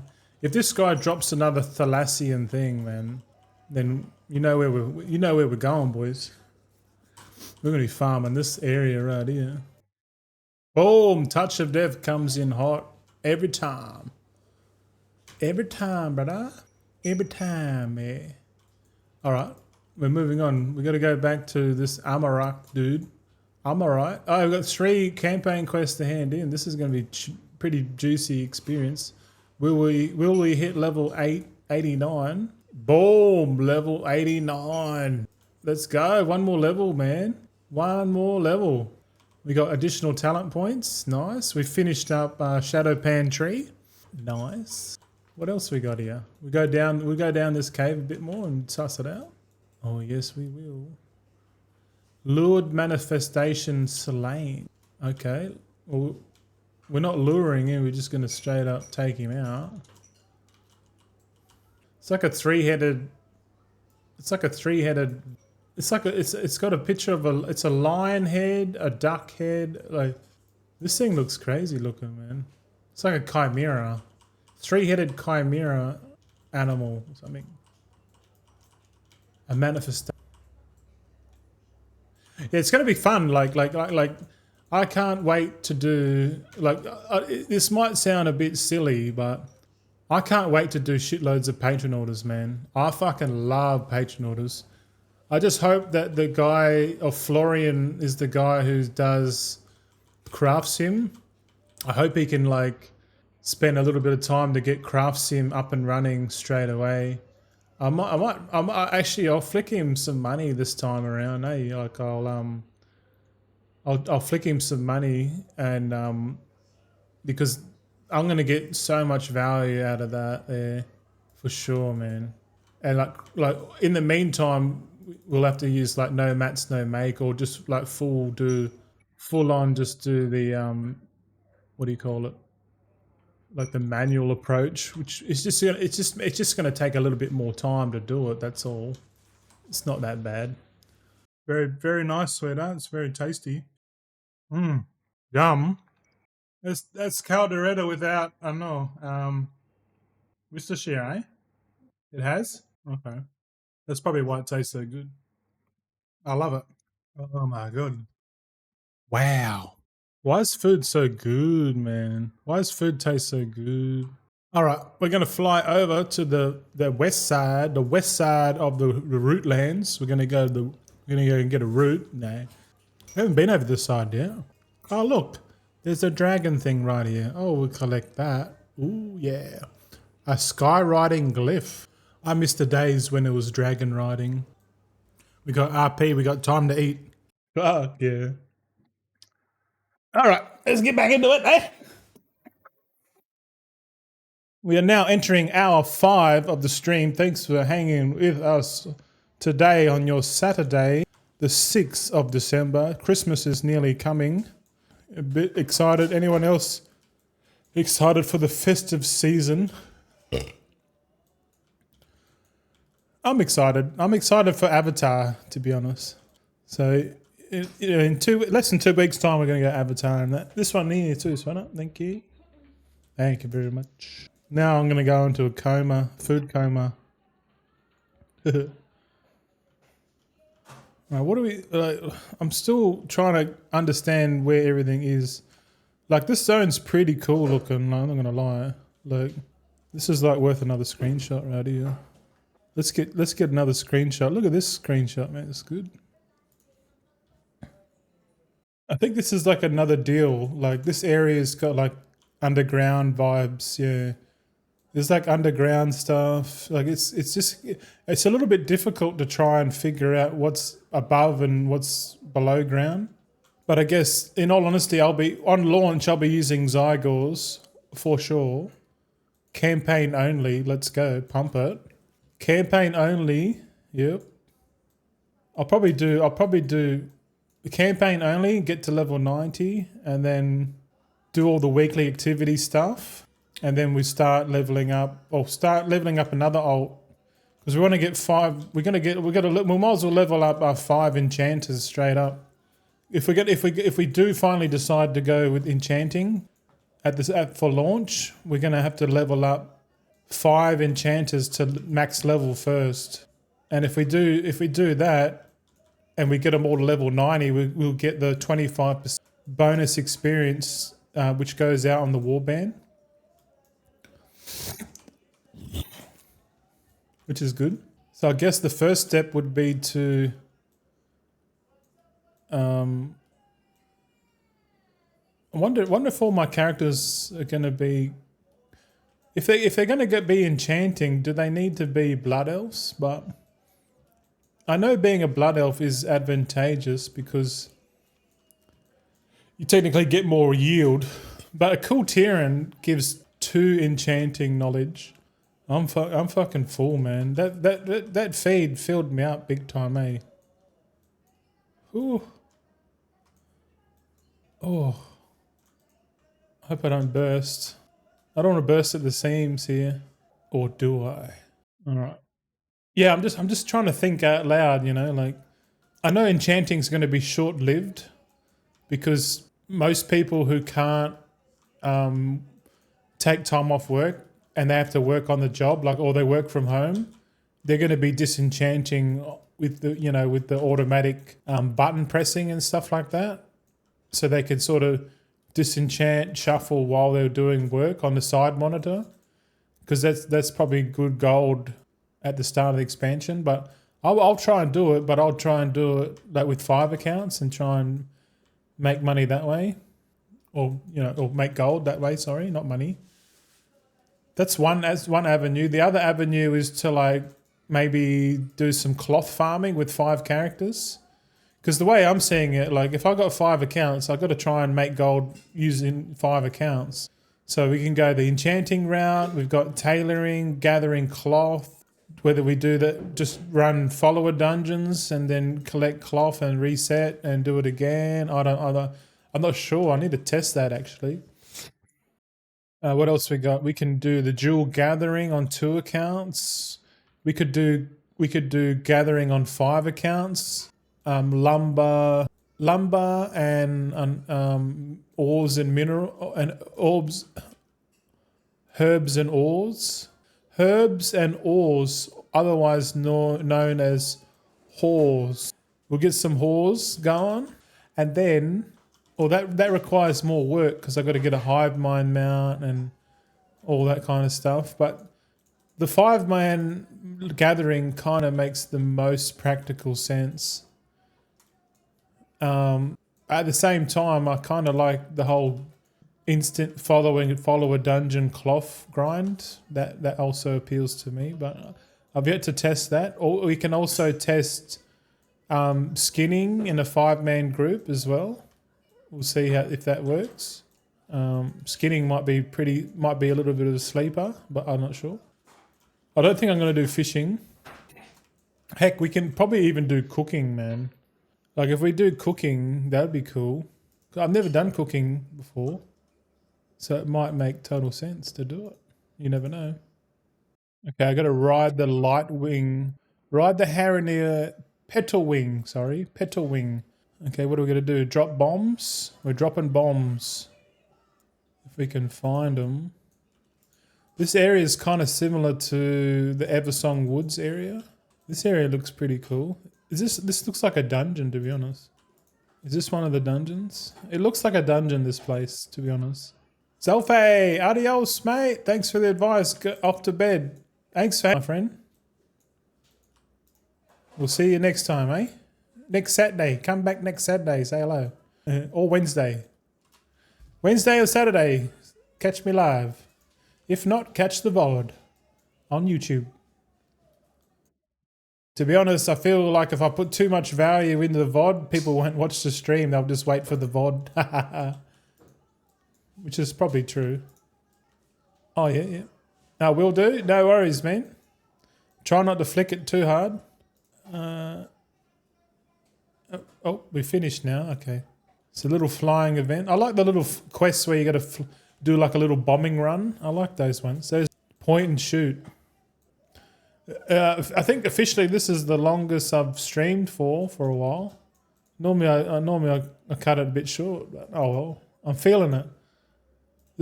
What's the stream title? I'm living to 90 in midnight beta. Okay. We're gonna get to 90 in today's stream. We get into 90, bro. We got to see it through. All right, what are we gonna do now? Kill stuff. Okay. Kill and collect stuff. That's what we're gonna do. Kill and collect. I don't mind kill and collect quests as well. I'm just gonna do I'm only gonna quest and kill what I need to. I'm not gonna do any side quests or anything like that. We might take some side quests just for the dungeons, but then again, if the goal is to get renown 6 with all of the factions, I don't know. It feels like we should do everything, but I don't know, man. I'm still working it out. I just know, like when midnight comes out, I got to just stick to my plan, because if I deviate from the plan, like if I'm doing something and I see someone else doing something different, I'm like, ooh, I don't want to get FOMO. You know what I mean? Because FOMO happens, and if I'm streaming it, people are more than likely possibly going to copy what I'm doing, which is fine. It doesn't bother me. It's all proof of work at the end of the day. I probably won't do any like auction house crazy shit on stream. I'll probably leave that to my own little doing, I guess. What do we got here? You got a touch of death to the face. Yeah, these glowing moths are everywhere, eh? It's kind of annoying, man. Because my computer seems to be skipping a few frames, but it might be my graphics card's getting a bit hot. Maybe, I don't know. I did clean the dust from my rig the other day, and as soon as I cleaned the dust, man, like the performance went up. So I probably need to clean the dust again off the computer. Because a hot computer isn't a happy one, that's for sure. Waki, it's too hot here today, 41 degrees. Bro, fuck that. That's a squelcher. What a fucking day that is. Everyone will be at the beach, you watch. That's crazy for Sydney, man. It's like 27 or 28 degrees here, I think. It's less than 30. And it's not that bad. I don't even think have we got the aircon on? I don't even know. It was 40 yesterday too. Oh man, that's a heat wave, bro. Just make sure you keep drinking your fluids, bro. Don't fuck around. That shit, you know. You don't want to go through heat stroke or heat stress. The problem with this one button rotation helper is that I'm getting too used to it, man. I'm getting too comfortable with it. It's probably not a good thing long term. Because then I'm building reliance on it, which is never a good thing. We got to find more fucking artifacts. Still got to kill a bunch of these mobs, so we might as well pull a few of these while we find the artifacts. This zone is pretty like unique, eh? Like they got big flowers, big pieces of grass. Feels like I'm miniaturized. You know what I mean? Like it feels like we're shrunk a bit. Because look at it, this petal here is like bigger than like 4 of us. Waki, you gonna have a quick ice cold shower, I think? Yeah, man, get into that shower, bro. Just cold water all the way, man. I just hope my computer doesn't fucking blow up because we're stuttering a bit here. Yeah, go and wash your crutch, mate. Get some cold water in there. Fix you up. Yeah, cold waters are the go right now, man. Cold showers are good. You ever try one of those cold plunger things, man? I want to try one. I want to try a cold plunge. They reckon if you can mentally like do it, like willingly, it's like it builds up your willpower, I guess. It's like a hack, you know. Taking self-control is like the best thing we can do. Feels like we've been questing for ages, man. I guess we have. Alright, we're 5 light broom spreader destroyed. Light broom spreader, what's that? I realise I'm doing a bonus objective. Fuck. The bonus objectives give good experience, don't they? We got 110 rep for that. Fuck all. Where are these light bloom spreader? Where are they? Is this a light broom spreader? No. Yeah, I think my game's cooking, man. Eh? What sort of graphic settings we're running? 7. Oh, that's a rare, man. No, we're not fucking with him. It says here, the growths that help them spread the light blooms so quickly should be vulnerable after you attack from the air, but we still need to destroy them. Return to the blinding bloom and uproot the spreaders before they can recover from our attack. Oh, so I think that quest is a subsequent quest. Remember when we did that little attack from the air? Oh, I don't know. I think it's just this area. There's so many particles and density. Like it's like this area is struggling a bit with the graphics card. Like there's particle densities like everywhere, man. Maybe we turn it down or off. Yeah, I just put the particle density to good. Oh fuck! Is this the light bloom thing here? I think this quest is bugged, man. This seems like the light broom spreader right here, but we can't attack it. Or is it this thing? Okay. I'm standing here. Yeah, okay. Seems like this quest is full bug, man. I'm gonna type in to the general chat. Anyone experience an issue with at the roots quest? Because I remember someone yesterday saying, oh, I wish they fixed the Hara'ti quests. So yeah, I don't know. Maybe this is fuck, man. I reckon this is bugged, man. I reckon we can't level anymore. You know what that means? We have to go full side quest. Let's go side quest now. We can't complete that quest. There's no way we can complete it. Yeah, this area is just full cooking my card, man. I can feel it. Let's get out of here. We're gonna go side questing. It is bugged and has been for a while. Okay, thanks. How this guy said to me, he said it's been bugged and has been bugged for a while. But I think they do it on purpose, so you can't continue in the campaign. They just make you only test a little bit, and then that's it. I wonder how to get to Voidstorm. Like, how do we get here? Is anyone able to get to the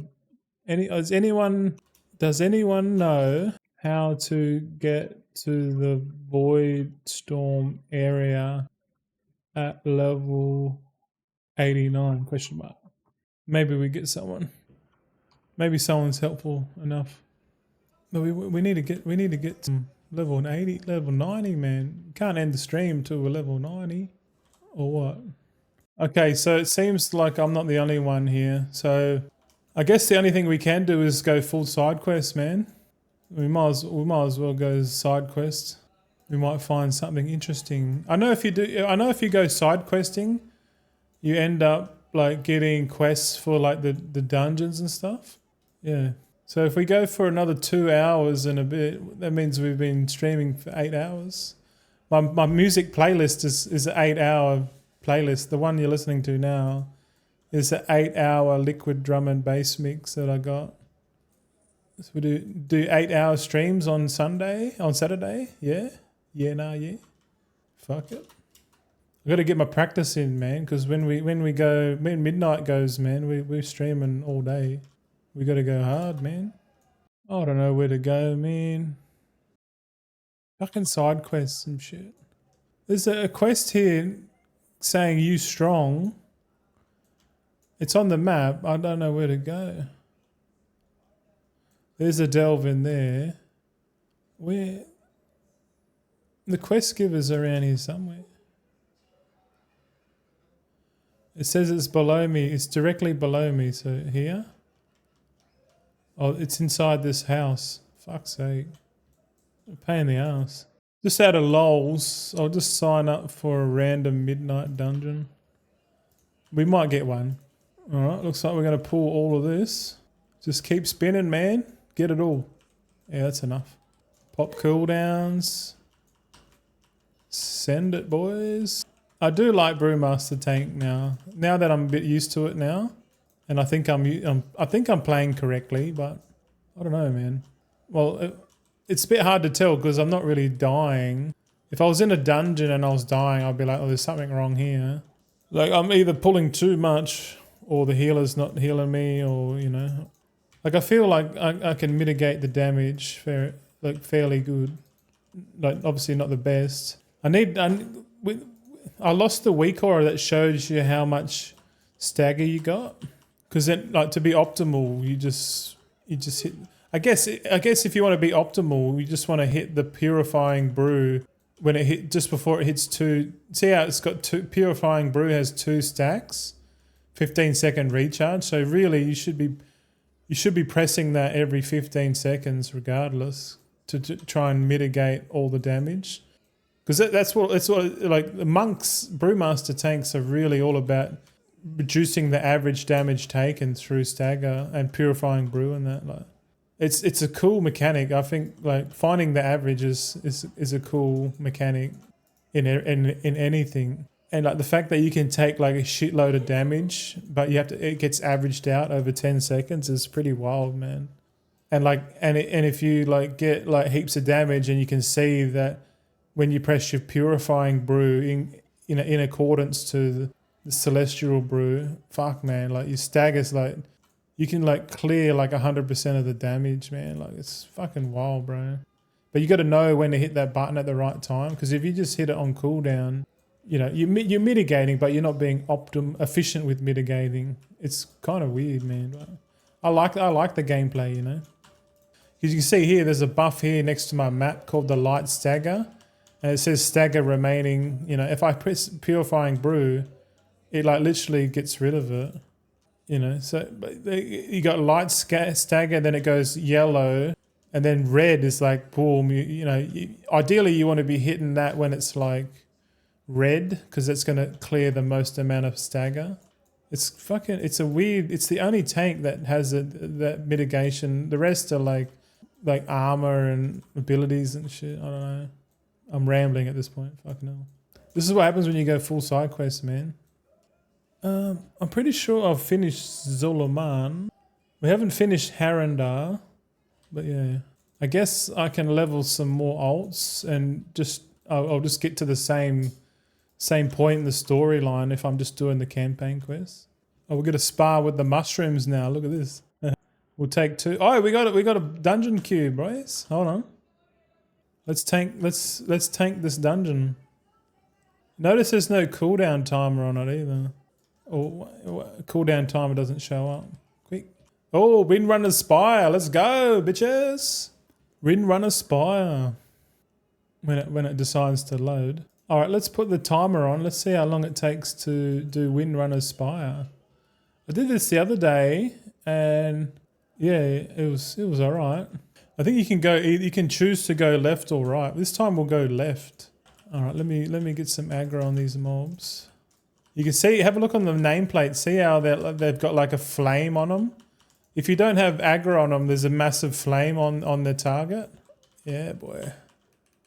I'm gonna reset the data. Okay, we got. How come we can't move the?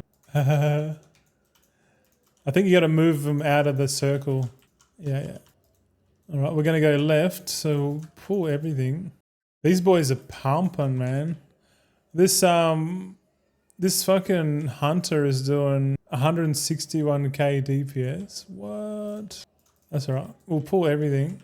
Look at this, pulling everything, man. This is a good break from doing questing, man. I should write down all the dungeons and look and get, because each dungeon has its own quest, and all the quests are side quests. Some dungeons have a few prerequisites to do the dungeon quest. So maybe I write in a spreadsheet like while you're doing your leveling up campaign, like the main campaign, to like pick up these side quests in each zone and then like get the dungeon quest. Because if you do the dungeon quest, that's more experience, and you're gonna get gear, and you're gonna get. It'd be doing the dungeons is gonna be a good breakup. In the War Within, people were just spamming dungeons, and they don't want that to happen anymore. I don't think, which I think's cool. Let's go big pool. You boys want to pool? Let's fucking pool, man. There we go. Pool the whole room instead. Boys like that shit? Fuck yeah, you like that shit. Where do we go now? Oh, yeah. Yeah, we're level 180. We got 182 item levels, so it's not too much. Here's the boss now, I think. Is it? Yeah, it looks like it. Okay. Oh, this is the one where you got to place the pools down carefully. Yeah, you got to put the pools on the edge. But these guys are putting it in the middle of fucking nowhere. But they probably don't know. Yeah, put it on the side. Now they know what's going on. Okay, someone's getting targeted. Okay.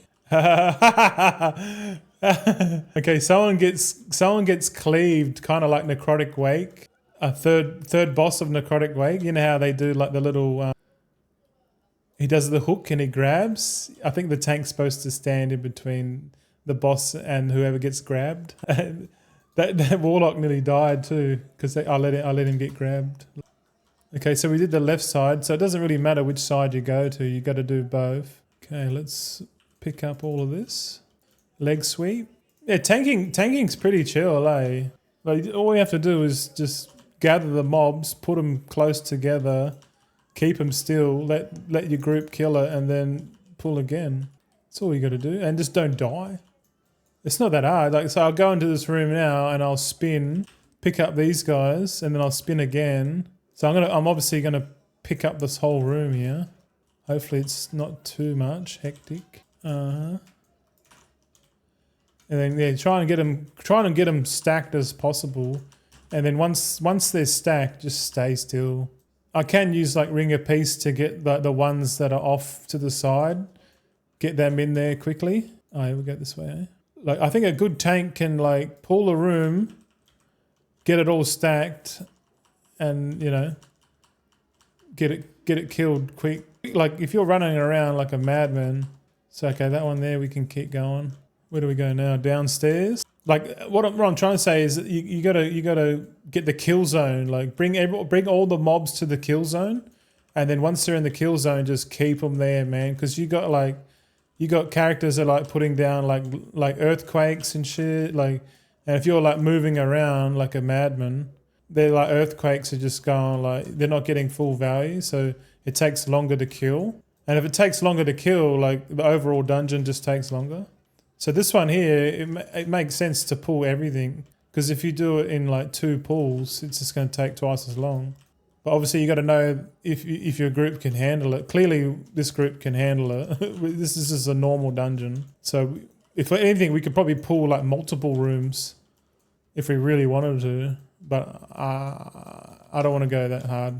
I'm trying to chill, man. It's the weekend, bro. Fuck's sake. All right, is this the next boss now? All right, we got to go upstairs. Yeah, look, you can see the sunwell in the background. That's pretty cool. All right, big pull, big pull. We'll pull all this, or as my friend before used to say, we'll play this. I've nearly forgotten his name now. Yeah, I forgot. I think I've forgotten his name already. There was a guy from South Australia I used to play with in Mythic in season 2, and yeah, he was good, man. He taught me the lingo. I'll play this and then play that. Yeah, he was good. I forget his name, bro. He was so good. I've got him on my friends list, but like maybe it shows up. At the moment, I don't have anyone on my BattleNet because, you know, I get too many fucking dickheads trying to fucking manipulate me and shit.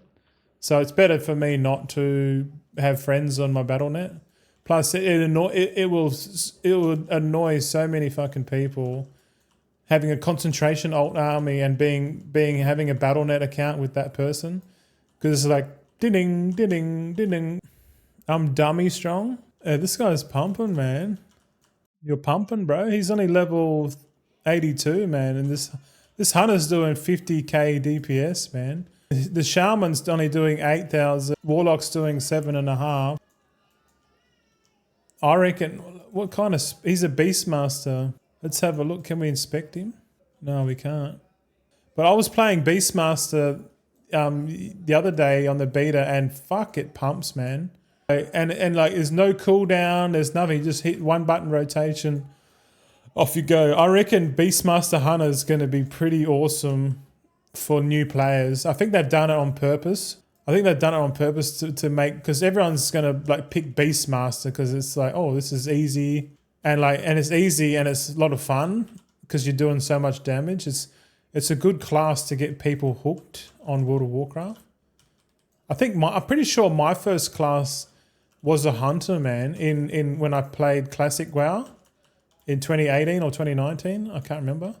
But my first character was a hunter because I was like, oh, this looks appealing, you know. And I kind of want to have a Beastmaster Hunter as my alt for the raid. Like, cause like my main will be the monk, and my alt character for raid will be probably a Beastmaster Hunter, man.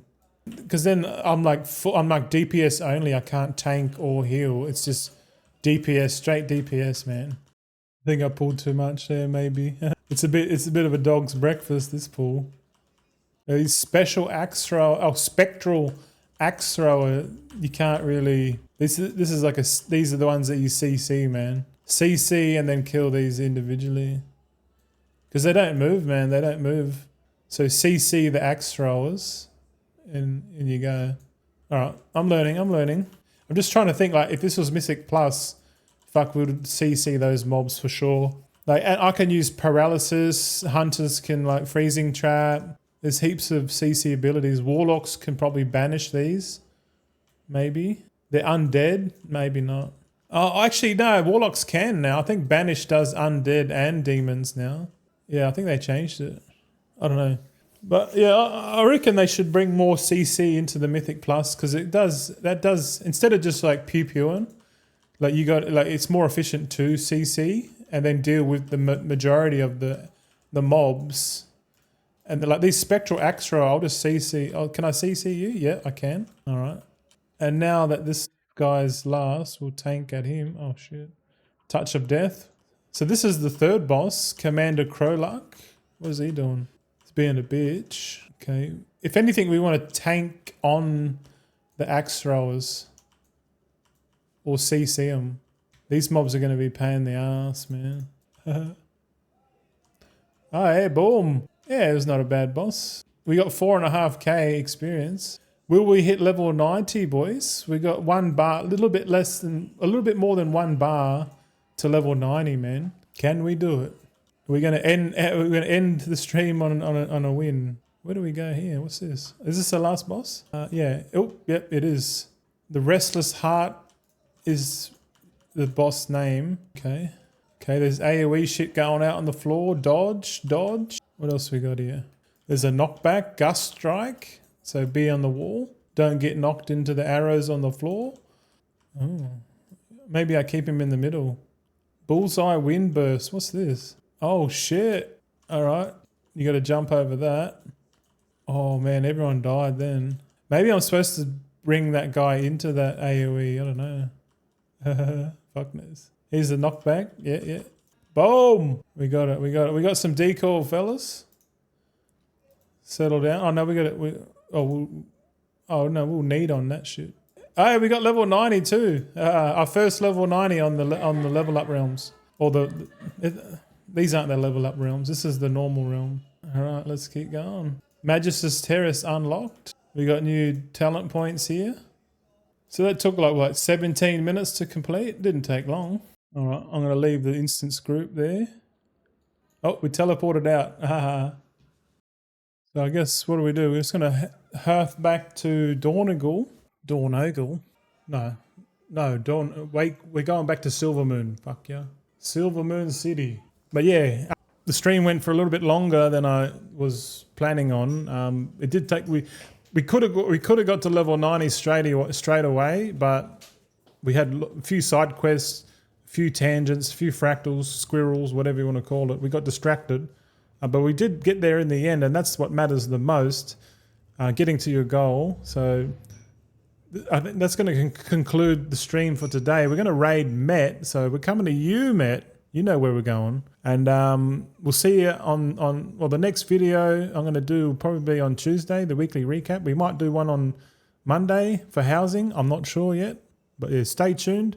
Thanks for sticking with me. Hopefully you learn a bit out of today's stream. And yeah, we'll see you on the next one, boys. Take it easy, eh?